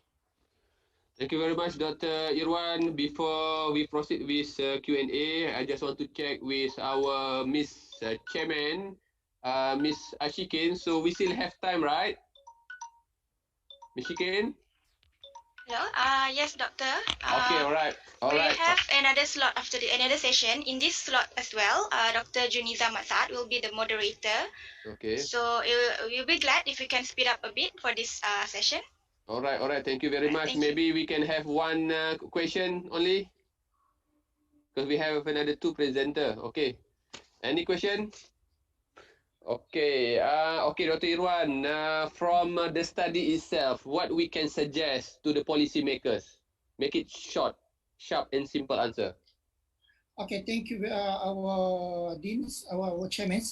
Okay, this we show that we can suggest to our government as a policy maker.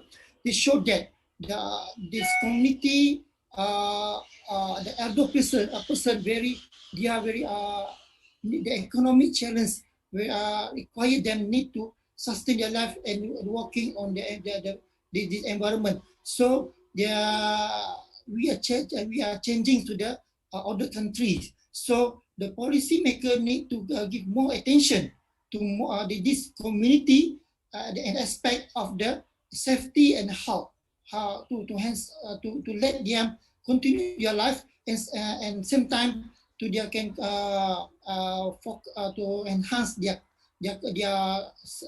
health aspects. Okay, thank you.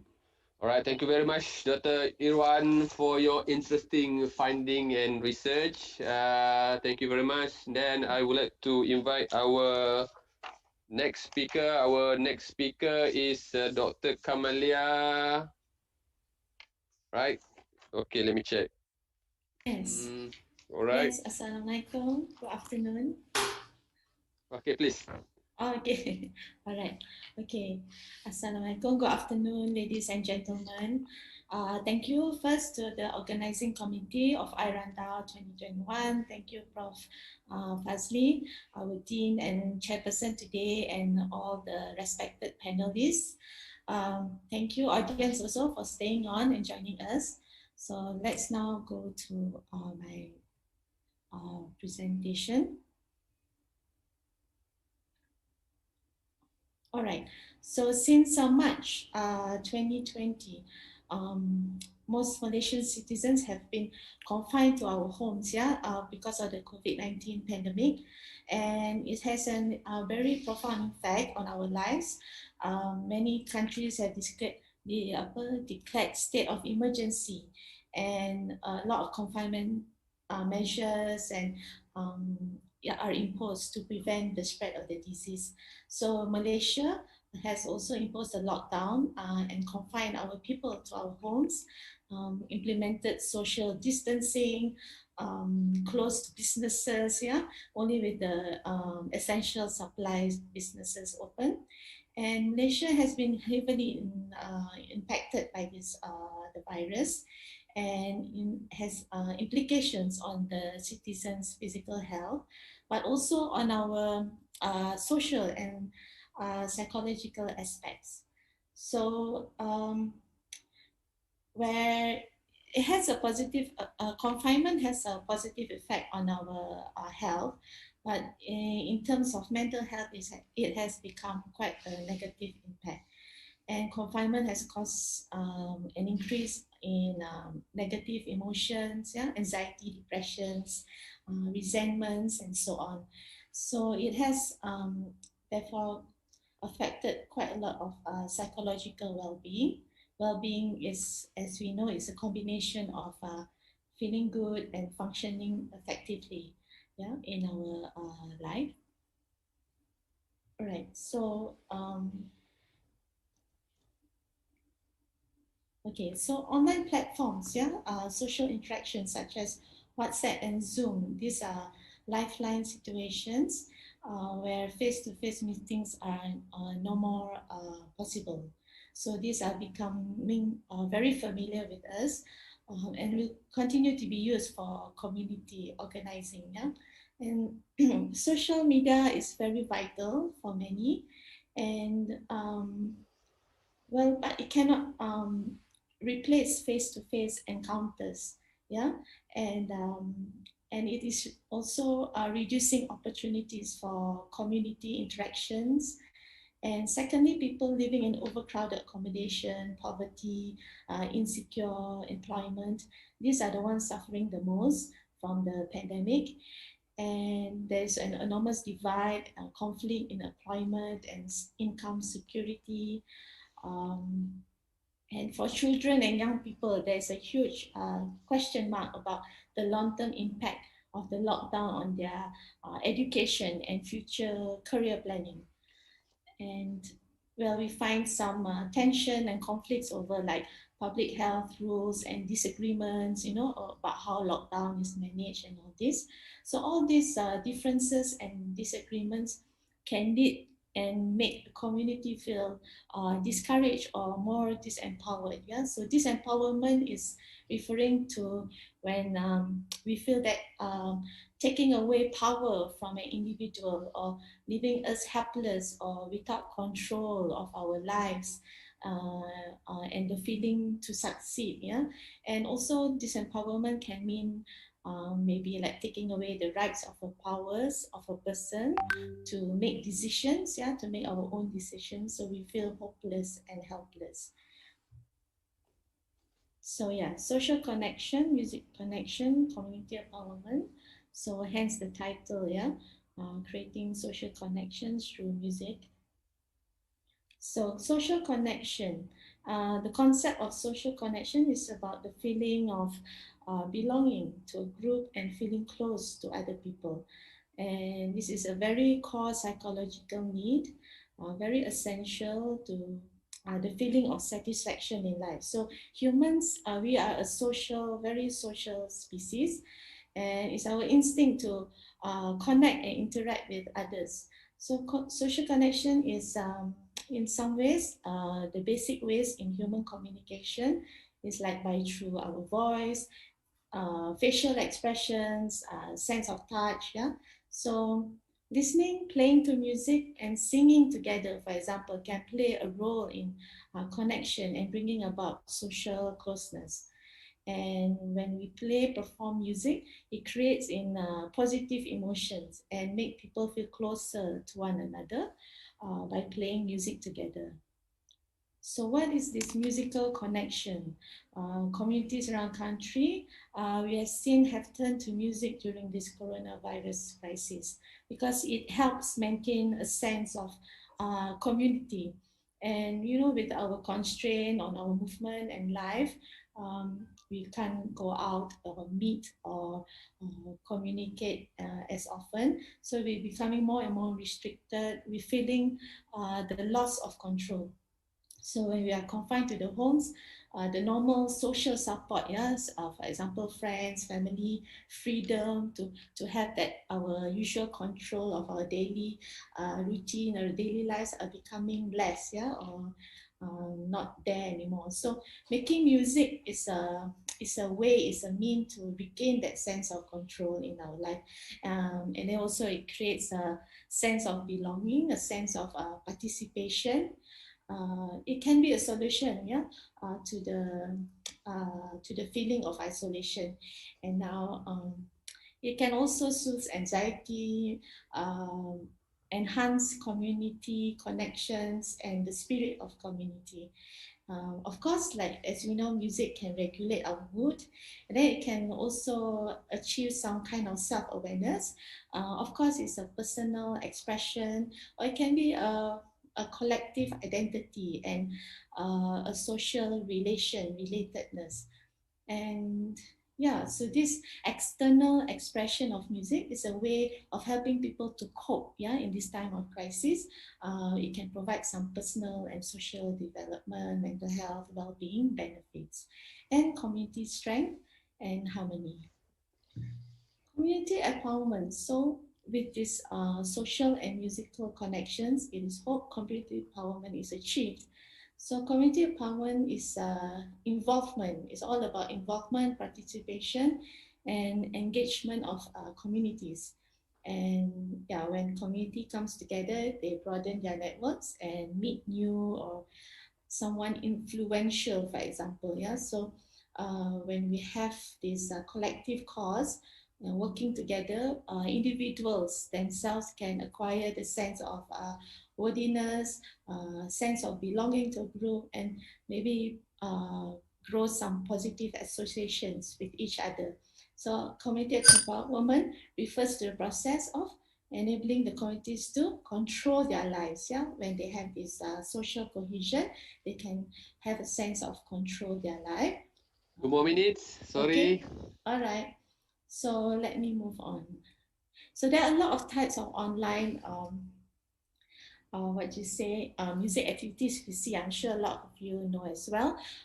Singing patriotic songs from windows, you know, like in Wuhan, music performances across apartments where in Italy they have neighbors from different buildings opposite each other. They go out to the balcony and perform music together. Even funny parodies on YouTube. There's a lot of that. But I'd like to share here some of the our Malaysian artists, music educators, music practitioners have contributed to this online musical activities for the community. Okay. All right. Yeah. Okay. So this is one called Nada Nusantara. It's actually by my co-author, Dr. Mazlan's project, yeah, online music composition project. It's between Malaysia and UK. It's between composers, most importantly, and the musicians. Originally planned for a physical concert, but because of the new norm, we turned it into an online collaboration. It's a long-term project. It lasted about a year, slightly more than a year. And all meetings and rehearsals, we had to shift them to online Zoom meetings. Yeah, even the performances broadcasted online. So overall, it gives the experience to opportunities for the music composers and the public to experience an international collaboration. online, yeah, and it's more reachable, easy to reach to the public. So before last time, public audience had to attend concert in the concert hall, yeah, and pay tickets. But now it's more more engageable and more easier to access, yeah, through online. So I just play a song. Can you all hear? I hope you can hear the audio. Yes, yes, very Good, nice. Hello to everybody in Malaysia. I'm so Okay. excited. So just highlights.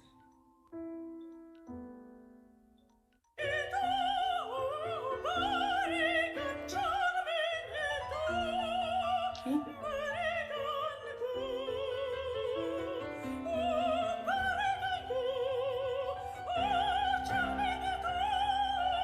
Okay, so that was by our own Malaysian composer, Dr. Mazlan, and this is the To be UK able composer. to present a piece of mine in Malaysia.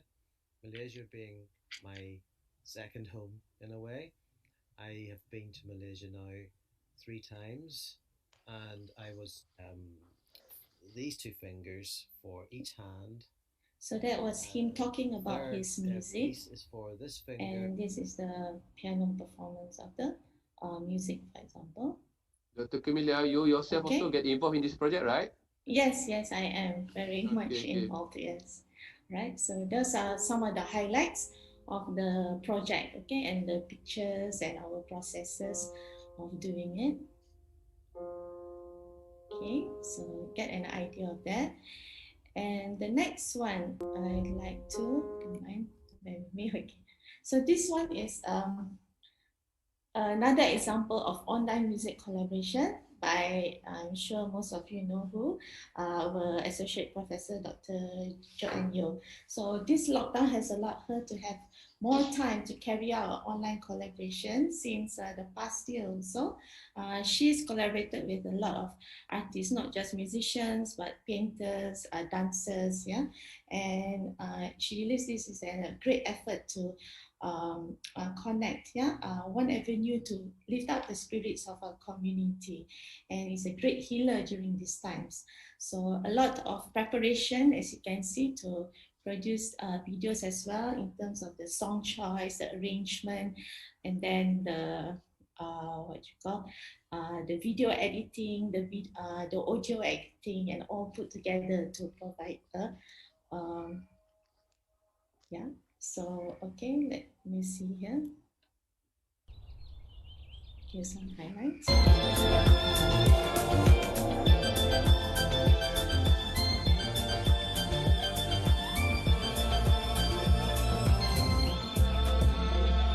Yeah, so that was with a dancer, and this is more of a collective collaboration.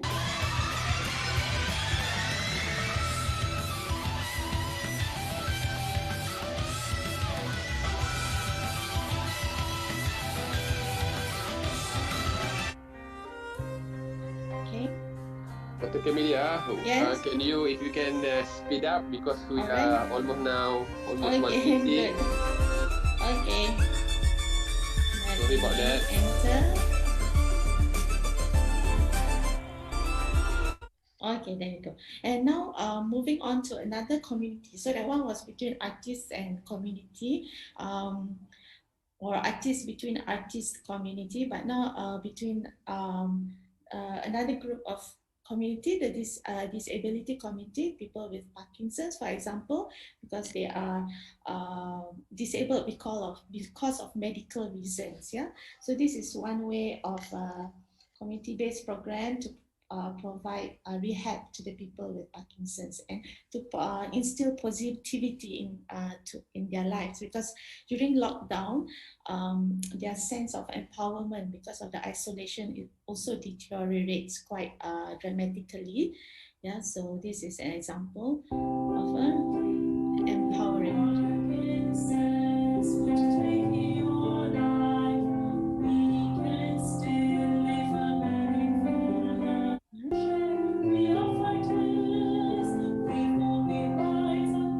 Okay, and that's good. And And this one, no videos, but a lot of pictures of the activities for the young underprivileged community. These are youngsters who are from the underprivileged family. They are some of their families are in the poverty category. So these are another empowerment music program for the young group, young age group, where they have online activities to fill up their time during the lockdown and to make them feel connected and empowered with each other. Okay, last 1 minute. Sorry, last 1 all minute. right. So challenges, surprisingly, there were no challenges from the participant, no, not participant, the practitioners or the experts. They were all looking forward and very positive in carrying out these activities. Only challenges in technology, maybe with technology devices or the internet, those kind of challenges actually. And last but not least, I'd just like to say, so that's quite important. Music helps to regulate mood, achieves awareness, collective identity, social relatedness, and music can help us connect, cooperate, and care for each other. So to have a harmonious society, maybe it's good to continue to include music in our lives. So before I stop, let me thank Dr. Mazlan Saleh, Dr. An, Dr. Yo, Dr. Indra in their input here, which greatly contributed to today's presentation. Thank you very much. Thank you very much. Yeah. Sorry, Dr. Sorry. Camelia, because we are Yeah. running out of time. Okay, Okay. sorry about that. Okay, so maybe one simple question. Okay, so if there is no question, so my question is, what's next? Dr. Camelia, what's next? Yeah, what's next? There's many next. I hope looking and joining this panel today, I've seen music is very related, connected, and relevant to all these speakers panels. Your expertise areas today can be included in the health and fitness community, the drug and addiction community, religion, cultural community, even nationalism and philosophical community as well. We look forward to do further research and collaboration in those areas. Yeah. All right, thank you very much, Dr. Camelia, our music composer, am I right? Yes. Okay, our music composer. Okay, inshallah. Okay, now we have our last presenter for today's. I would like to invite Associate Professor Dr. Ku Hasinta Ku Samsu.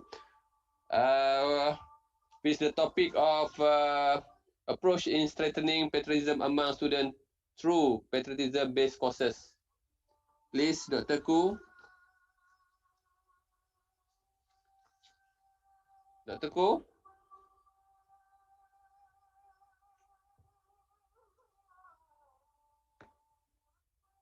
Dr. Ku here?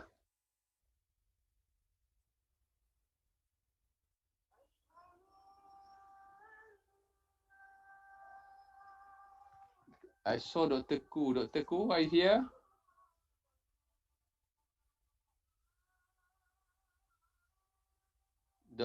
Can you help me, Dr. Zatul? Dr. Ku is here.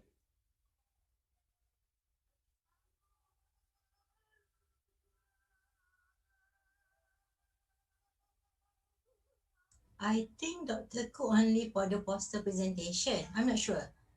Oh, okay. Yeah, it's not paper presentation, I guess. Okay, it's not paper. Yeah. Okay. Thank you very much because I saw here. Okay, it's okay because here. Okay, it's okay.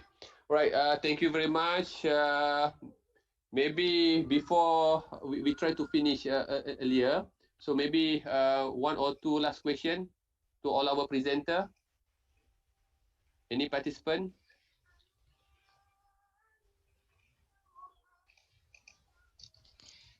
Any last question? Okay, no more question, Prof. Sajid. So we can take a break. Okay. So with that, Alhamdulillah, we done with all the presentation. Hopefully each of us will learn something. I believe we should take a break because now we are almost 1:20. Again, thank you very much to all the presenters and participants.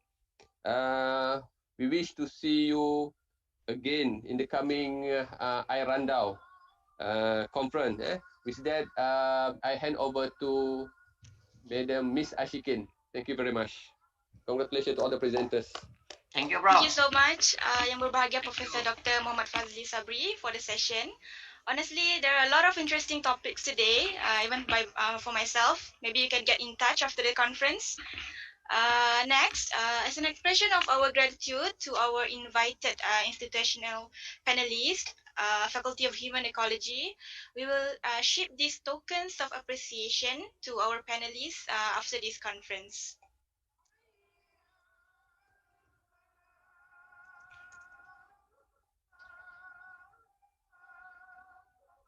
Perhaps you can show the tokens of appreciation. Bye, Prof. Sajid.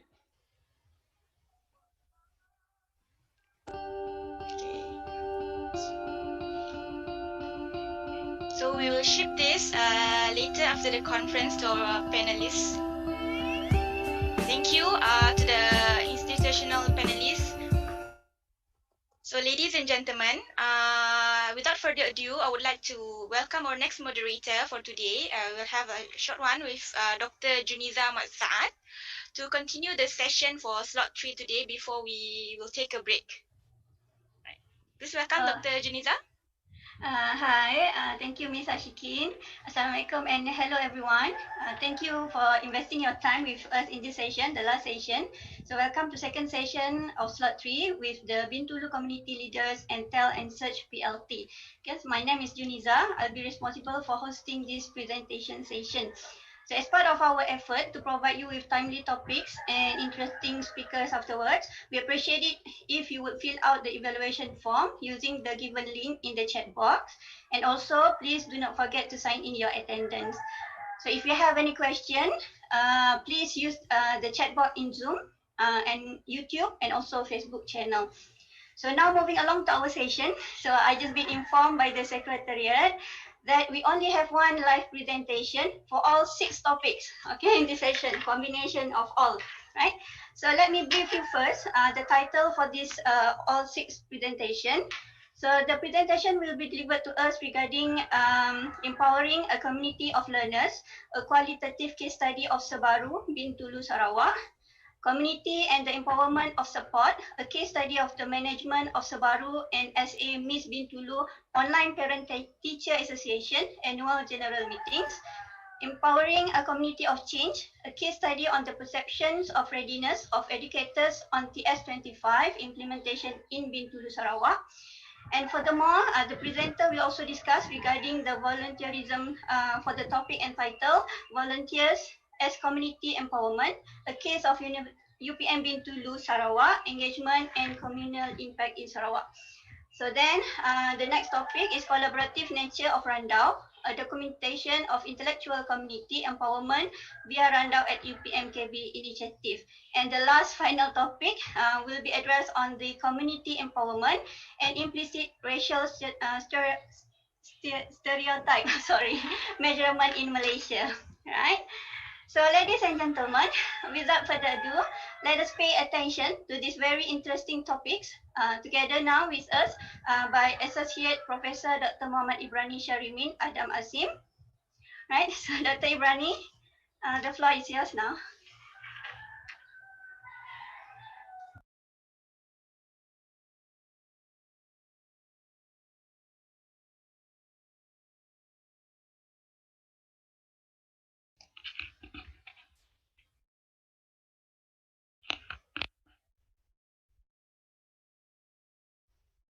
Hello, Assalamualaikum. Very good afternoon. Thank you very much, Dr. Juniza, as the moderator, chairperson for today. Yang berbahagia, Prof. Jayum, Prof. Fazli, dua-dua dekan, both of my boss, my bosses, and Prof. Sajid, and all audiences, and my friends, everybody. I even invited my students, both the undergraduate and postgraduate students.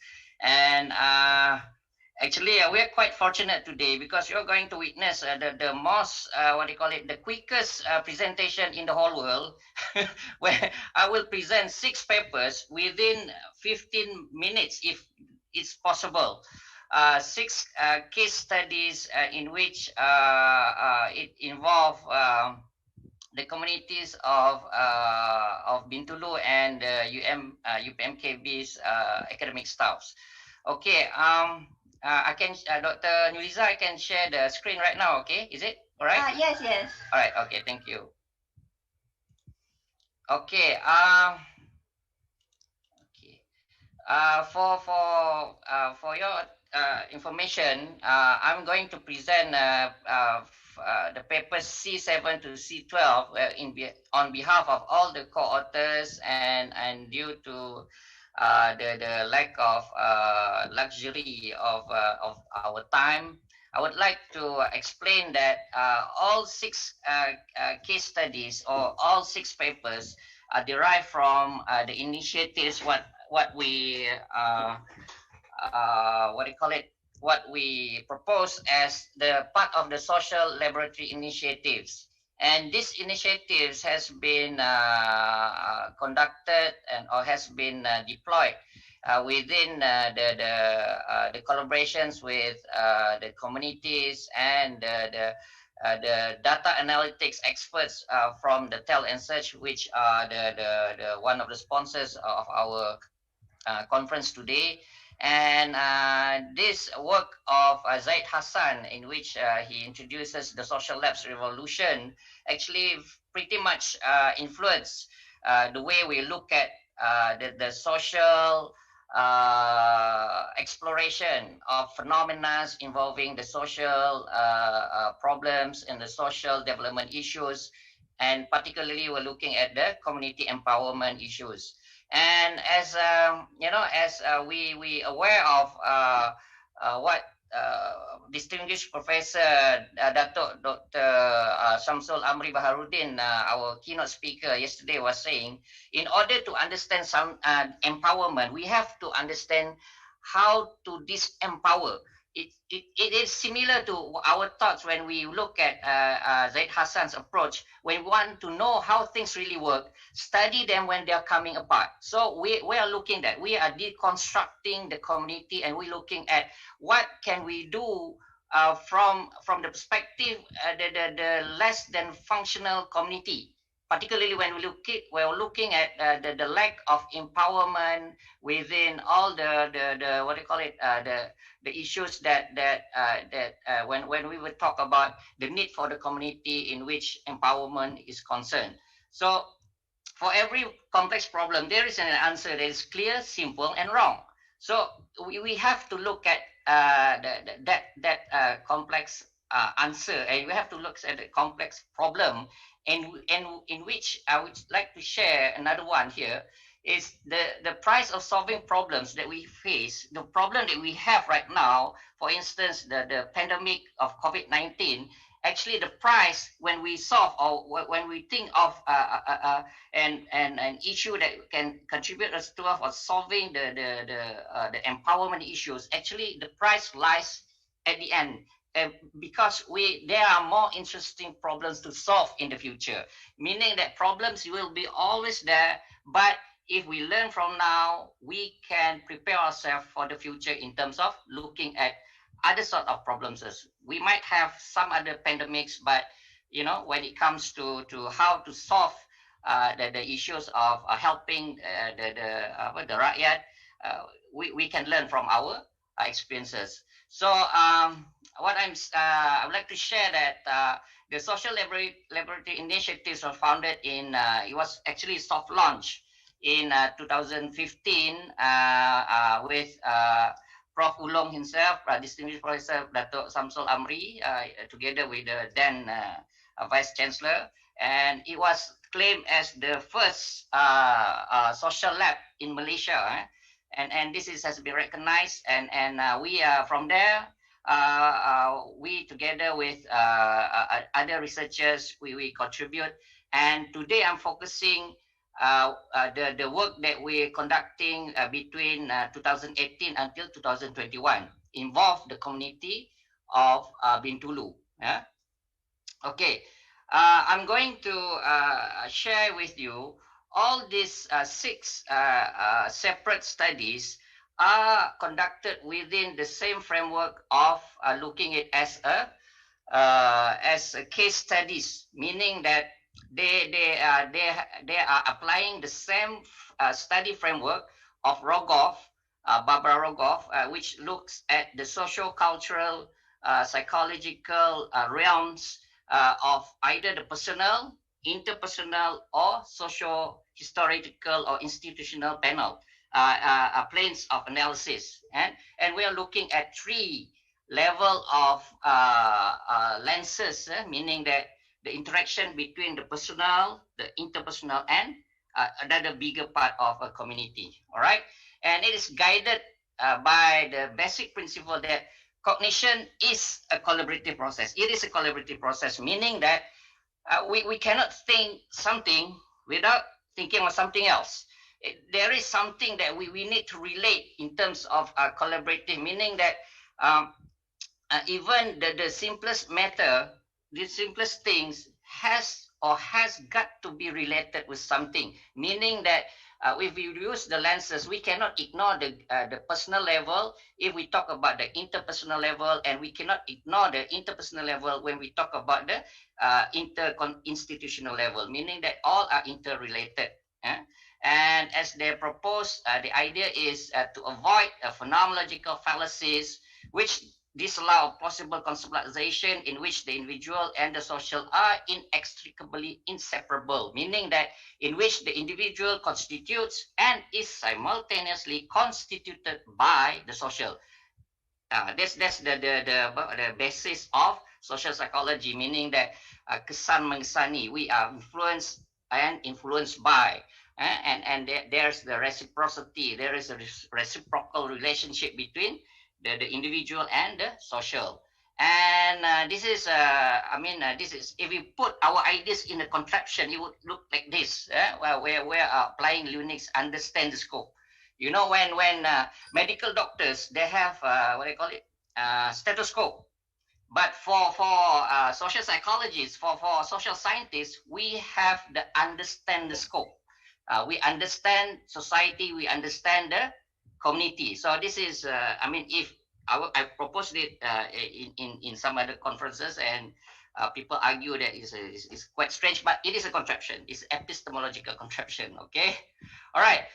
As I mentioned, the methods utilized for all six individual studies are using this approach of plans of analysis, which is the personal planes, which focus on the personal focus level, and the interpersonal planes, the interpersonal focus, and the socio-historical or institutional planes, which looking at the community or the contextual focus. And of course, looking also at the cultural institutional aspects of that analysis. And these papers concern, and the studies concern the 7 until 12 papers which presented now. And the first paper, I have 6 minutes. I think 6 minutes for 6 papers. Empowering a community of learners with quality study of Sebaru. Sebaru stands for SMK Baru, which the Sekolah Menengah Kebangsaan Baru in Bintulu. It involves some other researchers, involve the principal of that school, Puan Fatima, and we have the assistant principal. We have teachers, Cikgu Richard, Cikgu Catherine, and Cikgu Annie James. And we have even the YDP, the chairperson for the Parents and Teachers Association, in which how they look at the cooperation, or how do they empower the students, the staff, and the community to be involved in the extracurricular activity of the school. And particularly when it involves the Parent and Teacher Association of Sebaru or SMK Baru. So we studied about we collected all the data from the previous events prior from the COVID pandemic and during the pandemic, in which we look or we dwell upon the patterns of interactions which involve how they how they develop themselves as the community of learners into different scenario.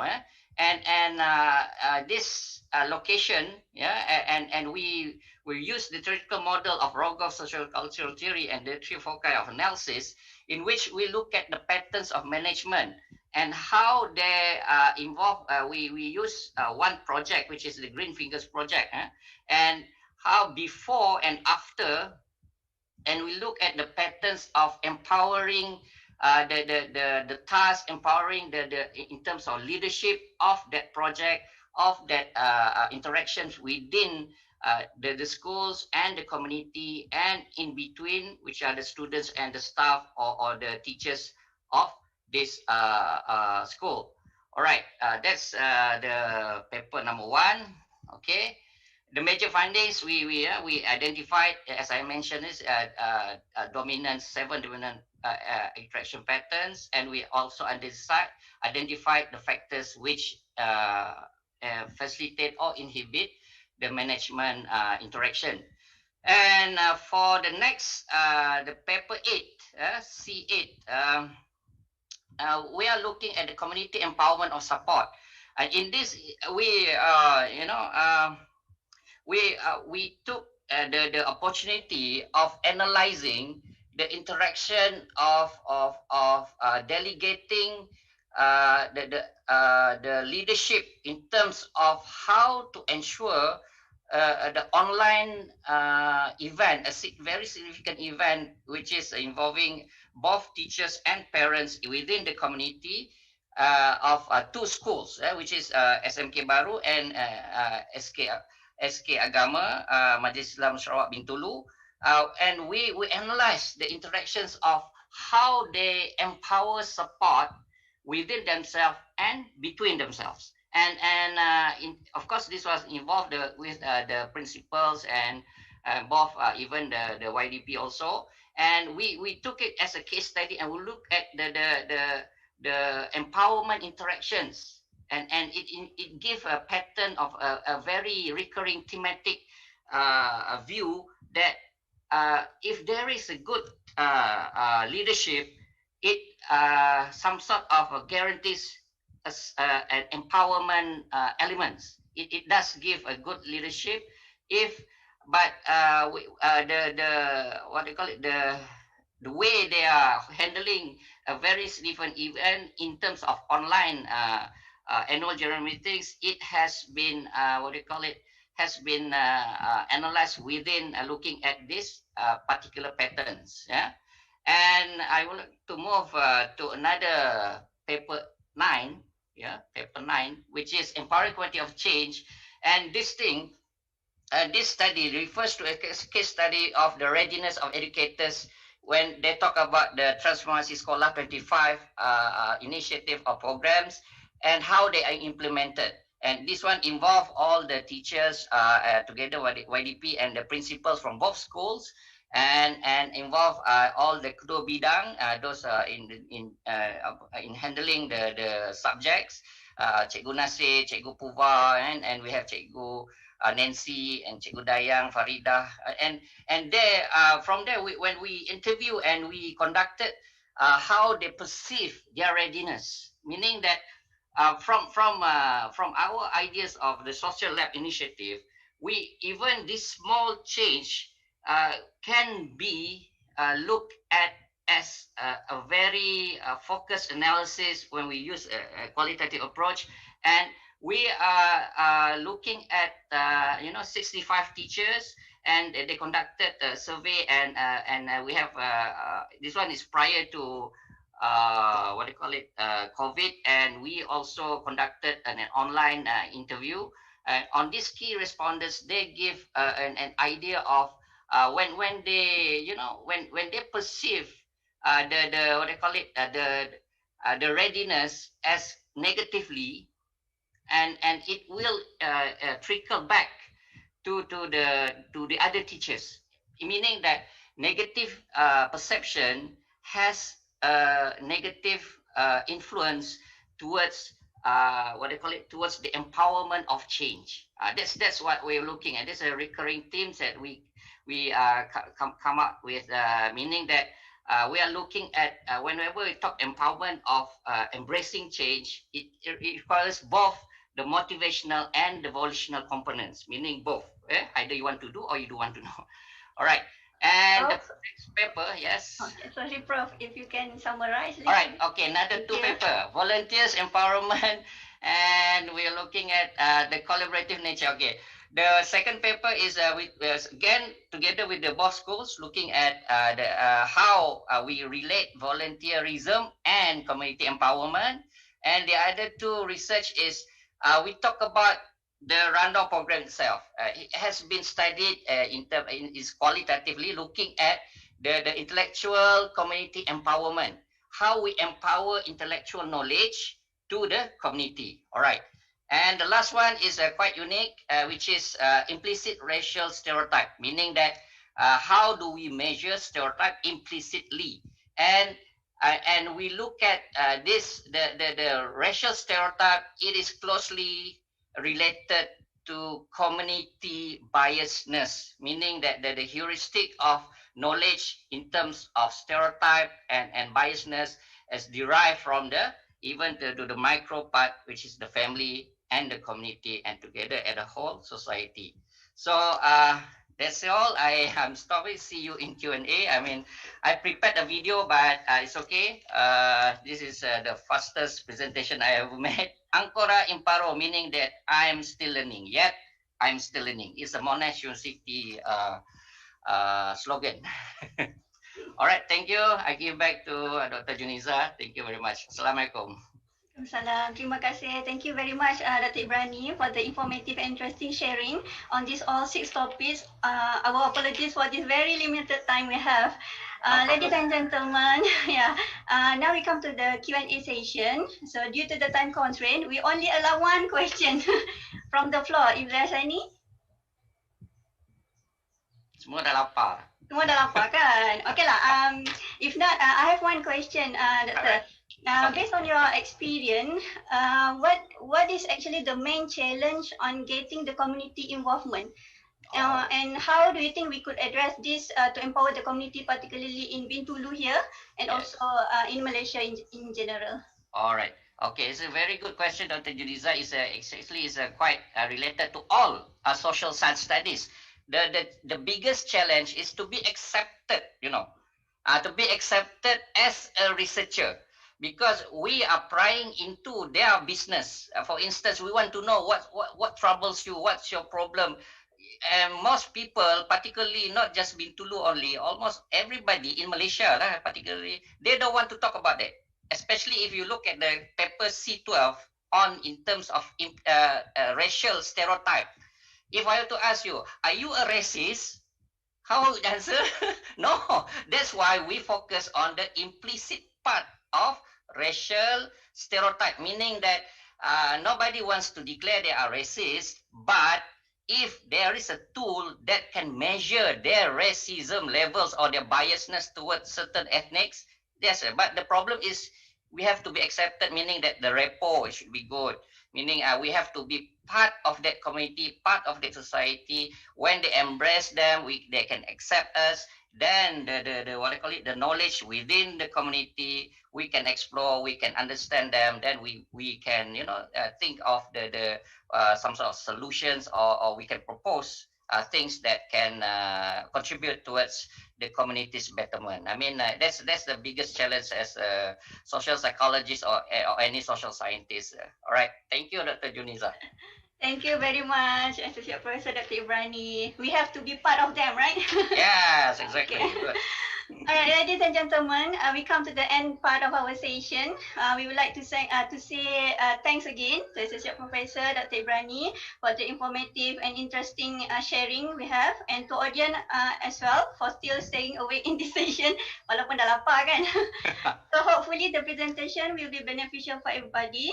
For your information, the full 1 hour details presentation, okay, for this slot, all 6 topic by Dr. Ibrani will be uploaded in YouTube channel later. Okay, so please watch it later. So on behalf of UPM Bintulu campus, our partners and iRandau 2021 organizing committee, I'm Juniza. My apologies if there's any hiccup during this session. For the photography session, I will pass the floor to our beloved MC, Miss Ashikin. Thank you very much. Okay, my students open. Okay, including my PhD students lah.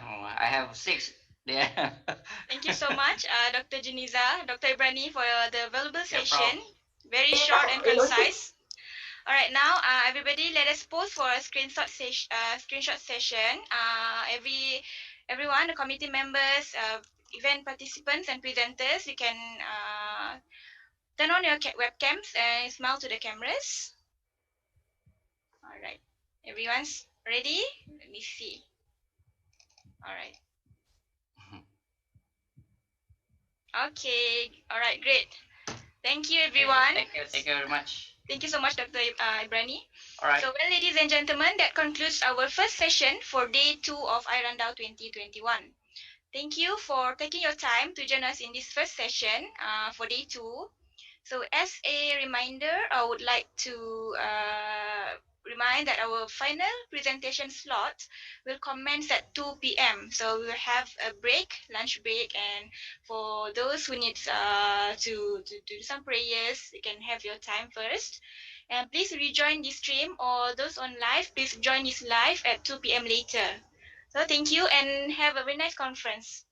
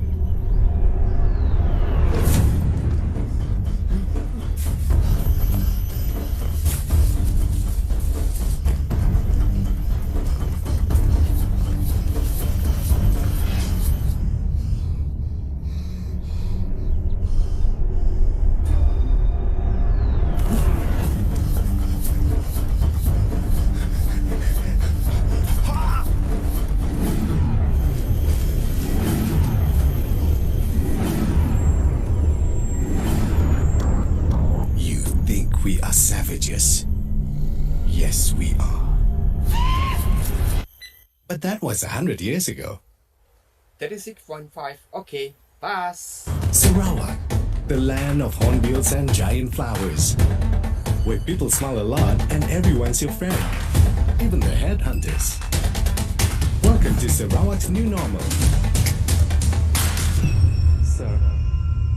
Sir. Sir. Your temperature is fine, but you can't go in like this. What? Why not? You'll need to have a mask on before entering. Huh? Follow me. The essentials. You already know this. Wear a face mask at all times. Sneeze into a flax elbow or tissue. Dispose tissues and face masks into a designated bin. Wash your hands with soap for 20 seconds. Here's a trick you can use. Happy birthday to you. Happy birthday. Follow the new normal. Download contact tracing apps and scan the QR code before entering premises. Go through temperature screening. Practice physical distancing, and it's 1 meter, so remember, not so close. Use alcohol-based hand sanitizer. You, sir, may now enter.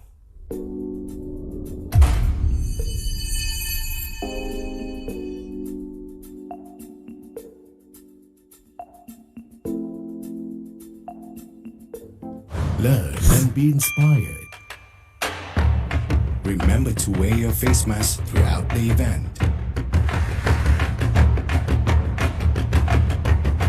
And now, explore and be excited.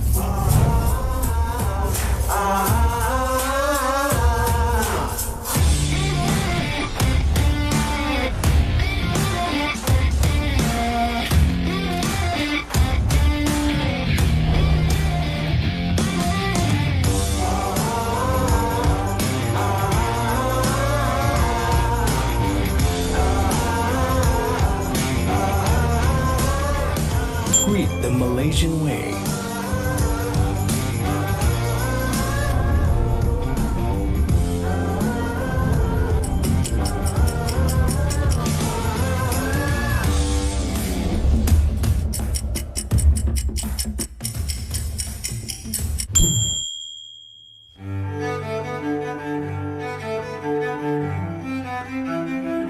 Sarawak is known for its undeniably good food, but there is a lot more.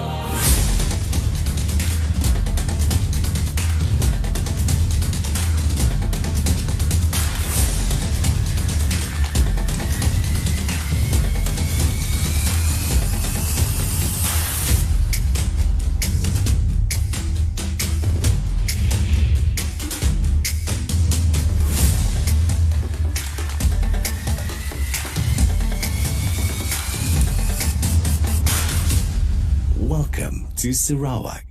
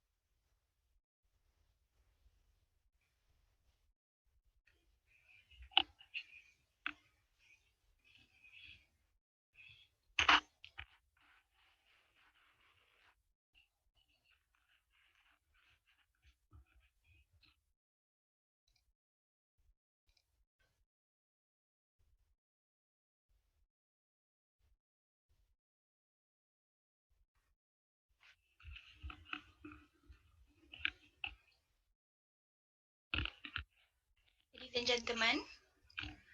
I hope our moderator for the final slot and the presenters are ready. I'm ready, Shikin. Yeah, all right. So, Assalamualaikum and good afternoon. Greetings from University Putra Malaysia, Bintulu campus of Sarawak. Welcome back to the International Conference of Social Sciences and Management, iRandau 2021. I would like to remind our participants and also our these conference presenters that this conference is conducted on Zoom, and it is also being streamed live on Facebook right now. So those who are watching in Facebook, you may like and share this live to your Facebook wall. So ladies and gentlemen, now we have come to our final slot of iRandau 2021. So before I invite our next moderator for this final slot, please be informed that you may view all the posters for the poster presentation categories at our website, iRandau 2021. Now, without further ado, for slot 4, iRandau 2021, I would like to welcome Dr. Nelson Teruki as the final moderator for slot 4, iRandau 2021. Please welcome Dr. Nelson.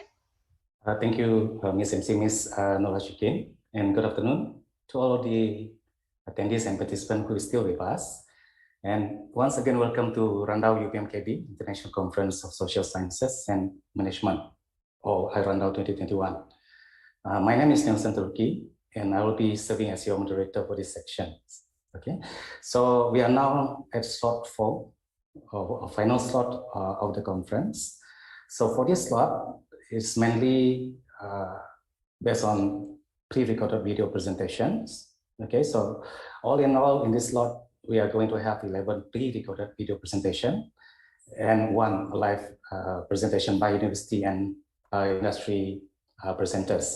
And once again, I would like to remind, if you have any questions for the presenters, please use the chat feature in this Zoom's webinar. You may send in your question at any time during the presentation. We will collect this and address them during the Q&A section at the end of today's presentation. Please mention your name and state to which presenter you address your questions. All right. So now let's please welcome our first presenter. This presenter is based on a pre-recorded video presentation. And the title of this presentation is Help Seeking Behavior of University Students During COVID-19 Pandemic, Psychological Openness, Indifference to Stigma, Help Seeking Propensity by Xingli and Ki Hong Ho, I think. And they are from University Tunku Abdul Rahman. So let's watch the video. Good morning to everyone. My name is Li Xin from University Tunku Abdul Rahman, and I will present about help-seeking behavior of university students during COVID-19 pandemic, psychological openness, indifference to stigma, and help-seeking propensity. As of November 2020, the COVID-19 pandemic has infected over 56 million people around the world. People are restricted to their movement and being urged to stay at home.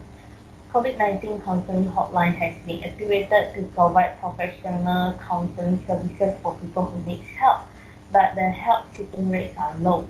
Only 29.4% individuals with psychological distress seek for professional help. Studies have stated that almost 90% of the research that related to COVID-19 are conducted in wealthy nations such as US and China. Besides that, most of the research and studies are focusing on the effectiveness of treatments in hospitals or investigated and explore the mental health problems and help-seeking behavior of caregivers, patients, workers, children, and general population. But there is very less attention that focuses on the undergraduate students.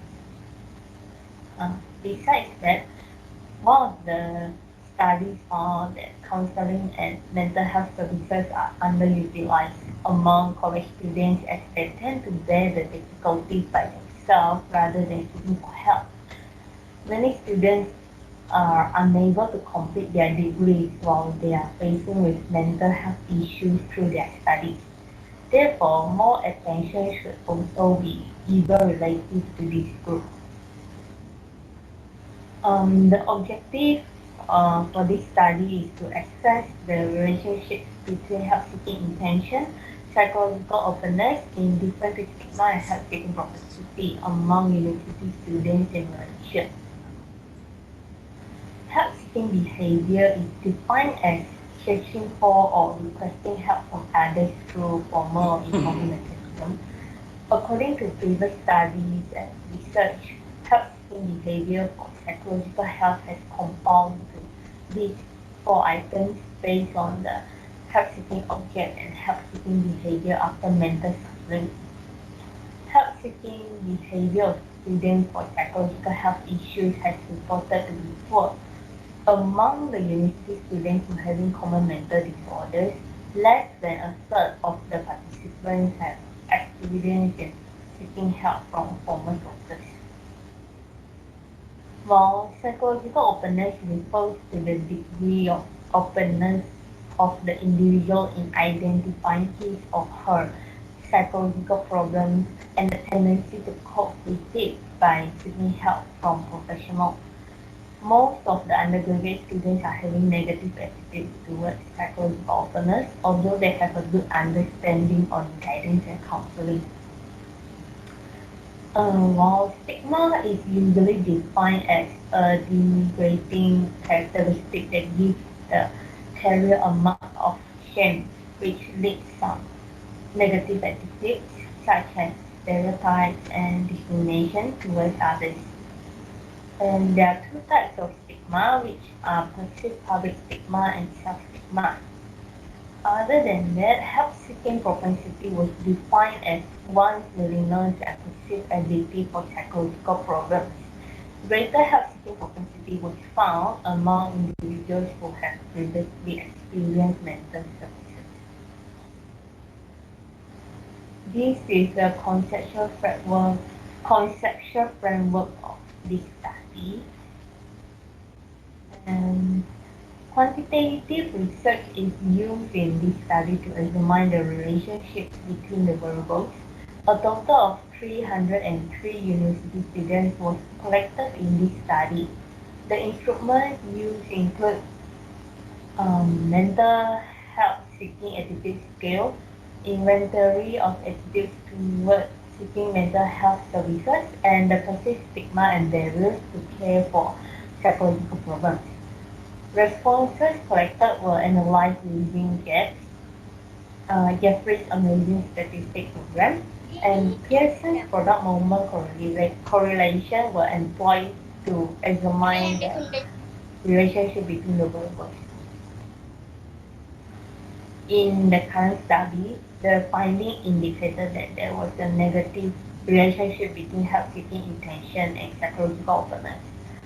According to David, he explained that even people have high psychological openness in identifying his or her psychological problems, the trust issues are the main barrier that people face in seeking help from professionals. While another study indicated that the psychological openness is a cultural specific variable that may result differently in different cultural contexts. Besides that, there is a negative relationship between help-seeking intention and perceived public stigma. Cultural values plays an important role in identifying causal models of disease and brings meaning to stigma. According to one of the previous studies, Malay and Indian ethnicity reported that individual with a mental illness is weak, not sick, as they believe that illness is a test given by the God, and they could recover from it if they pray regularly. So it is possible that there will view people with a mental illness as having a weakness rather than a real medical problem. Besides that, Chinese believe that males should be masculine and handle any issues by themselves. So masculinity attitude is also one of the factors that may affect the healthy intention of the adult students. Based on the finding in this study, there is a negative relationship between help-seeking intention and self-stigma.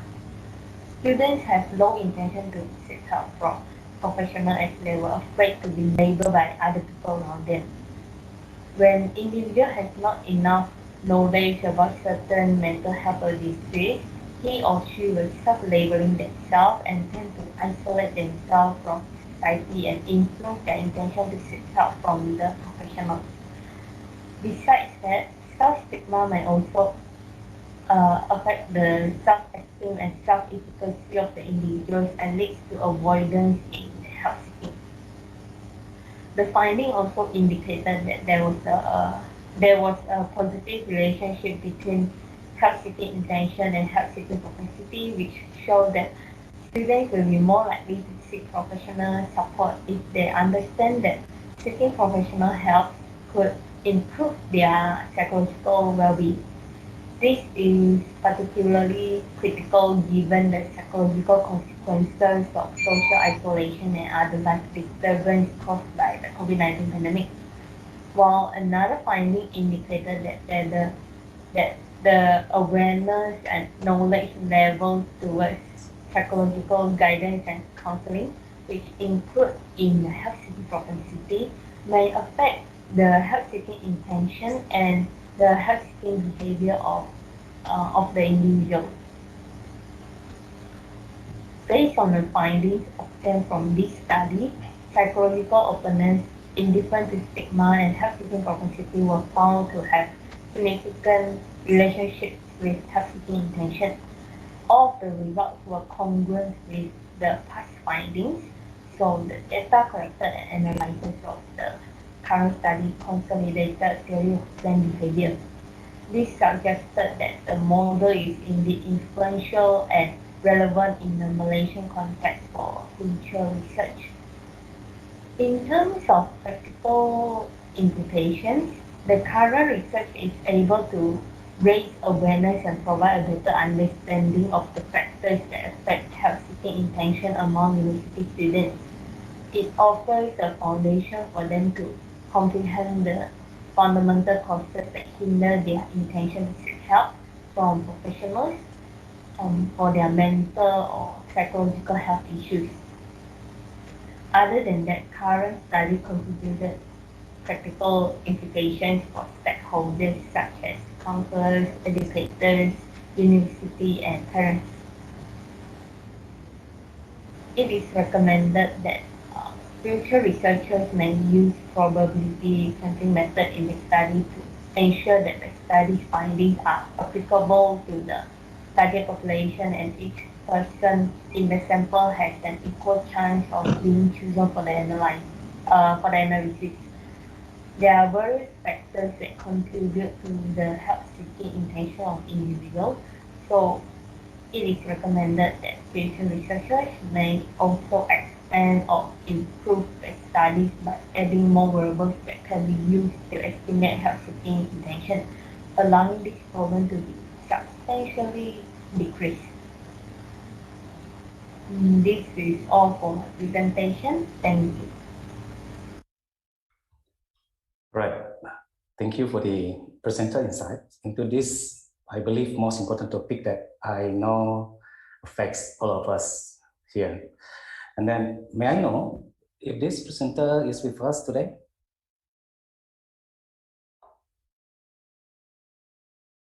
No sound.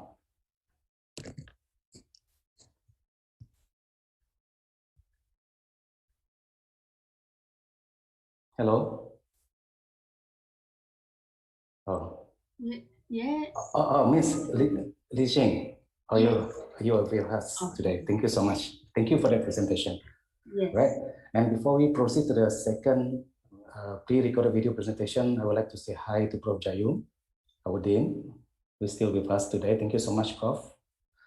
And then let's move to our second pre-recorded video presentation. Right. The title for this presentation is Effects of Organizational Justice and Organizational Citizenships Behavior on Employee Turnover Intention by Noraini Rosbajul et al. And they are from Faculty of Social Sciences and Humanities, University Technology Malaysia. Let's watch the video. Assalamualaikum and hi everyone. On behalf of my team, I would like to share our research with the title of Effects of Organizational Justice and Organizational Citizenship Behavior on Employee Turnover Intention. Before I begin, just want to let you know that we are all from the Faculty of Social Sciences and Humanities, University Technology Malaysia, Johor Bahru. On this first part, I will share information on the background and purpose of the research. Employee turnover refers to the extent to which existing employees leave an organization. The employee turnover phenomenon is not an entirely new thing in the labor workforce. It has been in trend for years. One of the reasons for the extensive investigation on this topic is because employee turnover is costly and it negatively impacts organizations. In the effort to identify the factors of actual turnover, most scholars have suggested that an employee's actual turnover is derived from his or her behavioral intentions. Behavioral intentions represent the degree to which a person has formulated conscious plans to perform or not to perform behavior. So, based on this view, investigations into employees' turnover intentions appear to be more relevant than those into actual turnover. Previous studies reported that employees' turnover intention can be predicted by organizational justice and organizational citizenship behaviors. Therefore, it was the primary objective of this research to determine whether these two factors have influence on turnover intentions among the employees of a utility company. Why utility company?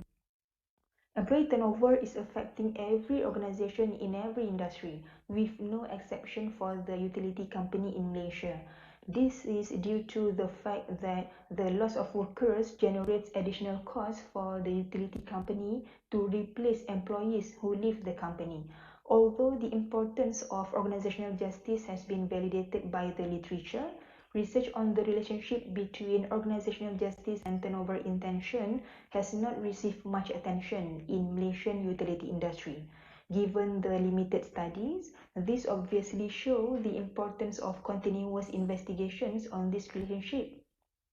This effort will provide an understanding as to whether fairness at the workplace may induce positive feelings among the employees of the utility company to remain loyal and stay with the company. And then next issue, despite the influence of organizational justice in explaining turnover intentions, previous study by Bakri and Ali 2015 has found that its impact on employees' turnover intention reduced when a mediator was included in the relationship. This finding implies the involvement of other variables in a mechanism that link organizational justice with the employee's intentions to leave. Although empirical researchers are yet to examine the role of OCBI and OCBO as mediators in the relationship, this prediction was consistent with the social exchange theory and it was therefore worthwhile to be examined. In light of previous discussions, it can be summarized that there is a need for further empirical study on this matter. Generally, the purpose of this research was to investigate the relationships of organizational justice, OCBs, and turnover intentions among the utility company staff. From the purpose of research and based on the literature review, we developed a research framework to provide a clear picture on the investigation of turnover intention among employees. As you can see, the construct of organizational justice serves as the antecedent, whereas the construct of turnover intention serves as the research outcome. Next, the OCBI and SUBO serve as mediators on the relationship. From this research framework, specifically, it was the aim of this research to determine the relationship between organizational justice and turnover intentions. And secondly, this research was aimed to determine the mediation effect of OCBI and OCBO on the relationship. From this research framework, it leads us to research methodology, the data analysis involved in the research in order to make sense of the data. For the purpose of this research, a quantitative method was applied whereby the data was collected through self-administered questionnaires. A cross-sectional study design was utilized where variables are measured at one same point in time. Using convenient sampling approach, this research was targeted to a population of 750 employees at the utility company. They are the people who are involved in the day-to-day operations, and therefore they play an important role in the success of the company. In terms of instrumentation, 5-point Likert scale was used and the questionnaire was divided into 4 main sections. Altogether, there were a total of 55 items in a set of the questionnaire. Finally, the IBM, SPSS, and SmartPLS were used as the processing tools in the data analysis. Descriptive analysis was utilized to describe the characteristics of respondents. On the other hand, structural equation modeling (SEM) technique was conducted to examine the path relationships among variables and to test whether the mediation effects are supported by the data. And now let us move on to the empirical findings of the research. The sharing on this section begins with the findings on the first research objective. Among the 4 dimensions of organizational justice, the results found that only distributive justice was significantly and negatively related with the turnover intentions. However, the relationships between turnover intentions and the other 3 dimensions were not in the hypothesized negative direction. These findings imply that distributive justice was a significant predictor of the employee's intentions not to leave the company. With high levels of distributive justice, employees will perceive that the company is fair in the allocations of rewards, which then decrease their intentions to quit. Thus, it was not surprising to discover that staff with better perceptions of distributive justice had less intentions to quit because the salaries and rewards given by the company were appropriate for their contributions and the work that they have completed. Next, let us move on to the findings of the second research objective. The second objective of this research was to determine whether OCBI and OCBO mediated the relationship.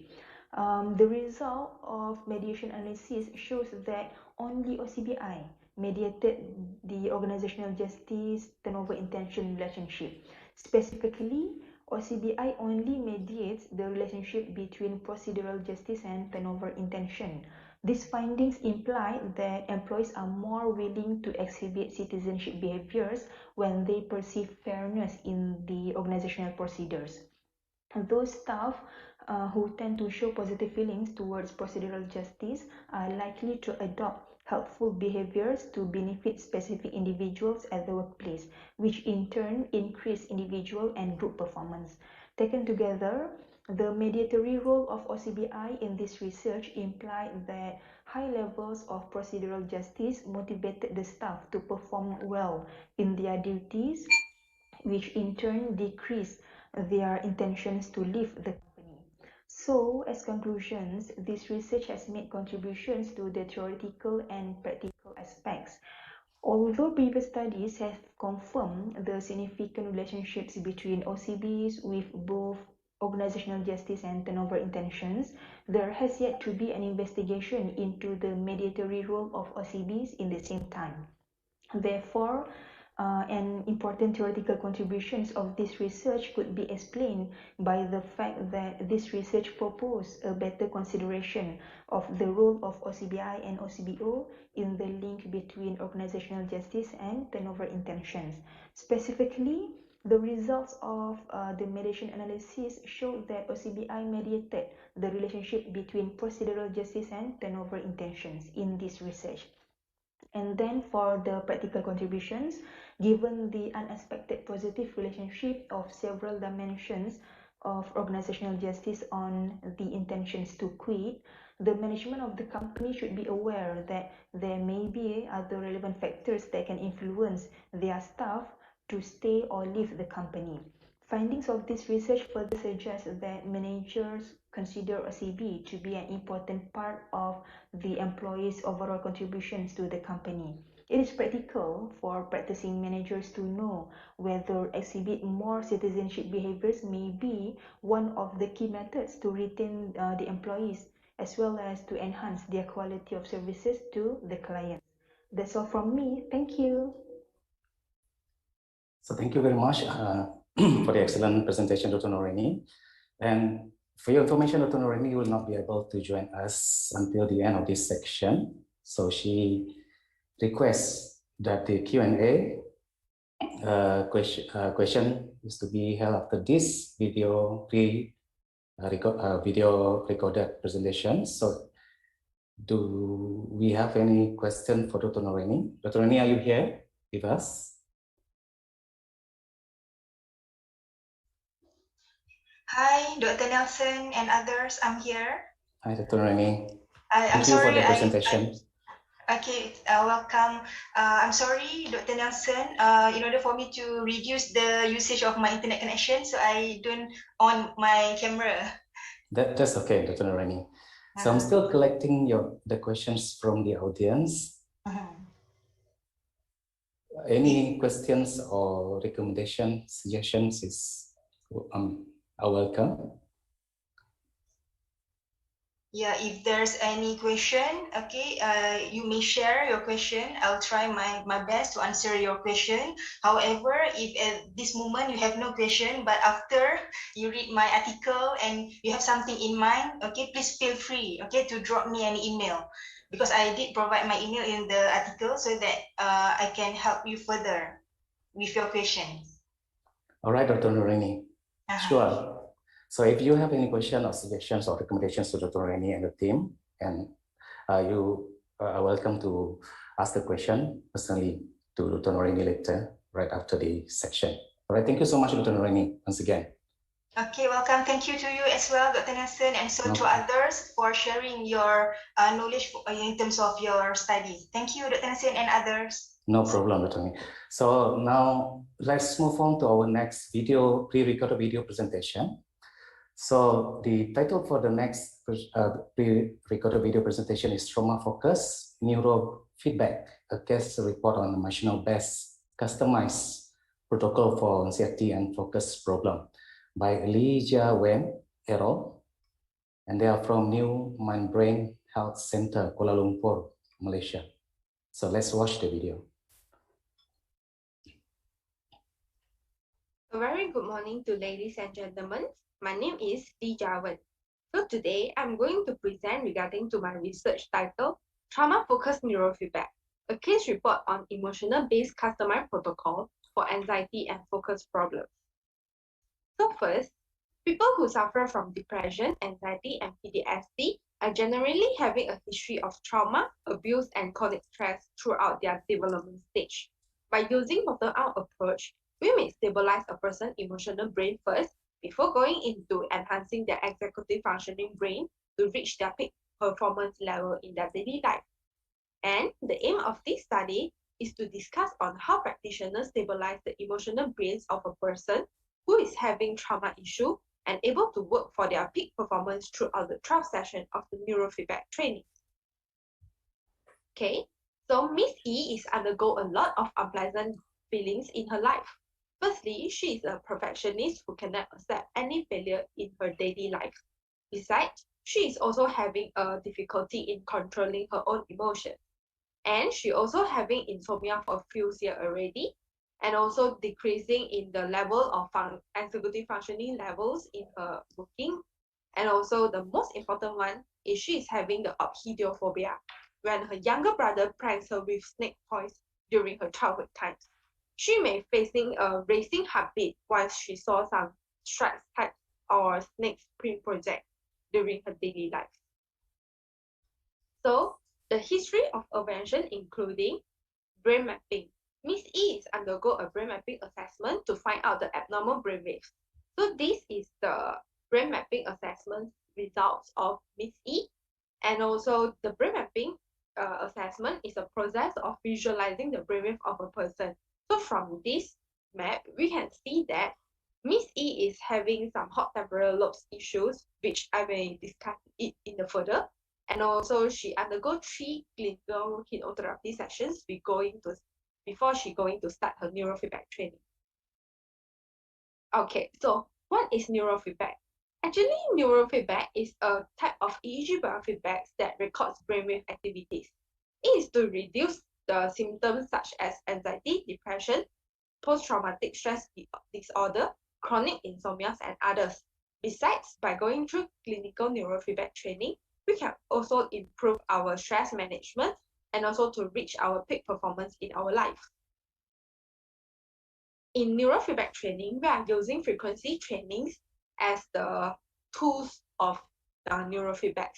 So frequency training is to help people learn on controlling our brainwaves. By using operant conditionings, neurofeedback training provide a reinforcement, punishment, and also coaching and direct feedbacks from a person's brainwaves. So when doing the frequency training, we may using some relaxing music, watching some movies, or playing games to enhance the interest of the clients when they are having the neurofeedback training. Okay, so for the intervention part, Miss E is conducted. Miss E is having a simultaneous training modes on weekly basis on her neurofeedback training. For the first protocol, we are focused on 2 parts of the location, which is the left temporal lobe part, which is T3 sites, in rewarding SMR waves and to reduce the high beta wave. And also the second one is the left parietal lobe side, P3 sites, to reward SMR waves and also to reduce high beta wave in her parietal lobes. So for this protocol, the aim is to mix her hot temporal lobes and also her left parietal lobes to remain calm. So we are using the relaxing protocol by watching some scenery and also relaxing kinds of video during this protocol. For the second protocol, we are having left frontal lobe, which is F7 sites, by rewarding beta waves and to reduce the slow wave, which is the delta and theta wave. And also for the second ones will be right frontal lobes, F8 sites, to reward SMR waves and also to reduce slow wave as well, which is delta wave and also theta wave. So this part is an activation protocol by watching some normal videos to enhance her executive functioning levels. Alright, so for the outcome of the interventions, there are some presenting issue which is the most important one, including having trouble falling asleep at night, rapid speech, hydrophobia, perfectionism, and also low attention level and motivation during her working life.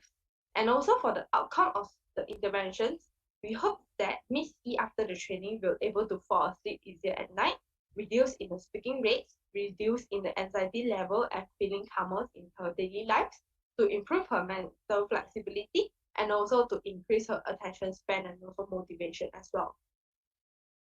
Okay, moving on for the results. So we can see that firstly on the T3 side, we can see that her high beta waves is quite dominant and also is having a height in ratio compared to other brainwaves.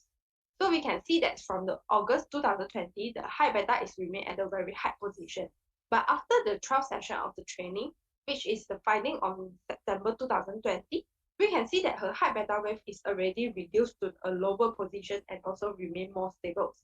So after this training, we can see that the fast speech and also the hot temporal issue is expected to be solved during the T3 side of the training. So moving on to the second one, on her P3 side, we can see that the findings on August 2020, her high beta is also remain at a higher position, which is high beta dominant in her P3 side. So after 12 sessions of training, we also can see that, able to observe that her high beta is also reduced to a lower position compared to other brainwaves. And also we can see that it remained very stable compared to the first training on August 2020. From the left parietal lobes, when her high beta has been reduced, we can expect that her over processing issue and also will be solved and also her processing will be more better on this P3 side. For the second protocol, we can see that the F7 site is showing a delta dominant on her brainwaves on the August 2020. So after 12 sessions of the training, we can see that the delta wave is having a downtrend and also more closer to the other brainwaves compared to the first time of training in September 2020. So by reducing the delta and theta wave in her frontal lobes, she is able to gain more motivation and also the attention levels in her F7 site. For the second one is the F8 site, which is also showing a delta dominant on August 2020. So the first graph, we can see that the delta is also remain at a higher position and also showing a height ratio compared to the last training, which is on September 2020. From the last training, we can see that the delta wave is already more closer and also getting closer with the other brainwaves. So by reducing the delta wave in her F8 site, she can gain more insecurity and also her mental flexibility and also her emotional regulation, controlling on her emotion is getting better as well. So conclusion, traumatized adults lose their ability to feelings for effective actions, their own sensation and also their emotions. By understanding polyvagal theories, individuals who are encountered traumatic events before, their nervous system will be remain as a constant high alert state, which can make them having difficulty in their desire for intimate relationship as well. By the neurofeedback practitioners are encouraged to understand how polyvagal theory and also the bottom-up approach is linked with traumatized individuals. So this will also act as a type of psycho-education for individuals to have a better understanding of their current situation when they are having the clinical neurofeedback session. We can share with them with this theory. So last but not least, neurofeedback is not a magic pill. It requires commitment from individuals and together with the clinical neurofeedback practitioner to see a long-term and also a significant result. That's all for me. Thank you.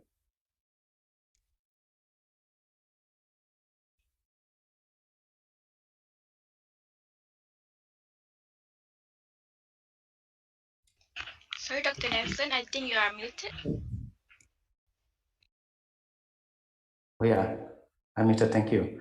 All right, thank you once again to Miss Joanne and the team for the very interesting topics. All right, so just a reminder, if you have any questions for presenters, please send them please send them in the chat, and we'll be able to answer some of them during the Q&A section towards the end of this presentation. All right, let's move on to our next pre-recorded video presentation. And our next video presentation is from Dr. Jaslyn, I believe, Muhammad Dahlan et al. And they are from University Technology Mara Cawangan Johor. And the presentation the title for the presentation is Education and Social Mobility Among Orang Asli in Johor, the Society Impact of UITM. Please welcome Dr. Jaslyn.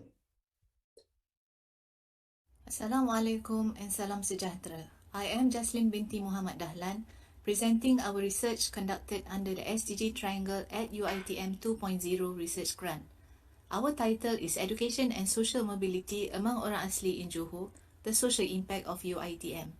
My co-authors are Hajah Rohani Jangga, Nolina M. Ali, Muruga Anak Lelaki Cina, and Associate Professor Ahmad Nawawi Yaakob, and we are all from UITM Johor.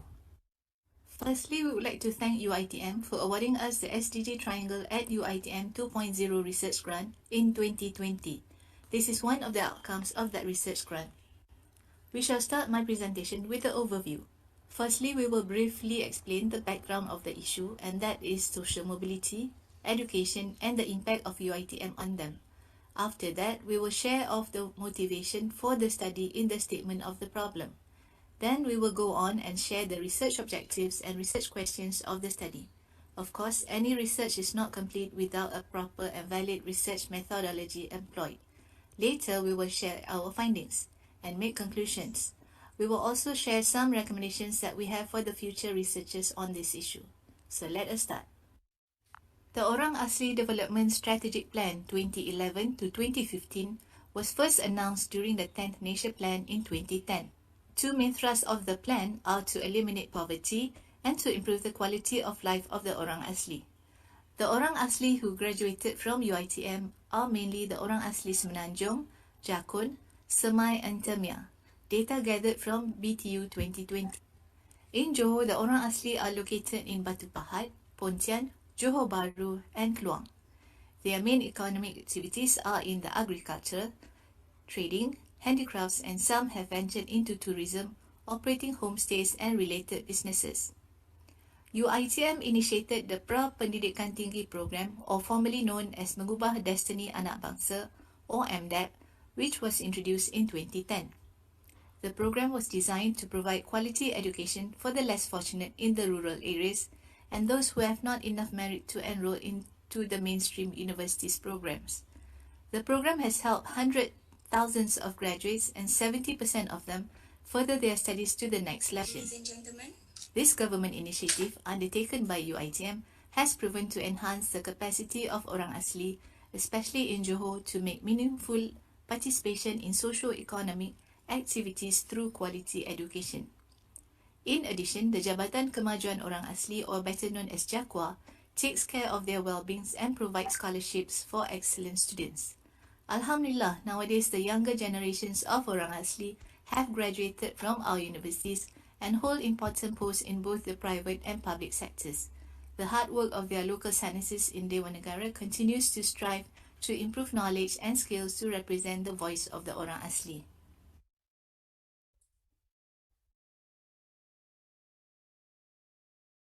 According to Sorokin, social mobility is meant any transition of any individual from one position to another in a constellation of social group and strata.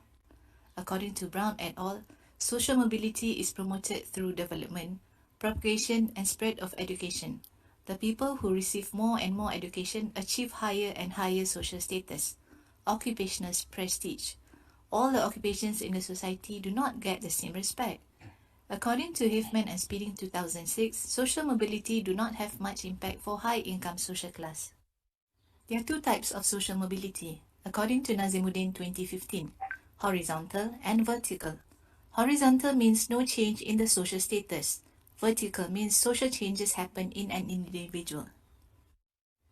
What are the determinants of social mobility? According to Nazimuddin 2015, they are economic prosperity, structure of society, level of aspiration and achievement, geographic structure, education, occupational prestige, legal and political factors, and intelligent factor.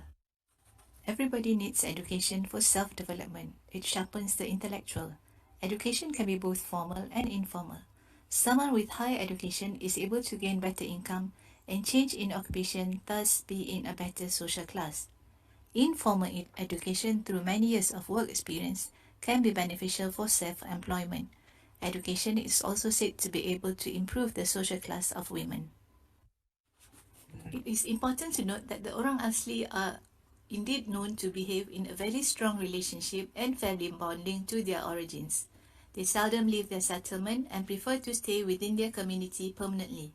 They do not welcome changes and refuse to be apart even for education. This project proposed that the Orang Asli graduates with greater social mobility will demonstrate a wider range of and increased potential for better life quality. Educational attainment is said to have an impact concerning graduates which centered mostly on the hard and soft skills required from higher education, after which they are more likely expected to leave their original lifestyle.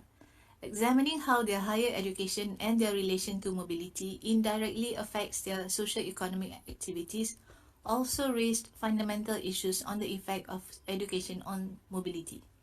However, there is insufficient evidence to prove this. We do not track them after graduating. These are the research questions and research objectives of the study.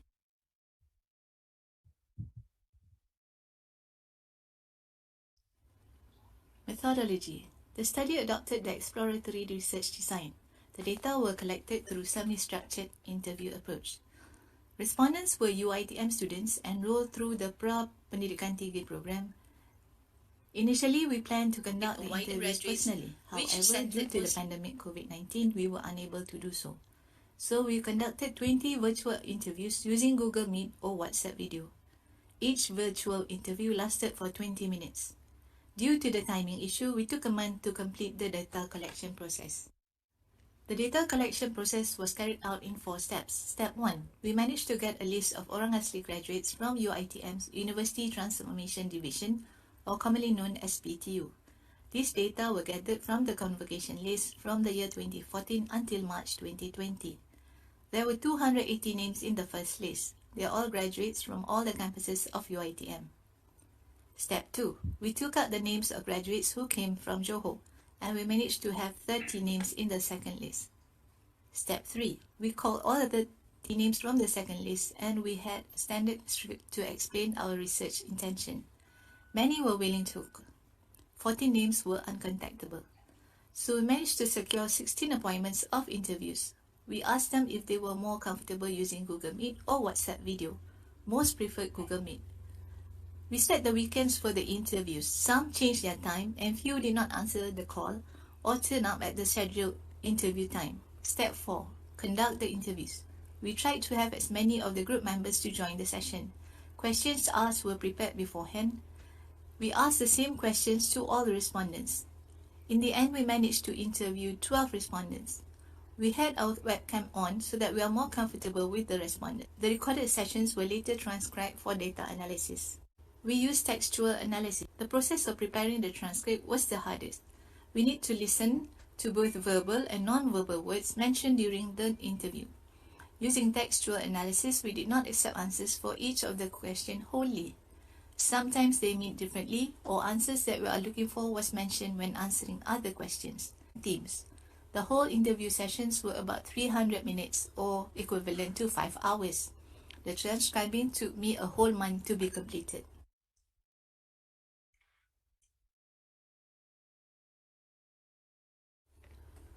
Using qualitative methods, we were able to gather more insights from the respondents.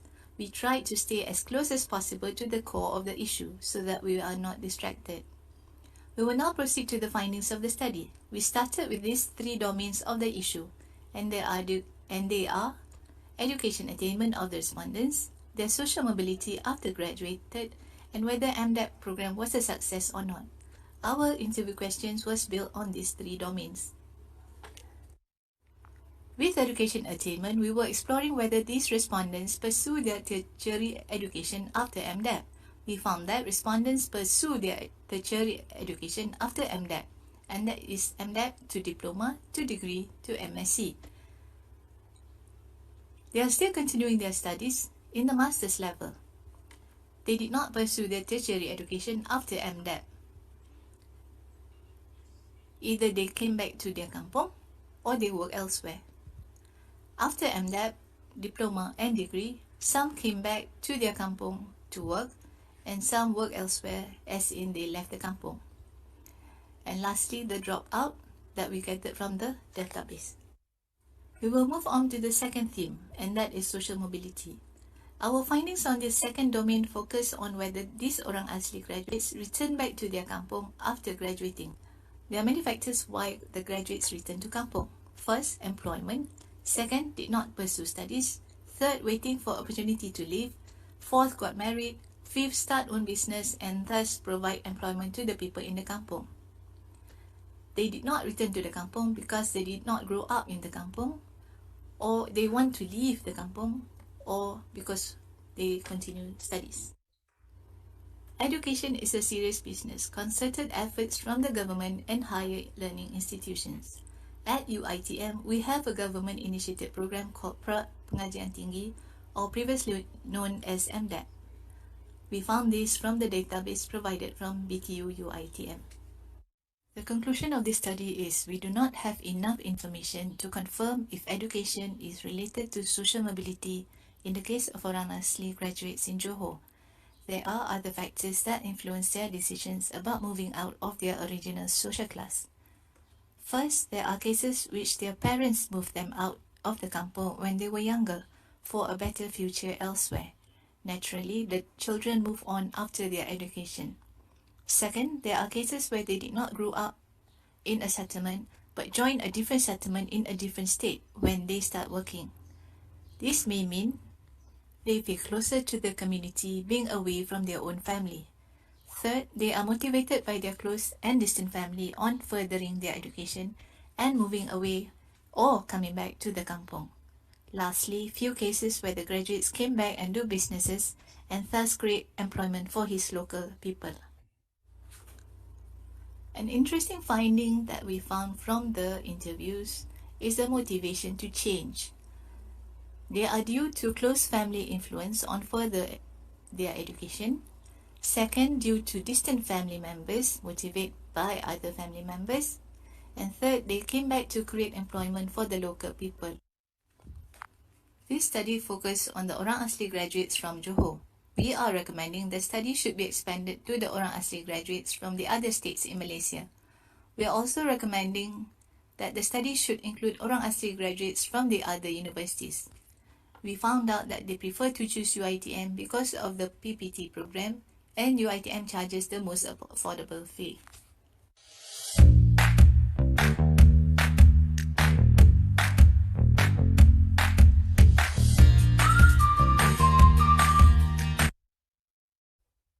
Right, thank you very much, Dr.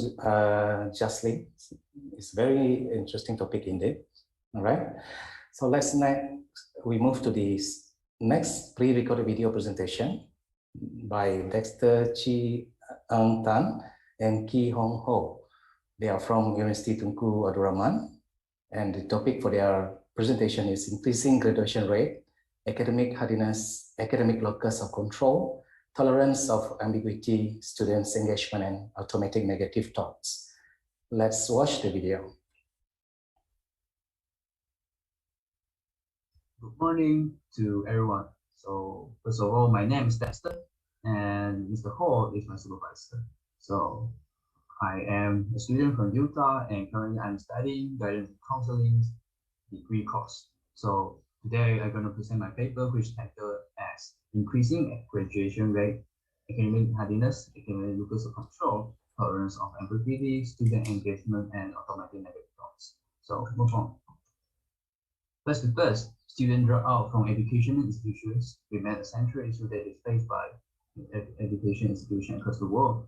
And academic hardiness is one of the key factors that can help this issue. And academic hardiness refers to the personality characteristics that help individuals deal with academic stress and academic challenges, reducing the probability of dropping out from a program of study before graduation. And academic hardiness composed of three components, which include control, commitment, and challenge. So academic hardiness is the dependent variable in this study, and academic locus of control, tolerance of ambiguity, student engagement, and automatic negative thoughts are the dependent variable in these studies. So Malaysia University faced a dropout issue, which is overall 14% to 16%. And also university students have been reviewed to have a high academic stress. So the high academic stress will also lead to mental health issues, which include depressions, poor well-being, and poor academic performance. And there is also a lot of studies about academic hardiness that focus on Malaysian context. And lastly, the relationship between the automatic and negative thoughts and hardiness remain unclear due to the inadequate scholarly attention to be given on it. So our objective is to examine the relationship between the academic hardiness and the independent variables. And also we wish to predict academic hardiness by using academic locus of control, tolerance of ambiguity, student engagement, and automatic negative thoughts. So lead review.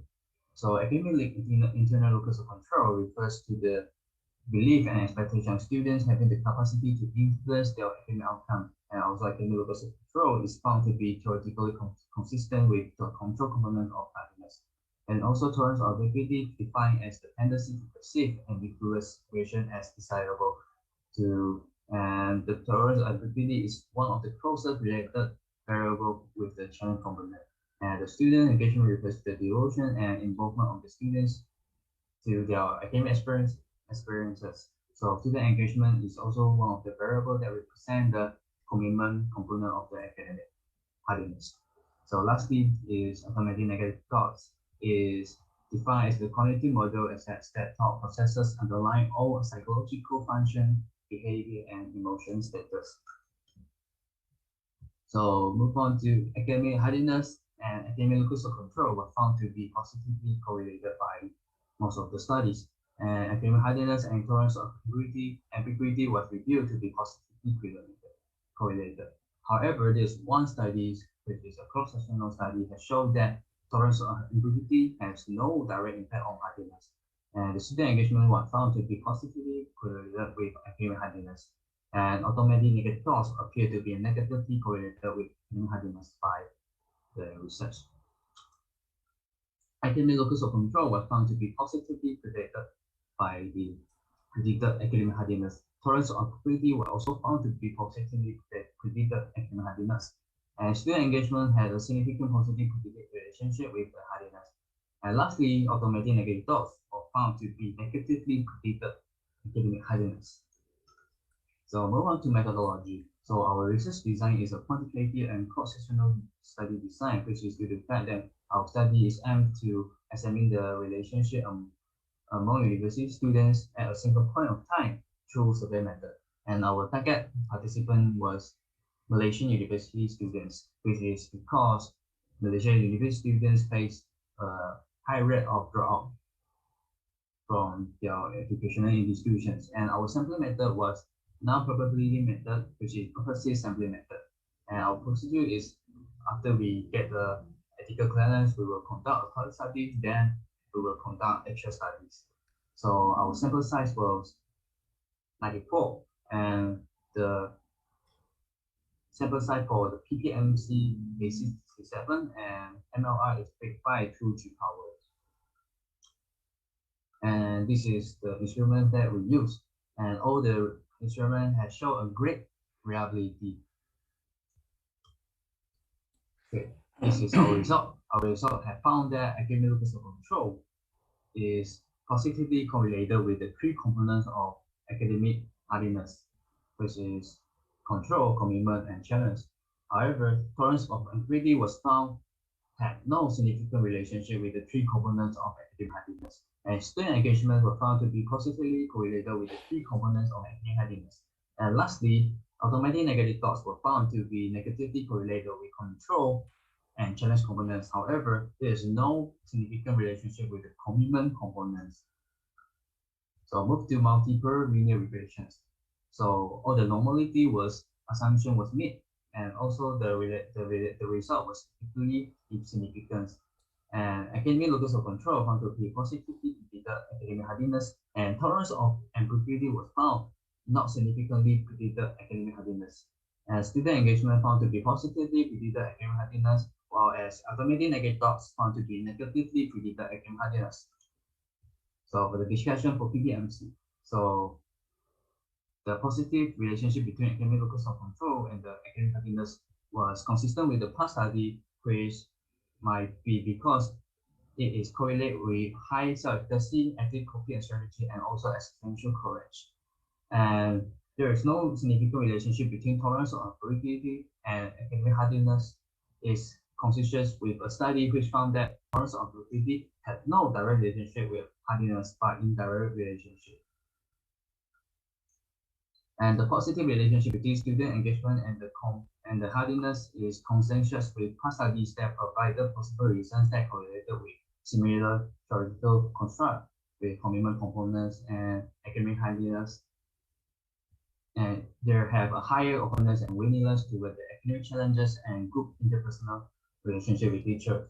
And the negative relationship between automatic negative thoughts and control and challenge component of academic hardiness is consistent with the past study, which might be due to the low internal locus of control and low openness toward academic challenges. However, there is no significant relationship between automatic negative thoughts and commitment components. It might be due to no direct relationship between automatic negative thoughts and academic engagement. And we move to MLR, academic locus of control, positively predicted academic hardiness.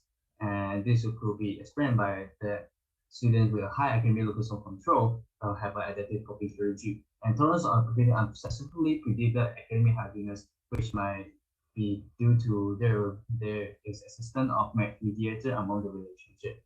And student engagement positively predicted academic hardiness could be explained by that a person who have a high level of academic engagement will more likely to engage and devote themselves in academic stuff. And lastly is the negative predicted effect of accumulating negative thoughts towards academic hardiness. It might be due to the positive related with mal-effective solving skill, negatively correlated with adaptive problem solving skill and internal locus of control. So the implications. So the current study have contributed to the hardiness story, which specified in academic setting among university students in Malaysia by consolidating the hardiness story. And the current study also found that cognitive factor, which is automatic negative thoughts, was significant to hardiness actually.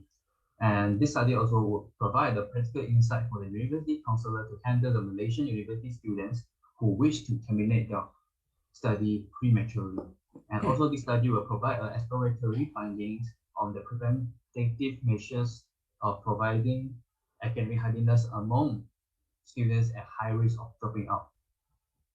So our recommendation is the first year study is suggested to adopt a longitudinal studies designed to institute a valid cause and effect relationship between academic hardiness and other variables, and also further explore other cognitive factors, for instance, irrational belief and cognitive distortion based on the academic hardiness. And also lastly is increase the reliability and validity of the result by increasing the sample size. So that's all from my presentation. Thank you very much. Thank you very much, Mr. Desta, for that excellent presentation. So let's move to our next pre-recorded video presentation, all right, from Miss Lai Hun Kwan, I think, and et al. The title for this presentation is Conceptualization of Profile of Workers' Self-Behavioral Potentials for Management of Accident Risks at Oil and Gas. Good day to the members of organizing committees. Oh, some technical issue, sorry. So I read the title of the presentation, I guess, Conceptualization of the Profile Workers' Self-Behavioral Potential for Management of Accident Risk and Oil and Gas Construction Sites in Bintulu, Sarawak. Let's please welcome Mr. Loy Hun Kwat. Good day to the members of organizing committees, distinguished presenter, fellow participants, ladies and gentlemen.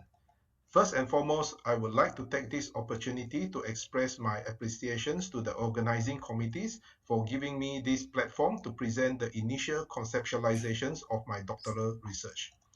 The title of this presentation is Conceptualizations of the Profile of Workers' Safe Behavioral Potentials for the Management of Accident Risks at Oil and Gas Construction Sites in Bintulu, Sarawak.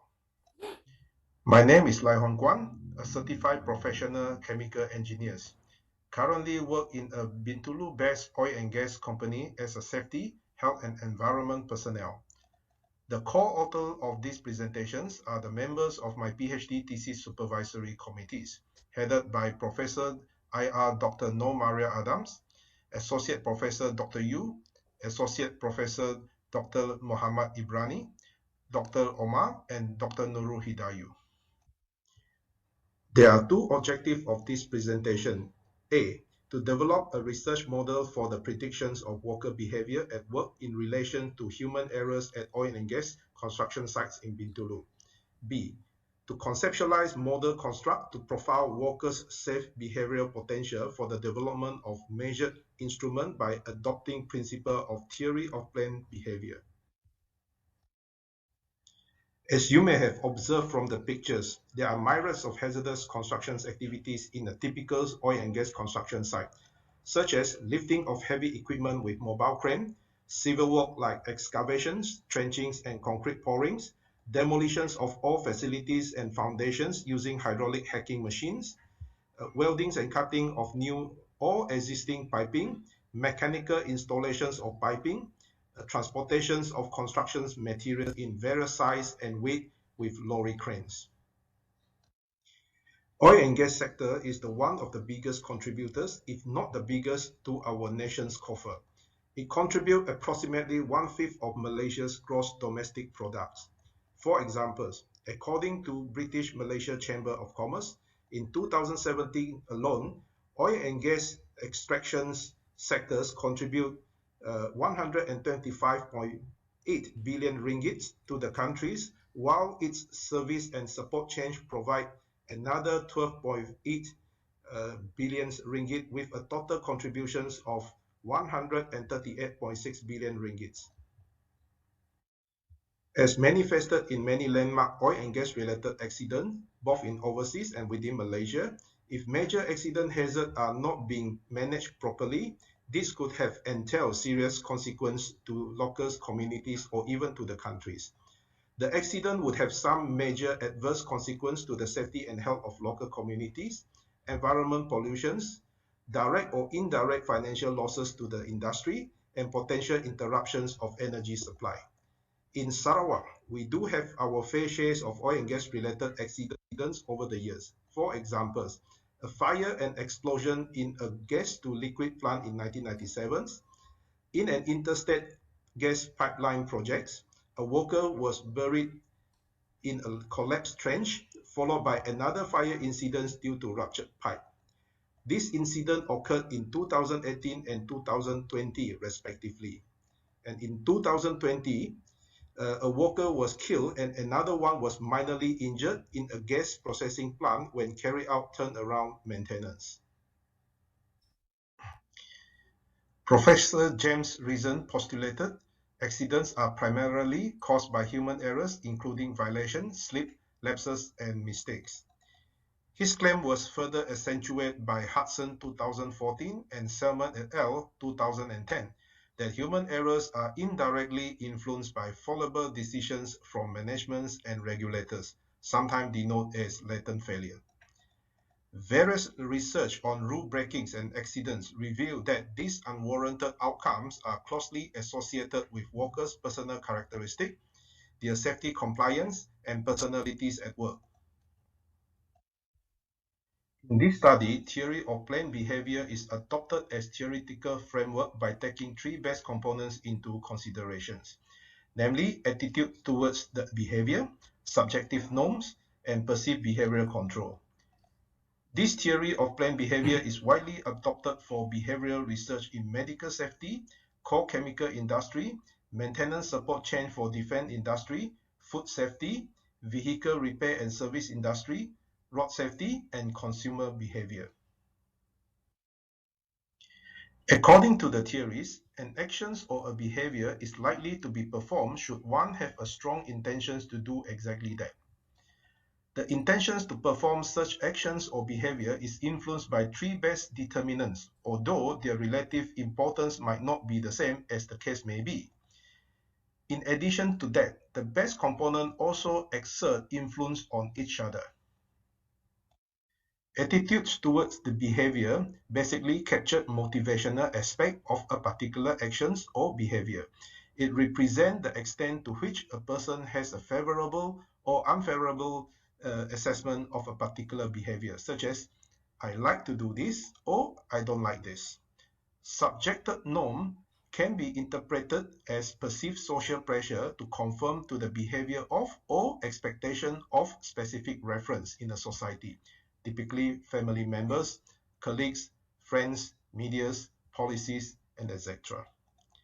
Perceived behavioral control is the perceived level of easiness or difficulties to perform an actions or behavior. It is often the reflections of one's experience or perceived impediments when encountering such actions and behavior. There are three main constructs being conceptualized in this study. They are workers' personal attributes, worker perceptions of safety climax, and safe behavioral potential. According to published research articles, personal attributes mainly include one's demographic and societal information such as age, experience, genders, educations, and etc. In addition, attribute in this study also consists of commitment to comply or otherwise, and one's personality at work. Personal attributes are widely used as predictors to safety climax and safety behavior. Safety climax is empirically proven a valid and strong leading indicators or predictors of safety outcomes, including safety compliance, safety behavior, and other safety performance across all kinds of industry. It consists of the following dimensions, but not necessarily limited to, namely, company top management safety commitments, site management safety commitments, such as project managers or construction managers, worker safety commitments, worker perceived risks, and their efficacy in handling emergency response. Local researchers have already successfully utilized safety climate as predictors of safety performance in a Malaysia-based electric and electronics manufacturing plant. Worker safe behavior potential is defined as tendency, inclinations, or commitment to behave safely or otherwise. Worker behavior exert heavy influence on safety and health performance at site through their personal characteristic in a very complex and significant manners, often detrimental if the behavior is unsafe. Landmark industrial accidents at Bhopal, Piper Alpha, Chernobyl, and Texaco refinery are closely associated to multiple human errors by regulators, managements, and frontliners. Accidents are suggested to be the functions of intricate and interwoven interactions between active failure, such as errors and violations by frontliners, and latent failures, a consequence of fallible decision-making from the top brass that has a delay effect upon active failures. Human errors, or sometimes being construed as human failure, can be further divided into slips, lapses, rule-based mistakes, knowledge-based mistake, routine violations, situational violations, exceptional violations, and optimizing violations, also known as thrill-seeking. Through conceptualizations of core model construct and inspired by theories of planned behavior, the author would like to propose a research model as illustrated in these slides. As we can see, worker personal attribute is conceptualized from three core components: workers' personal characteristic, worker safety compliance potential, and workers' personality traits at work. It is hypothesized that the attribute may have directly influenced workers' safe behavioral potential through the core components collectively with different relative importance or individually. It is also hypothesized that the influence of personal attributes onto safe behavioral potential may be mediated by workers' perceptions of safety climax. The following is the future research and developments the author is envisaging. Development of initial measurement instruments in the shape of questionnaire with theme-specific statement representing respective construct. This instrument is to be field-tested with limited numbers of respondents from various spectrums of workers from Bintulu-based oil and gas construction service providers. This is to establish initial validities and reliabilities of instruments through pilot study.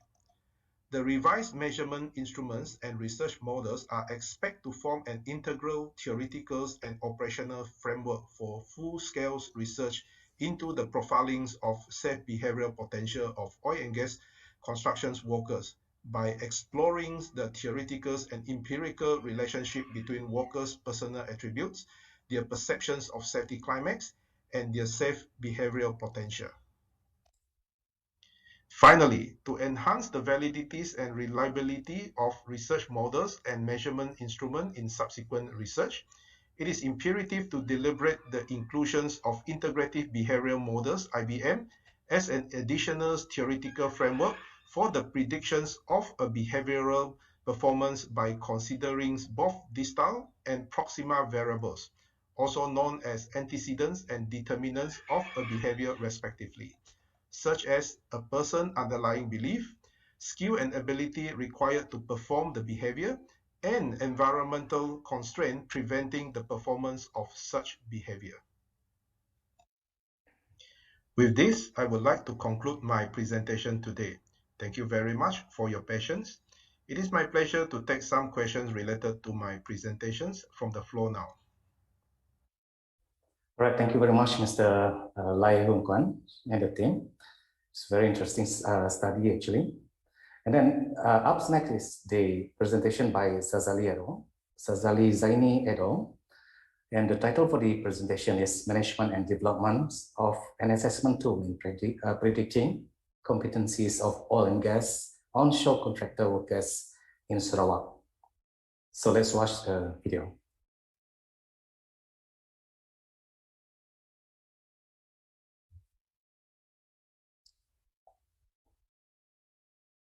Assalamualaikum and a very good day to everybody. Today I'm going to present this paper titled Management and Development of an Assessment Tool in Predicting Competencies of Oil and Gas Onshore Contractor Workers in Sarawak. So this will be my presentation outline for today. We will start with introduction of my research, then follow with the process of developing this questionnaire.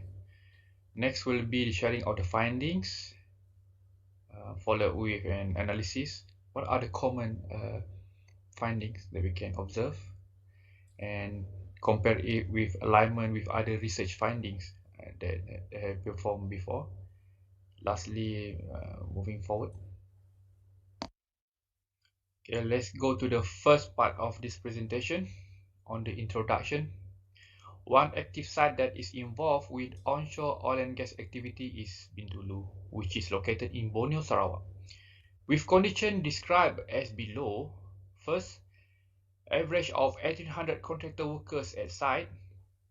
Second, site location with a size of 276 hectares, which equivalent to 682 football fields.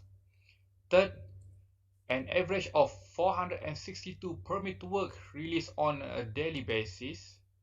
And last one, history of one fatality case recorded in every 5-year cycle since 2009.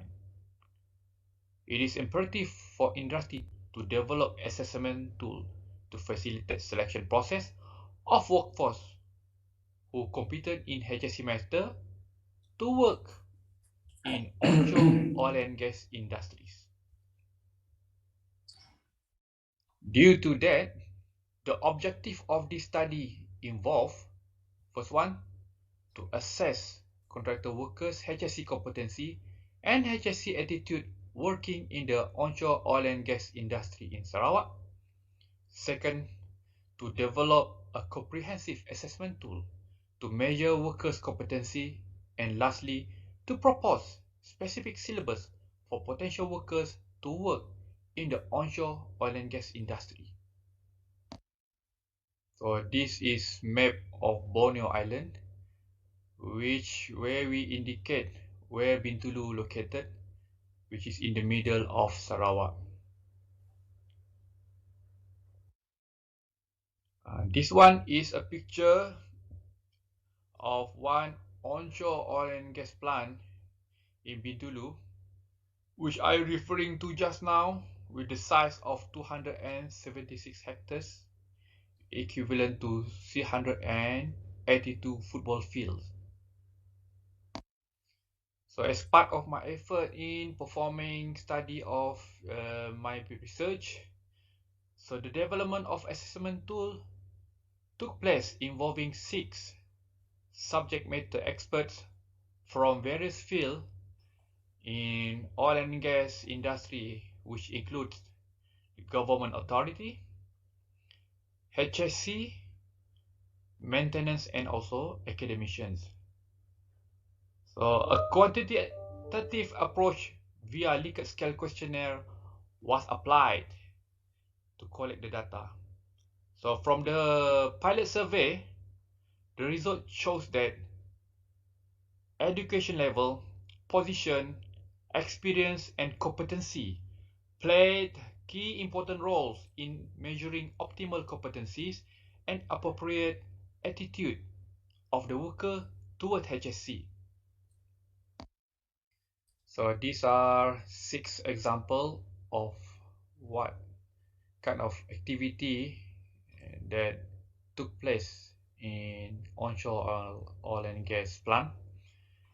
You can see here, firstly we have this erection of scaffolding as a temporary platform. Secondly, we also have activity involving manual handling of equipment at site.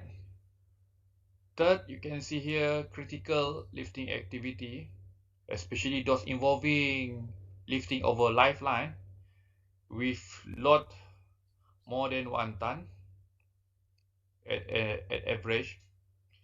Next, you can see there are also confined space activity for whatever reason. So in this case, they're talking about inspection work. The fifth one is erection of scaffold above 5-meter height, and lastly also hot work activity at height. So from this picture, I can conclude that HSC competencies and attitude play an important role in ensuring that safe activity can be executed and everybody able to work safely without exposed to injury. So as I mentioned earlier, survey has been deployed to 88 contractor workers during recent turnaround activity that lasted for 35 days. So the questionnaire focusing on these three elements. First one is talking about safe system of work. Second, talking about behavioral safety, and last one,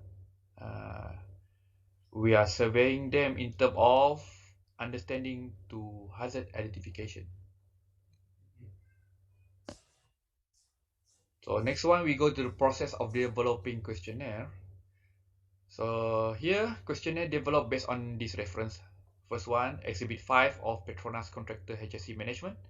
Second one, Plant Specific Safety Briefing Program Syllabus. And third one is ISO 17776 Hazard List. So, self-administered questionnaire and series of qualitatively developed interview protocol were constructed involving 6 SMEs as I mentioned earlier.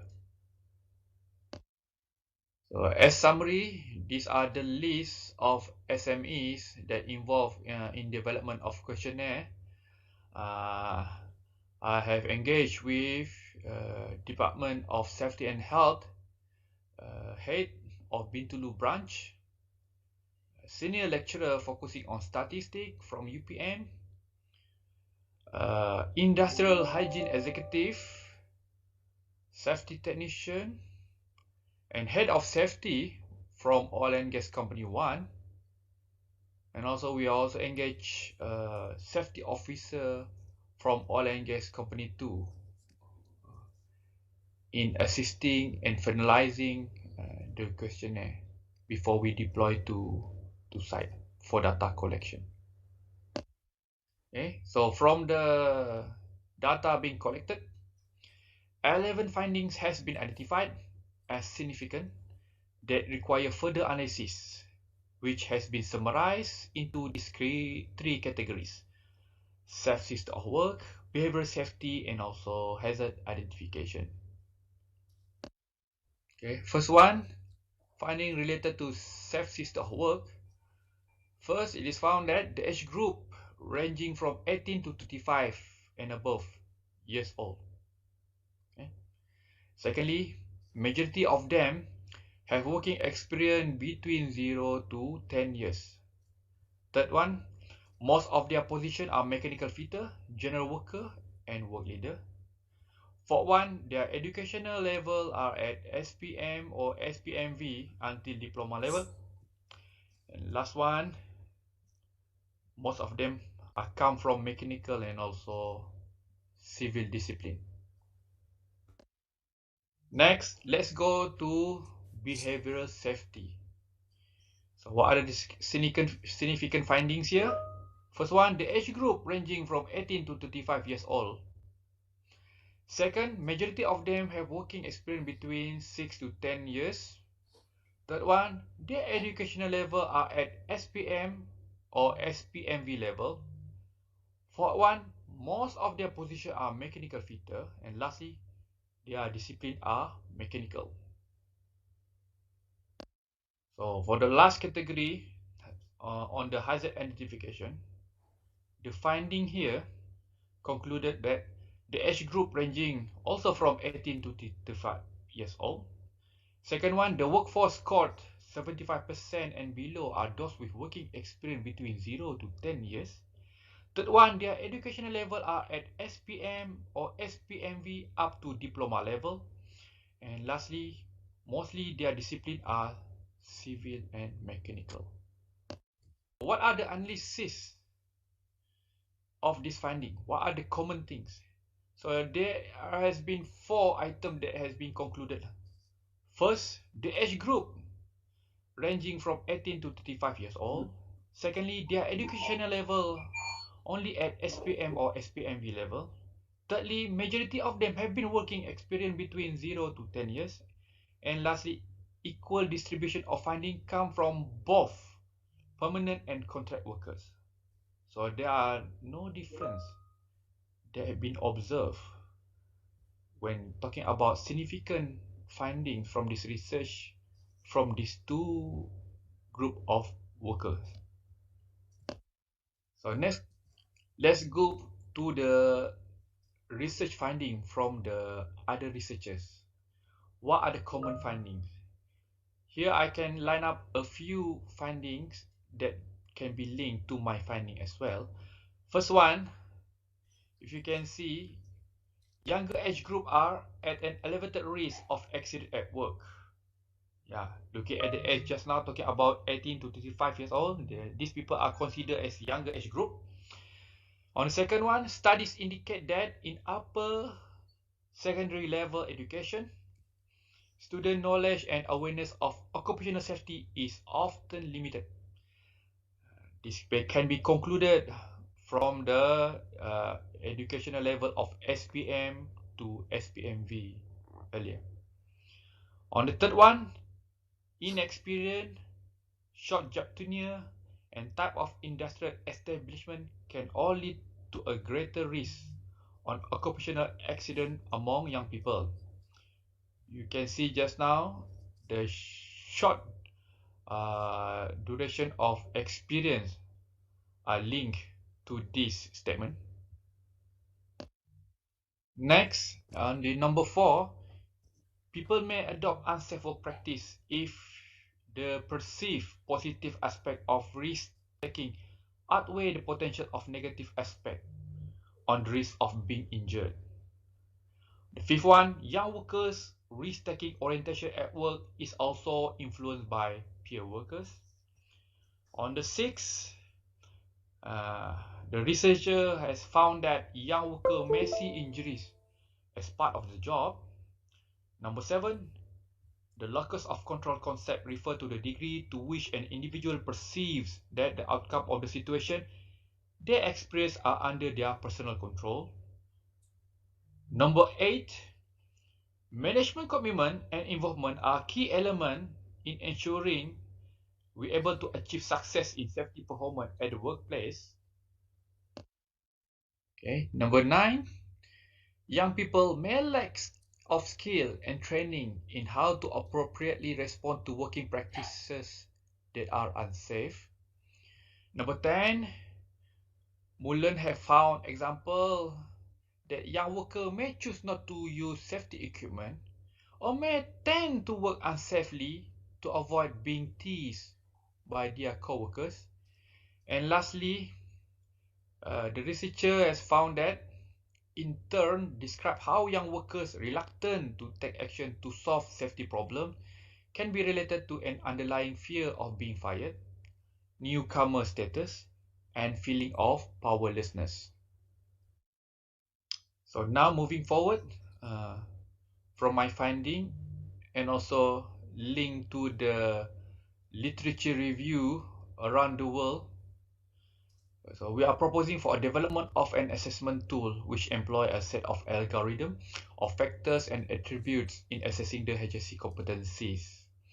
I welcome further clarification, questions and discussion with regard to this research, and I can be reached to the email address below.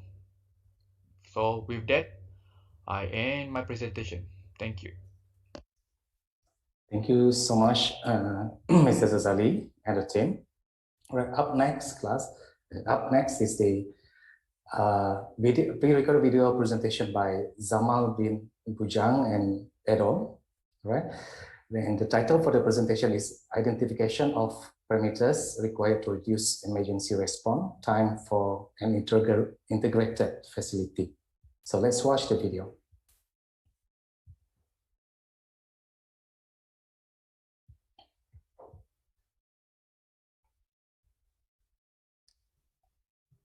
Assalamualaikum, salam sejahtera. Welcome to iRandau 2021 International Conference of Social Science and Management. Thank you for an opportunity given to me to present, to share my research with title of Identification of Parameter Required to Reduce Response Time by Central Fire and Emergency Services for an Integrated Facility at Bintulu, Sarawak. Ladies and gentlemen, my name is Zamal bin Bujang. Together with me, Nur Maria Adam, Muhammad Ibrani Sarimin Adam Asim, Safinas Kamarudin, and Omar Faruqi Marzuki. The main objective of this presentation are: number one, to share on what are the parameters required to reduce emergency response time for an integrated facility and what are the direct effects on the response time reduction improvement. Number two, can a centralized emergency fire services intervention being identified, models, and implemented that can significantly and effectively improve response time and comply with standard baseline requirements.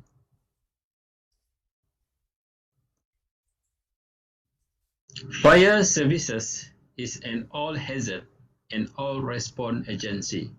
Although the response to fire incident is a complex matter, there is not a lot of evidence to indicate what happens when resources do not respond in a timely fashion with sufficient personnel to undertake and complete the critical tasks required for successful intervention. Fire are dynamic events which, without intervention, will progress and grow exponentially, and that is the reason why every minute and second count. Ladies and gentlemen, there are a few potential options to minimize the risk of industrial incidents. The option below may help on avoiding the risk and mitigating the consequence. I will focus more on the emergency response preparation. A delay of response have life-threatening, reputation, and economic consequences that may otherwise have been avoided. When benchmarking the response time of a fire and rescue service, it usually compared to a standard response time. The current plant fire brigade response performance can provide a minimum of 5 responders to fire incident in the full turnout gear within 5 to 10 minutes. The public fire department response time is around 20 to 25 minutes, and the National Fire Protection Agency (NFPA) 17110 recommend a 2-minute turnout time.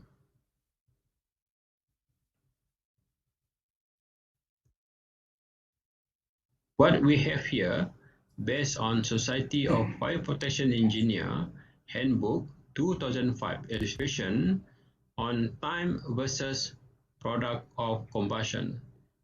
We can see here how we relate the product of combustion with time, which is detection of fire, report of fire, dispatch, response to fire, setup, and firefighting.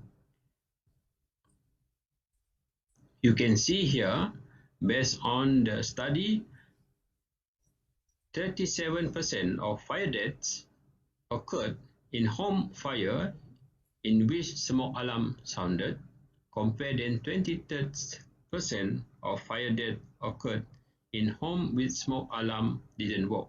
So we can see here there's some significant how the product of combustion and time, and how my study will focus on the response time. My scope of study will focus more in oil and gas facility located at Bintulu, Sarawak, Malaysia, within the perimeter or within the area coverage by Central Emergency and Fire Services. Kidurong Industrial Area, located at Bintulu, Sarawak, function as the main industrial core of Malaysia for oil and gas industry. The LNG complex covering 276 hectares. The integrated LNG complex in Bintulu, Sarawak, is one of the world's largest LNG production facility in a single location, with a total capacity of 30 million tonnes per annum. And this facility is comprised with 9 production trains. Besides that, we have also Shell and Murphy, were among the oil and gas multinational that operate in Kidurong Industrial Area. The emergency response time, based on the literature review, Madsen and Juan, 1997, found that response delays by as little as 5 minutes can allow overall damage to increase by 97% for tightly coupled events such as structural fire, road accident, or drowning cases. Pell, JP et al., 2001, similarly, the arrival of emergency responder in 5 minutes instead of 7 can nearly double the probability of survival in the heart attack victim. Fire and emergency services governing body know the importance of a timely response and have developed the emergency response guideline based on research conducted by the International Association of Fire Chief Accreditation Committee. Ahmad Jarallah, 2015, stated that on 2004, NFPA 1710 has established specific response time objective for the fire suppression services. According to NFPA, the term of response time is measured as being the total amount of travel time between the fire unit leave the station and arrive to the scenes. NFPA 1710, Section 4.1.2.1 states that a fire department shall arrive within 4 minutes after receiving a fire alarm, 90% of response time. The approach, based on comparison and gap analysis, it can be summarized that the most common feature parameter appear in articles related to the evaluation and to prioritize as follow. Number 1, physical factor, land zone, fire station location, population, and accessibility. Number 2, on procedural and behavioral change. Number 3, times for firefighter response. Number 4, fire appliance response speed. And lastly, number 5, speed distance relationship. There is a limited effort to research on the emergency response time for oil and gas integrated facility. That's why I chose this opportunity for my study. And 5 subject matter experts, the expert opinion, respondents were from within and outside of Bintulu area, were interviewed from Kerteh Integrated Petrochemical Complex and Pengerang Integrated Petroleum Complex located at Peninsula Malaysia, and local SME with a similar structure and setup in managing of emergency preparedness and response represented.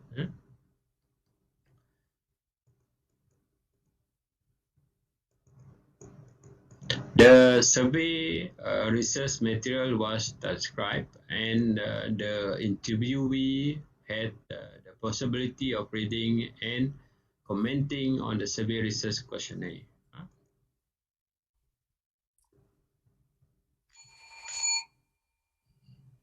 What we have here, gentlemen and ladies, example of fire and emergency services at integrated facility. I already mentioned to you the, for example, what we have in oil and gas industry in Bintulu, Sarawak. We have a similar structure in the Pengerang Integrated Complex in Johor, Peninsula of Malaysia. And also we have Kerteh Integrated Petrochemical Complex located at Terengganu, Peninsula of Malaysia. Then here one example that fire central emergency fire services been organized at designated location. Okay, so based on the pilot test finding, the result show that the most top 5 parameter affecting emergency response time in case of study of oil and gas integrated facility are as follow. For example, location of fire station, location of incident, competency. Here talking about people capability, emergency responder, the driver, the intervention team, the access route, and then access road, alternative road, road condition, road distance, emergency vehicle, vehicle condition, the vehicle performance and speed. Also been highlighted by the subject matter expert on the drill exercise, incident notification and communication, traffic condition, awareness and road safety, and also the standard operating procedure to respond. This is based on the subject matter expert or expert opinion based on my pilot test finding. Okay, on the way forward, the future research, such this parameter should be looked at more detail in the future research. Based on my pilot study, I need to do more detailed research on it, and specific to the case study of oil and gas integrated facility. The more analysis on drill exercise sampling shall be performed in order to identify and measure response time at surrounded facility. Okay, that's all. Thank you very much. Take care and stay safe. Thank you very much, Mr. Zamal and the team. So let's move to the next presentation. I think this is the first live presentation for today. This presentation is from Mr. Goh Chin Guan, and the title of this presentation is Management of Risk at the Sungai Sarawak Barrage. Is Ms. Goh is with us today? Good afternoon, sir. My name is Goh Chin Guan. Yeah. All right. Hi, Ms. Goh. Can I share? Can I share my presentation with you all? Sure. The floor is yours. Yeah. The floor is mine. Yeah. Yes. Okay. Thank you. So, good afternoon, everybody, distinguished guests and participants and learned participants of the iRandau 2021. The topic of my presentation is the management of risk at the Sungai Sarawak Barrage. My name is Goh Chin Guan, and my supervisors, the co-authors of this paper is Dr. Omar Pakit, Dr. Yu, Dr. Ellie, and Dr. Noor Maria. Now, the abstract of my paper is about the Sungai Serak Barrage. I hope you know where the Sungai Serak is. It's in Borneo. It's in East Malaysia. Leading to the Sungai Serak leads to the city of Kuching City. Yeah. Now, the Sungai Serak Barrage is part of a novel 3-in-1 infrastructure built in Sungai Serak in the state of Sarawak, East Malaysia. It comprises of the closure of 2 rivers and diverting it through a man-made infrastructure. And of course, this will disrupt the riverine regime and the impact on society. The maritime industry and public that had been using and staying along the river as a source of livelihood had to adjust and adapt themselves to the new regulated water regime. Now, identification of risk, mitigating and educating the society were the teething problems. So now, basically, I think if I mention a barrage, I think to most Malaysians is relatively a new word. It's an infrastructure or a dam that's been built across the river for the purpose of flood mitigation. And in this case, the Sungai Serak Barrage is used for the purpose of mitigating flood of Kuching City and water conservation or water reservation. Yeah. Now, there are many barrages being built, but to have 3 infrastructure at the same location is very rare. Malaysia is very good for 3 dalam 1, 3-in-1, everything all 3-in-1, kopi susu and our laksa, whatever it is. Yeah. So in 1998, the Sungai Serak Regulation Scheme, this is a scheme that called SSRS, which comprises of a barrage, a ship lock, and a bridge, was one of the first of its kind in Southeast Asia. Frankly speaking, to have the 3 infrastructure together at the same place is not a very good concoction, they say, because of certain peculiarities in terms of risk and operational issues. Yeah. Now, the main objective of the scheme was to alleviate, mitigate, and reduce the impact of flooding of Kuching City, and to secure Kuching water supply during the dry spell, as the line wages will proceed upstream to the water intake at Batu Kitang. For those of you who are from Kuching, maybe you know where is Batu Kitang, is where our raw water intake is. Okay, I'd like to bring you to some of the famous barrages in the world. Of course, that over here you have the Thames Barrage, yeah, and you can see that the gate, one of the gate is closed, yeah. This is the gate, as you can see. Now, the Thames Barrage is built for storm surges. Now, whenever a storm passes UK, especially from the west coast of UK and passes London and when it hits the coastline of Scandinavia and the European coasts, it bounces back. Now, the Thames River, which leads to the city of London, and London City being the financial capital in Europe, yeah, there is a funneling effect. And in 1953, apparently 300 over people died as a result of these storm surges. Yeah. Now, then, of course, you got the Tees Barrage, which is somewhere northeast of London.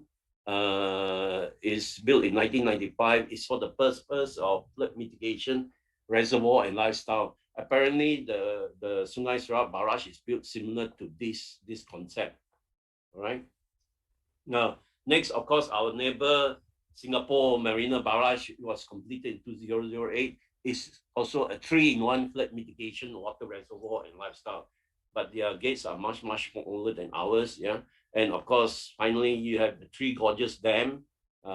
It's the world's largest hydroelectric generation gravity dam, and it's used for the purpose of flood mitigation. Apparently, you can see it from the sky. Right now, this is the Sungai Serak, the location of the Sungai Serak based on chart 102. I'm a mariner, by the way, so I'm using the chart, or we call it to you all call it a map. Yeah.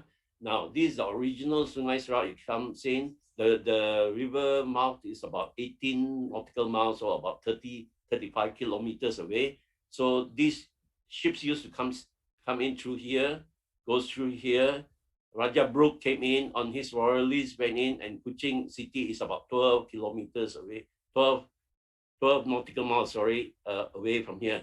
So during the ebb tide, or when the tide recedes, the river runs out. and it goes through this portion of the river, which is called the Sungai Santubong. Yeah, that's where the source of Sungai Santubong starts, and the other part goes out through here, and goes out to the open sea. So what happened in 1998? The barrage was built on dry ground. This used to be a piece of land joining these two areas. Yeah, the river used to go divert through here and there. But now what happened in 1995, construction started off with the causeway, the Sungai Santubong causeway, the block up the Sungai Santubong causeway, whereby silting process took place over here, and they built within 3 years they completed the barrage, a ship lock, a bridge, and the barrage gates. Yeah. So when it was ready, they broke open and they diverted everything. Have to go through it, and they closed the other causeway here. All right.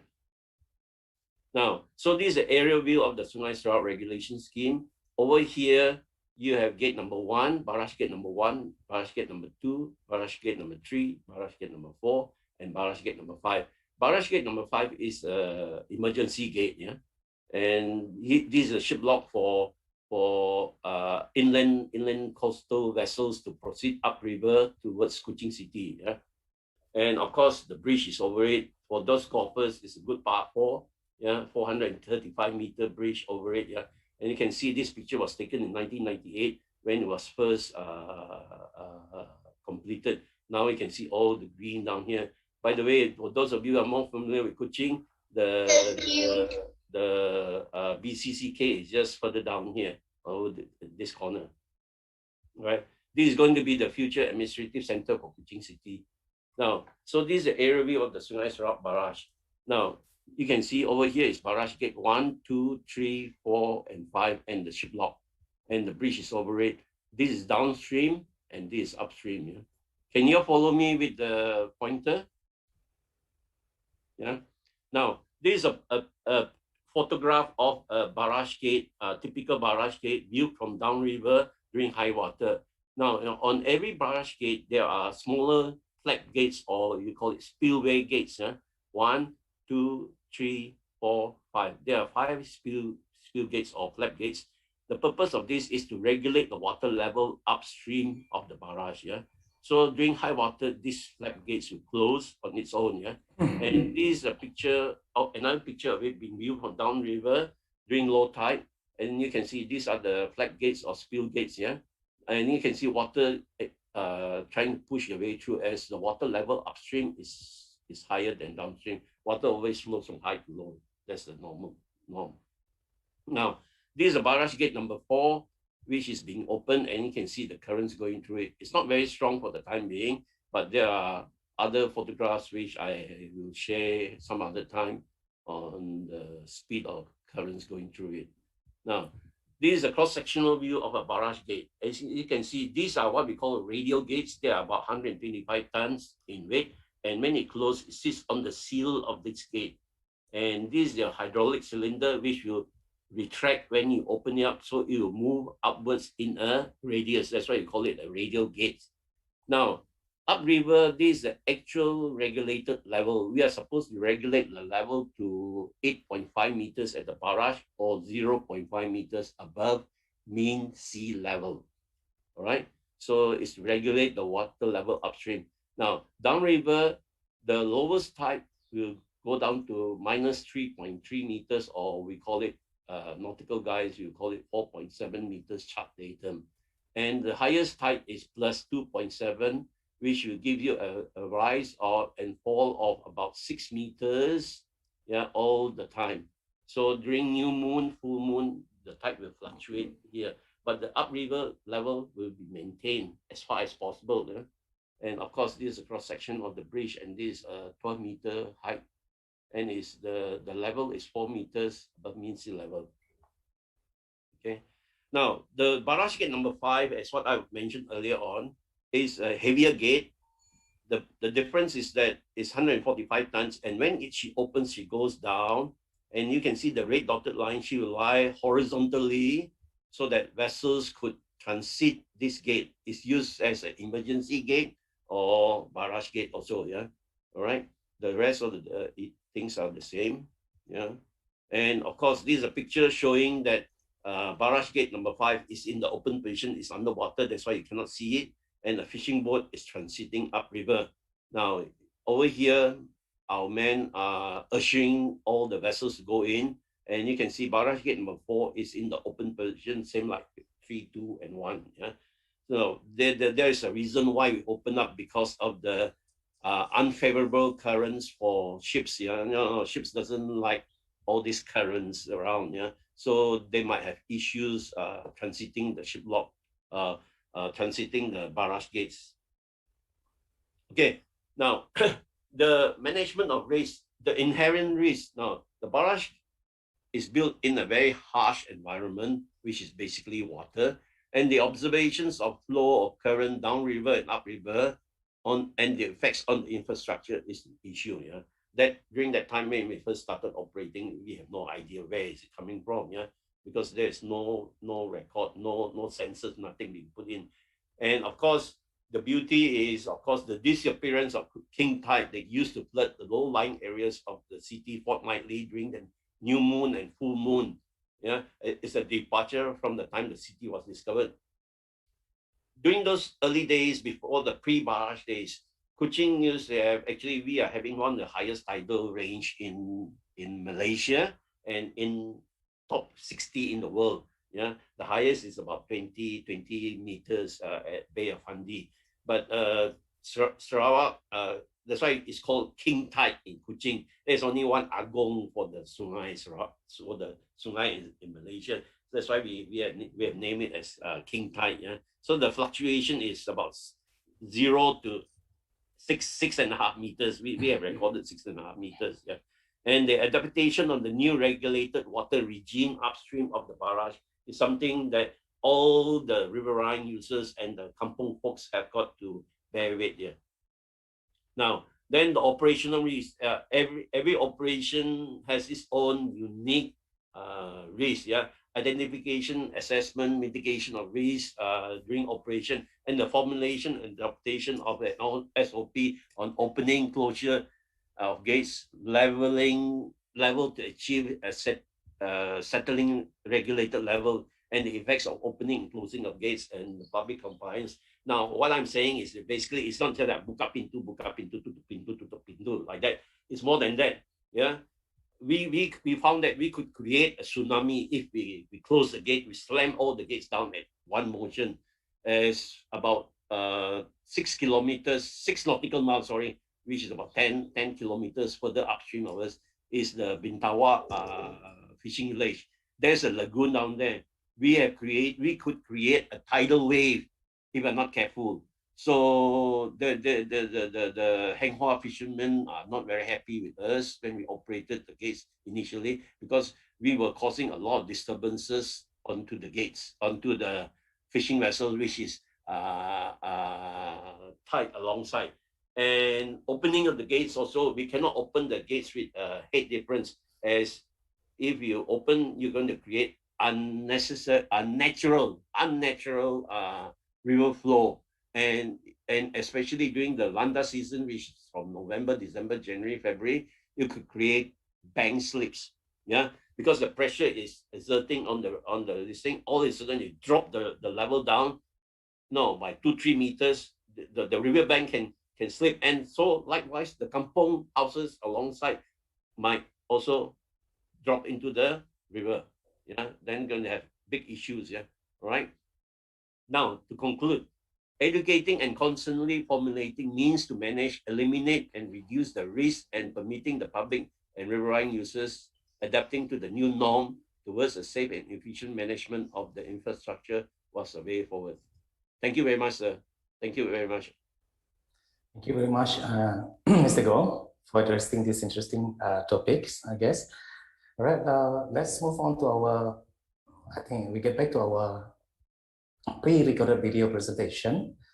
And the next presentations come from Mr. Abdurrani Abdughafoor with the title of the presentation, Feasibility Study on the Imperatives for the Simulation of Ammonia Release Management. So let's watch the video. Okay, Assalamualaikum everybody, and have a good day. I'm presenting on consideration of for simulation of ammonia release. This part of my studies on consideration for ammonia control. So it's one of the paper will be the consideration for simulation of ammonia release. There's a team in consists of myself, Prof. Maria, Dr. Ibrani, Dr. Azizul Hakim, and Dr. Omar from the Faculty of Humanities, Management and Science, Universiti Putra Malaysia Campus Bintulu. The content will talk about the background, the aim of this study, the ammonia properties, and loading arm, and simulation parameters, findings and conclusions. The background. Ammonia is one of the living cargo exported through the port. It's using loading arm, which is a very safe and efficient way of transfer from the ship, from the mouth to the ship. During the operation, there is potential leak of ammonia, and therefore will affect the port communities and the port users and the communities. So there is concern on whether the existing control are sufficient, and if there is any requirement for investment to mitigate the release for the future. So the aim of the simulation of ammonia release. The simulation is to have the management to identify the severity of the release. Using the data from litigation and from the simulation, we can identify the likelihood of occurrence.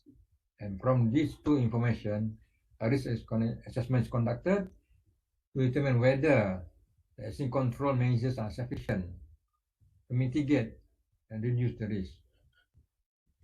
Here is the areas that we have to consider for. First is the ammonia properties.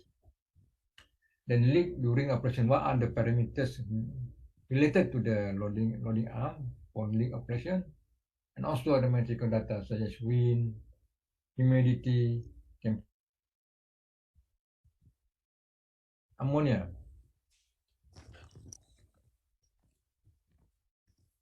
Colorless, lighter than gay gas. And when it's a toxic and can affect human health, it's heavier than air, and the vapor cloud can form vapor cloud can release. Operation condition for this normally is about 6 bar at a temperature is minus 32 degrees C.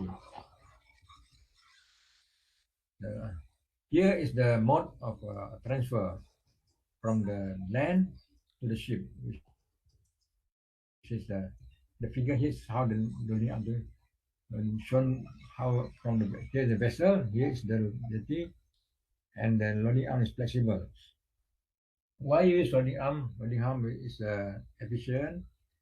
Secondly, they have a auto release mode in case of emergency. Normally, from HSC UK, the failure mode is either guillotine failure or 0.1 cross-sectional area. From here, we will determine from the leak.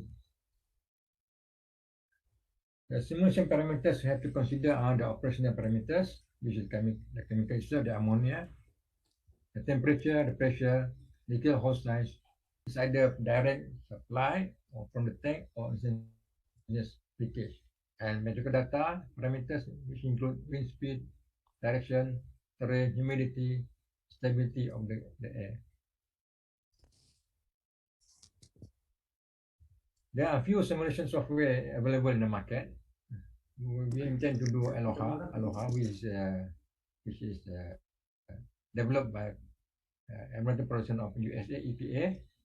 It's free, and from the studies by Mr. Lee here is suitable for ammonia.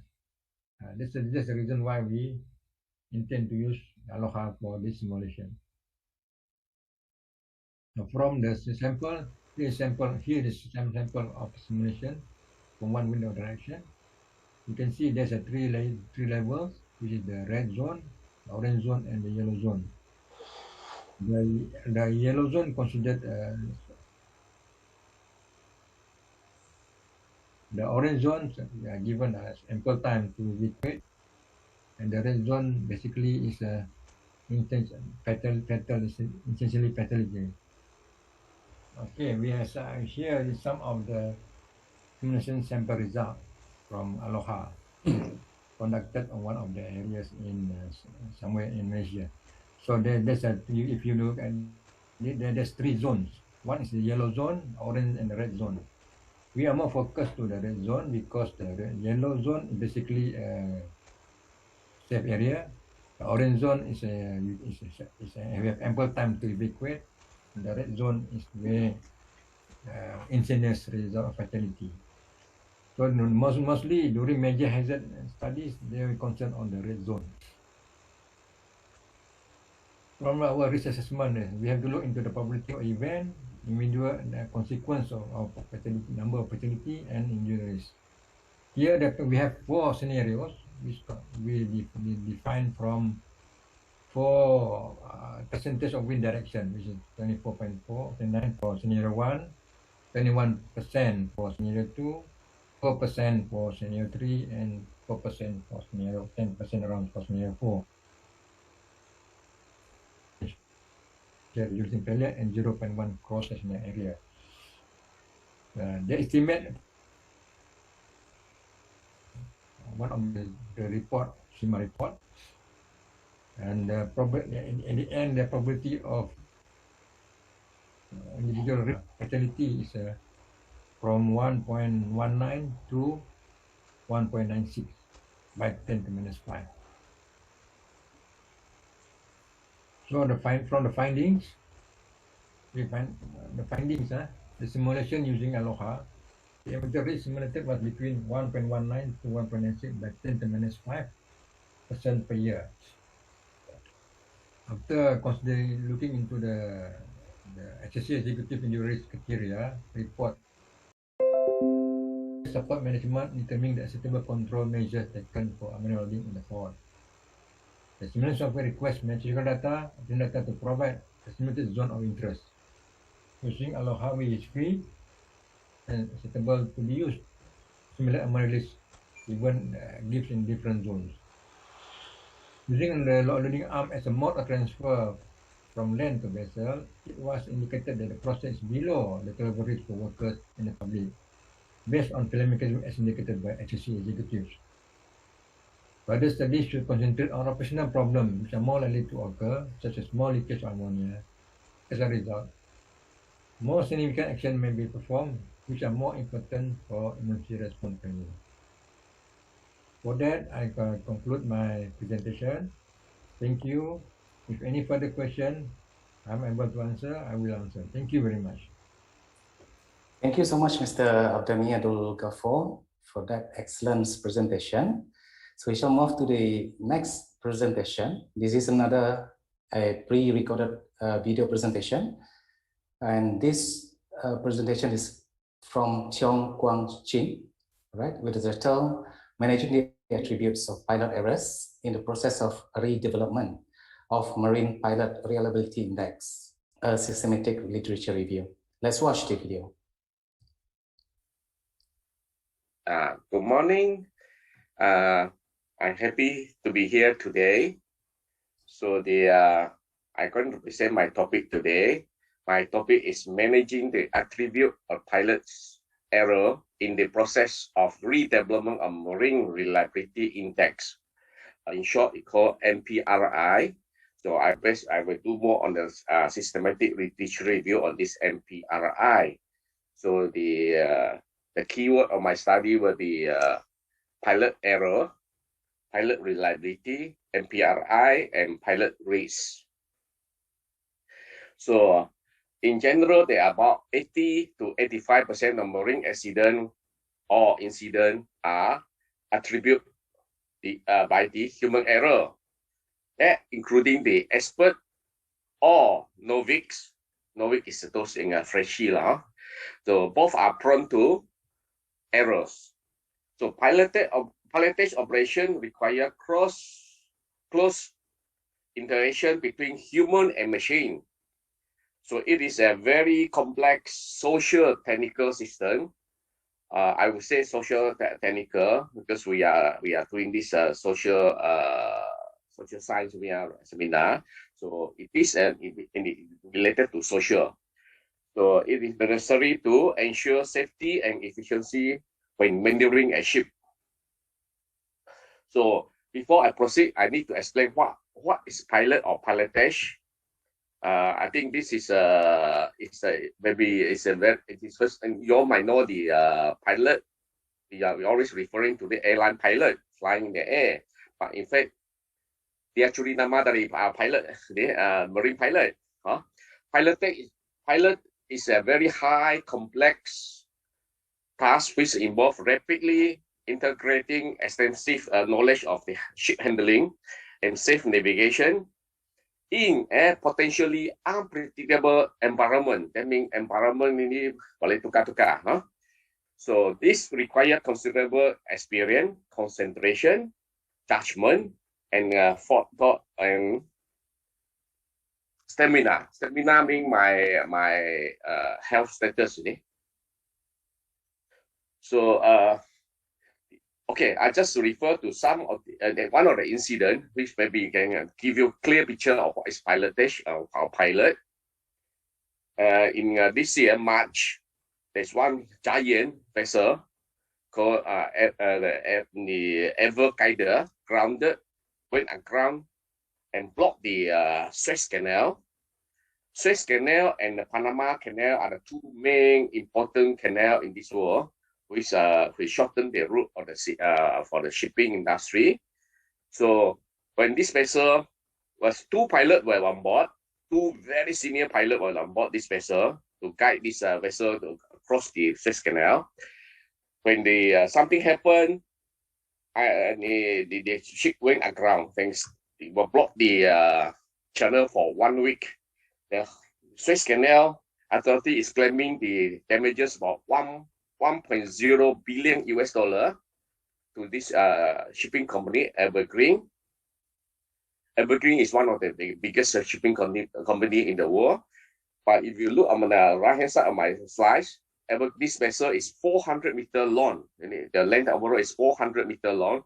The total tonnage of this vessel and the cargo will be close to 220,000 tons, metric ton. So you can imagine how big and how huge this vessel. The vessel is about 60 meters in height or 60 meters tall. Length overall is 400 meters. They're equivalent to 4 football field, international football field. So you can imagine that how difficult to maneuver this vessel. And where else the Suez Canal, you can see the bottom of the ship. It's only 121 meters in width, I mean in breadth. So this which is the double only having the double of the breadth of the vessel. That means either side, the pilot have only 30 meters to play around. So this is how difficult and how critical for the pilot to maneuver the vessel. So any simple mistake, error will be occur. So okay. So for my purpose of the study of this the problem or segment of my study is that from the literature review on this Marine Pilot Reliability Index or MPRI, I noticed that the generic model doesn't include the risk assessment, and it's not very comprehensive, and I think it's not sufficient. I'm sure it's not sufficient to eliminate all the pilot error, because it doesn't, the same like the pilot in the Suez Canal. I think that if the authority have done the risk assessment, that vessel shouldn't be allowed to transit when there is a possibility of very bad weather, a gusty wind. So this is the risk, and that's why I need to include this risk assessment for this MPRI. The objective for this study, of course, we want to do a detailed study on this MPRI, and then to redevelop the MPRI to reduce the pilot error and improving the pilot reliability. The prevalence and consequences of pilot error detect and needs to research and to find measures to prevent them. See, the research and find measure to prevent them and mitigate consequences if they do occur and to reduce them. So these are my objective for the study. So my methodology of study will be to review and the recent literature review on maritime pilot reliability, risk assessment of the pilotage, making use of the existing generic model of this marine MPRI as a baseline of the study, and improve the total reliability by adding a risk analysis, more expert view and participant need to be added to my data collection. So professional pilot will be included. This is the existing generic model of the Marine Pilot Reliability Index. So you can see that there are four shaping the factor, namely technical proficiency, personal fatigue, non-technical skill, fitness and strength. These are the main four key shaping factor. But of course, we have sub factor. Then they break into, let's say, like technical proficiency. They have the pilot license, special training, working experience, and so and so. So then, so what from the study, what I found out that on the technical proficiency, we have to be improve on it, because like the technology is advancing at any time. Okay? So the advancement of technology like 5G now, like this now on shipping side, we are going to have a autonomous ship. So it means a ship without any crew on board. You see, sailing from one point to another point in this world. So if we how dangerous it is, that means they have to rely highly on technology, saying if not, accident will occur in the middle of ocean. So the another area is that the continuous professional development for pilot. Sorry to say that we are the eldest, one of the eldest professional in this world, but we don't have this system of the CBD. So I think we need to develop this CBD to suit this requirement. Of course, the inclusion of the risk assessment, but this risk assessment we need to any type of most of the type of the risk assessment can suit for this MPRI. So we will find the best risk assessment tools to dive into it. This will be the improve the MPRI. So you can see that from the technical proficiency, we were adding this advancement of technology, or AT in short, the continuous professional development on the from four factor. So we and the adding another one is risk assessment mitigation. So that will greatly improve the reliability of the pilot. Okay. Conclusion: by end of this study, this hope that and possible to improve the generic model to reduce or eliminate all possible human error or pilot risk, and improve the reliability and competency of the pilot. With that, I think I end my conclusion. Then, is there any question and answer, please? Thank you. All right, thank you very much, Mr. Tiong, for that interesting talks. All right, so we need to move on to our last presentation. Okay, but this one is another pre-recorded video presentation, right, by Tan Si Hong et al.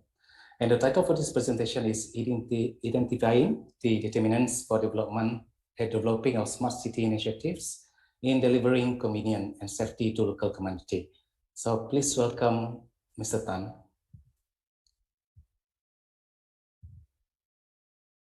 A very good day to the members of organizing committees, distinguished presenters, fellow participants, ladies and gentlemen.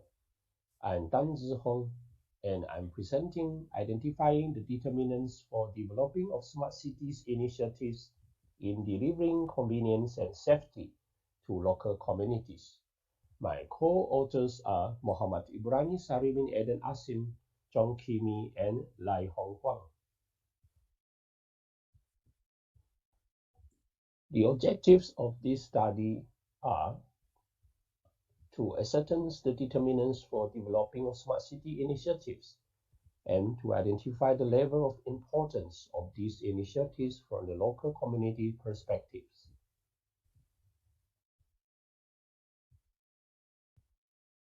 Why smart cities initiatives are needed in Malaysia? According to the United Nations, 68% of the world population will be living in urban areas by 2050, with almost 90% growth happening in Asia and Africa. As shown in Figure 1 here, Malaysia's urbanizations unavoidably will reach approximately 90% growth by 2050. Therefore, according to Malaysia's Smart City Framework, Smart City is the new approach in urban management and development to make cities in Malaysia more livable and sustainable. This study covers 20 items in the Smart City Initiative. These include public safety, public convenience, ease of use, money saving, time saving, residents' participation, Smart City Command Center, disaster flood warning, communications and information, urban mobility, transportation, wastewater treatment, smart payment and finance, free Wi-Fi zones, garbage collection services, neighborhood maintenance and cleaning services, promotion of tourism, social networks of the city council, administrative procedures online, CCTVs monitoring system, traffic monitoring, and ease of conducting business.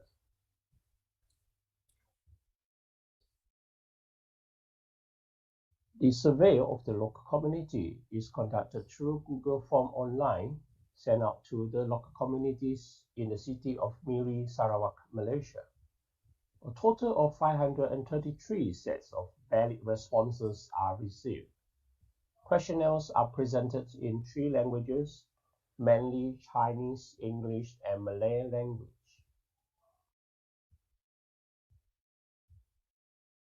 This study shows a number of significant results.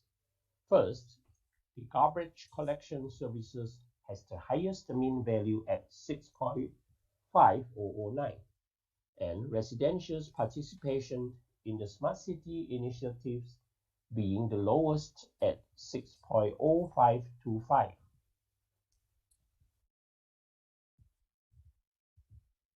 There are 5 determinants with average scores.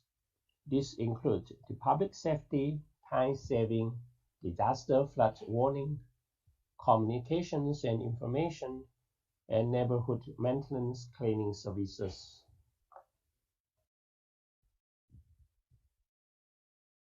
This study concludes that one of the most important determinants in Miri Smart City initiatives is the garbage collection services, which reflect the local community's concerns for the quality of life and the public community services in the neighborhood.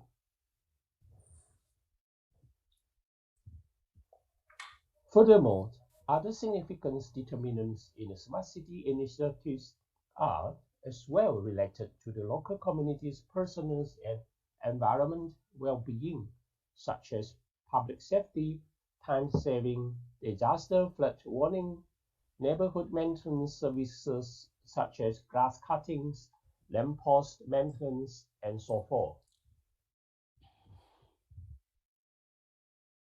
Another significant finding is that the unwillingness of local communities to be involved or participate in the Smart City initiative might be due to insufficient knowledge on the benefits of embracing the Smart City initiatives and therefore leads to low involvement in the Smart Cities initiative. There are 2 recommendations put forward. First, as this study focus on the quantitative analysis and data collection, it is recommended to carry out in-depth qualitative research to find out the opinions, views, and attitudes from the local communities towards the implementation and development of smart city initiatives. Second, to explore new dimensions in identifying new determinants of the importance of the smart city initiatives for future studies. This will be my presentation today. Should you have any query or if you'd like to share something with me, you are most welcome to email me. Thank you for your time. Goodbye. Thank you very much, Mr. Tan, for the presentations. And thank you very much to all the presenters today for their informative and interesting talks. All right, now we come to the question and answer section. So I open the question to the audience. If you have any question, you may ask the question now, or suggestion or recommendations to you. So now I open the question to the audience. Any question?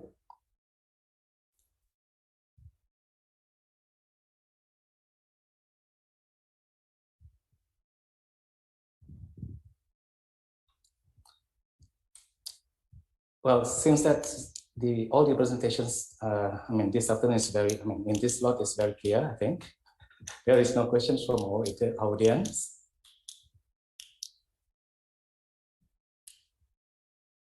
So there's no question from the audience. Seems that it's very clear. Right, if there is no more question from the audience, all right. Once again, I would like to thank you all the presenters today, and thank you for attending these sections. And I would like to say thank you also to the audience now in UPMKB Facebook Live streaming. Okay, on behalf of UPM Bintulu Sarawak campus, our partners, and all committee members of iRandau 2021, I'm Nielsen Truki. Would like to apologize for any shortcomings throughout the slot fall that I chair. So hope to see you again in the next iRandau. Thank you so much. And now I will pass it over to Miss MC, Miss Nora Shikin Miti Zaidi. Thank you so much. See you again. Thank you so much for the session, Dr. Nelson. Ladies and gentlemen, it is time for us to take the screenshot session with our institutional panelists, the event participants, presenters, and committee members on Zoom. You may turn on your webcams and we'll take a screenshot. You can see everyone already here. All right. Let me see. All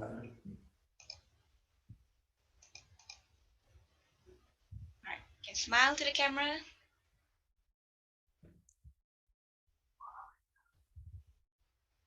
All right, great. Thank you. So, ladies and gentlemen, now we have come to an end of the presentation for iRandau 2021. On behalf of the organizing committee, we thank you for taking your time out of your busy schedule to join us for these 2 days of iRandau 2021. We will start our closing ceremony shortly after this, so we hope all of the participants and respected guests to remain in the conference.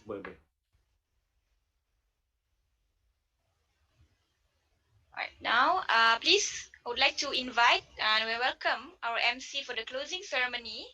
Joining me here are Mr. Koh Wei Leong and Dr. Malisa Latif. Please welcome. Good afternoon and salam sejahtera. Yang berbahagia Associate Professor Dr. Syahrul Razif Sarbini, Director of Universiti Putra Malaysia Bintulu Sarawak Campus.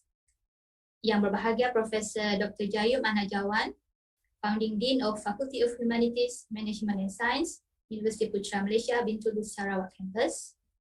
Yang berusaha Dr. Ripka Alan, Chairwoman of Randau at UPMKB, the International Conference of Social Sciences and Management iRandau 2021, Universiti Putra Malaysia Bintulu Sarawak Campus.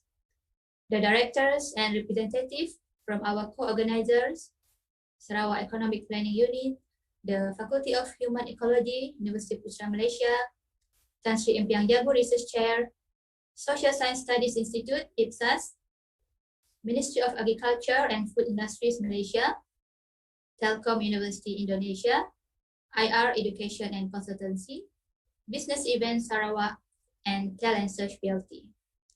Ladies and gentlemen, after 2 days of what can only be an enlightening journey, thanks in part to our partners and presenters who have played significant roles in making this event possible. We have finally come to the closing ceremony of iRandau 2021. To bless this ceremony, we would like to invite Ustaz Abdul Halim bin Abdul Qadir to lead the Doa recital.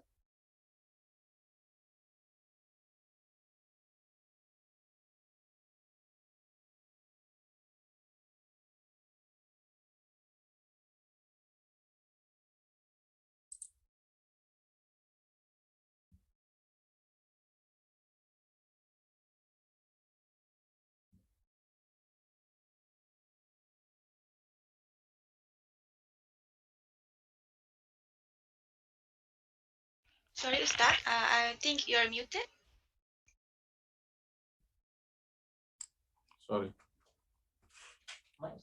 Oh, dah. Assalamualaikum warahmatullahi wabarakatuh. A'udzu billahi minasyaitonir rajim. Bismillahirrahmanirrahim. All praise be to Allah, Lord of the world. Peace and blessings be upon Prophet Muhammad sallallahu alaihi wasallam. O Allah, O Hadi, O Razak, indeed you have all the praise. You alone are entitled to receive all the praise. You are the only one who is entitled to receive all gratitude. You own all the governments. With you is all the goodness, and to you the return of all affairs. O Allah, O Rahim, O Karim, pour out your grace and love as well as your inayah and your guidance on the iRandau 2021 program. Randau at UPMKB International Conference of Social Sciences and Management that we run virtually until now. We beseech and appeals to your majesty. May you bless it from the beginning to the end. O Allah, Ya Fa'alu lima yurid. We also seek protection from you from all the unwanted things that can ruin our program and keep us away from all the things that can distract us from obeying you. Indeed, to you we entrust all our affairs. Allahumma ja'al jam'ana hadha jam'an marhuma wa tafarruqana min ba'dihi tafarruqan ma'suma. O Allah, O Malik, O Muhaymin, make our meeting today a blessed meeting. Our parting after this is a parting that is always in your protection. Wa sallallahu ala sayyidina Muhammad wa ala alihi wa sahbihi ajma'in. Walhamdulillahi rabbil alamin. Thank you, Ustaz Abdul Halim. Without further ado, let us invite Yang Berbahagia Profesor Dr. Jayum Anak Jawan, Founding Dean of Faculty of Humanities, Management and Science, University Putra Malaysia Bintulu Sarawak Campus, to deliver the closing speech. Thank you, Chairperson or Master of Ceremony for this afternoon. So salam sejahtera and a very good afternoon to all. Associate Professor Dr. Shahrul Razid Sarbini, Director, University Putra Malaysia, Bintulu Sarawak Campus. Professor Dr. Ismi Ismail, Director, Social Science Research Institute, UPM. Professor Dr. Muhammad Fazli Sabri, Dean, Faculty of Human Ecology. Associate Professor Dr. Adi Imam Sezanti, Dean, School of Communication and Business, Telkom University, Bandung, Indonesia. Dr. Muhammad Sahidi Ismail, CEO, Talent Search PLT. Dr. Ripka Allen, Chairwoman, Randau at UPMKB International Conference for Social Science and Management. members of UPM management, if they are with us, distinguished keynote speakers, professors, academic, student, ladies and gentlemen. Firstly, I would like to express sincere thanks to His Almighty that by His grace and bounty we could participate in this closing ceremony of Randau at University Putra Malaysia Campus Bintulu for the International Conference of Social Science and Management on this very good and blessed afternoon. Would you agree with me that this Randau is successful? Yeah, I am informed by the Secretariat that 70 papers are presented over 2 days Randau, this course. Not including, I think, poster presentation and also published papers that were also submitted to this conference. So there's plenty of work, of research findings in many aspects of human behavior, their interaction with their fellow men, women, and their environment. So we are wealthier due to this rundown and sharing, and we are advancing and empowering our community in line with the theme for this rundown, that is to empower community and beyond. Ladies and gentlemen, on this occasion, the closing session allowed me to make some acknowledgement and appreciation. On behalf of the Faculty of Humanities, Management and Science, and also University Putra Malaysia, in particular, Bintulu Sarawak campus, to, first of all, the Honorable Deputy Minister of Higher Education, Datuk Mansur Haji Othman, representing the Honorable Minister, Datuk Dr. Noraini Ahmad, for gracing the rundown, virtually, of course, with an inaugural and launching address. The Vice Chancellor of UPM, Professor Dr. Muhammad Roslan Sulaiman, for his welcoming address at the opening of this rundown yesterday morning. Associate Professor Dr. Shahrul Razid Sarbini, Director, UPM Bintulu campus, for his support to the faculty to hold this rundown. He was very concerned, how this rundown is going to be carried out, accepted among scholars all around. So I think he would be happy to know that we have a good reception from inside UPM and as well as from our peers from outside UPM in Malaysia, as well as outside Malaysia. Not forgetting also the organizing committee of iRandau, and in particular, Chairperson Dr. Ripka Island, who is also the head of Department of Social Science and Management, and of course her team. That has been working very hard. I think they have done a great job bringing us together.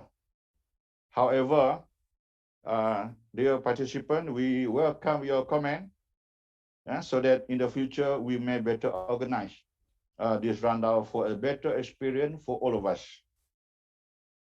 Acknowledgement also goes to the co-organizer, in particular the Sarawak Economic Planning Unit of the Chief Minister's Office, Kuching, and our associate co-organizer.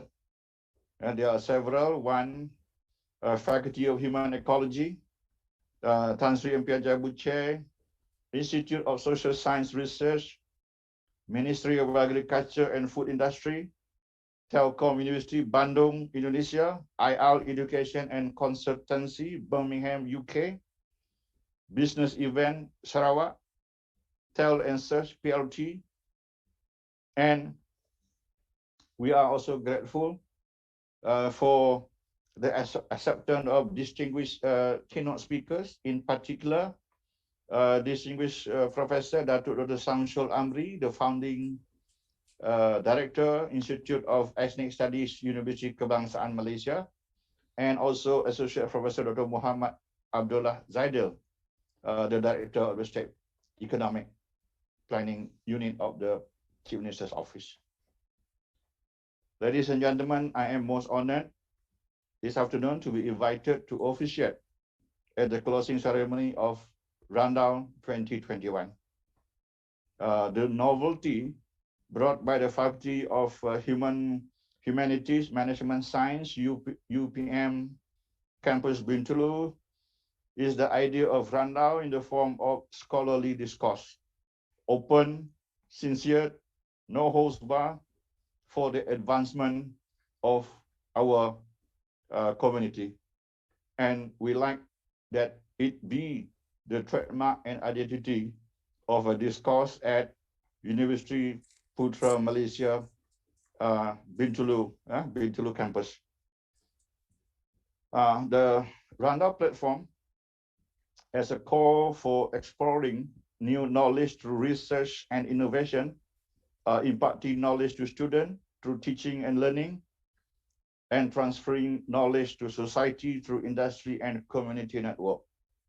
This is in line with UPM's KB re-engineering plan in ethnic research, social studies, which focuses on progresses, advancement in various fields to enhance economic development and the improvement of quality of life of people in Sarawak and also in Malaysia. We are not forgetting you people in Peninsula also. So we are one, okay? As I said earlier, I hope that future iRandau, we could host all of you, good people, good scholars, in our beautiful Bintulu Sarawak campus. But unfortunately, this time, you all know, due to the challenge posed by COVID-19 pandemic, we are forced to adopt technologies.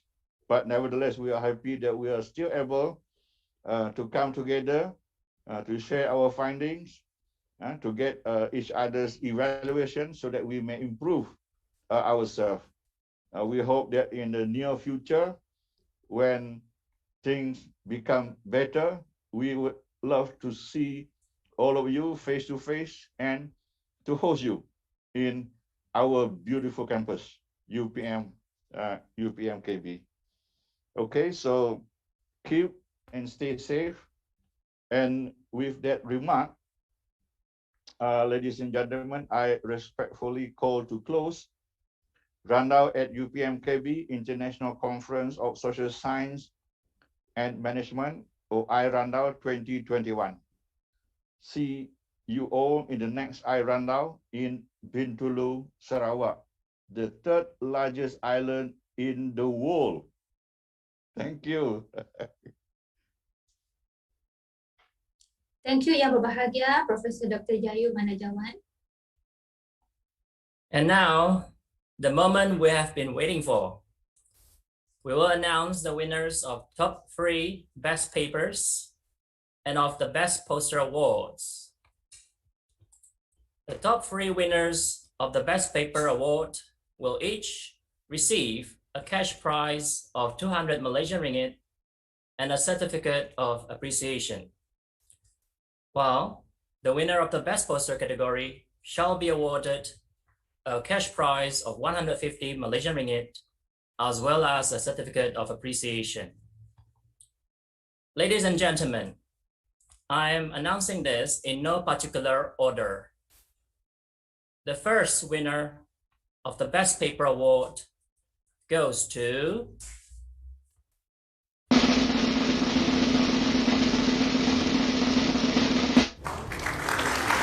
Team of Researchers at the Institute for Social Science Studies, IPSAS, University Putra Malaysia.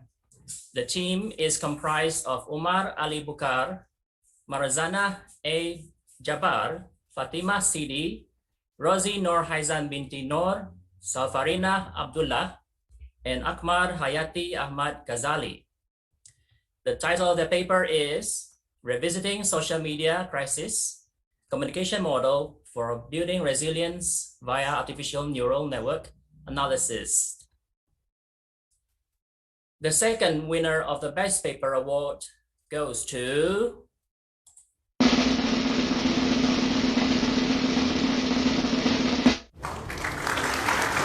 students at the Faculty of Human Ecology, University Putra Malaysia.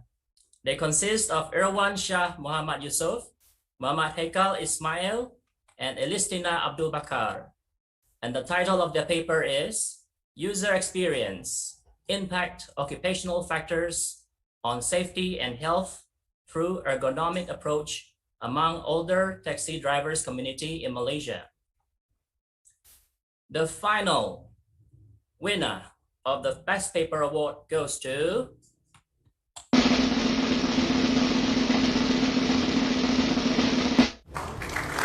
researchers from Telkom University, Bandung, Indonesia. They are Alex Wirnano, Daniel Kisahwan, and Danny Hermana, with their paper titled The Effect of Psychological Contract Fulfillment and Spirituality in the Workplace Towards Lecturer Performance in Research. And now on to the sole winner of the Best Poster Award, which goes to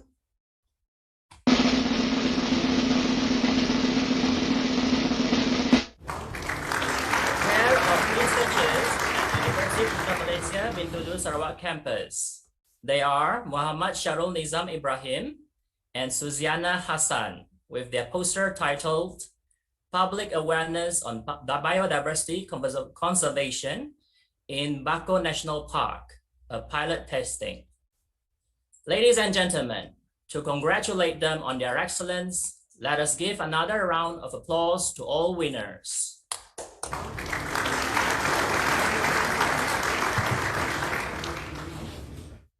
Everybody, let us strike a pose for the memories. Event participants, presenters, and committee members on Zoom, please turn on your webcams and smile to the camera. Our ICT crew will take some screenshots for the photo album.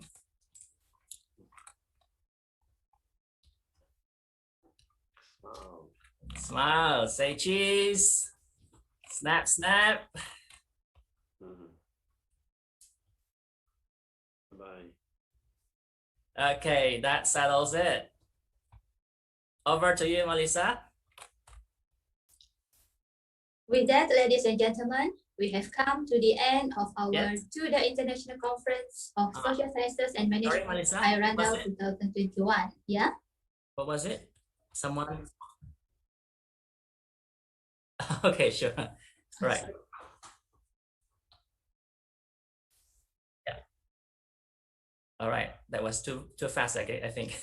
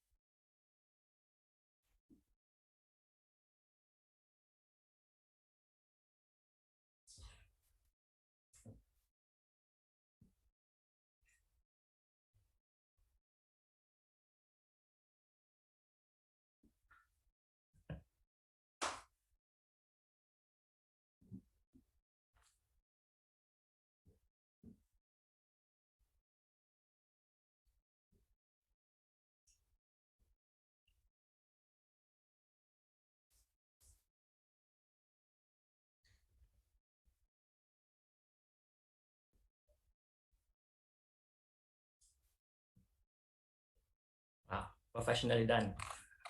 Okay, Melissa, over to you. Okay, with that, ladies and gentlemen, we have come to the end of our 2-day International Conference of Social Sciences and Management, iRandau 2021. We would like to thank our partners, presenters, participants, guests, and everyone tuning in through UPM Facebook Live and YouTube streams. You are also reminded to fill in the attendance form and our program feedback form so that we could utilize the information to better serve you in the future. The links to both forms are posted on the comment or chat section, so please fill in these forms. Goodbye and see you again in our next rundown at UPMKB event. Thank you very much all. Stay safe. Thank you, everyone. Okay, thank you, Prajayum.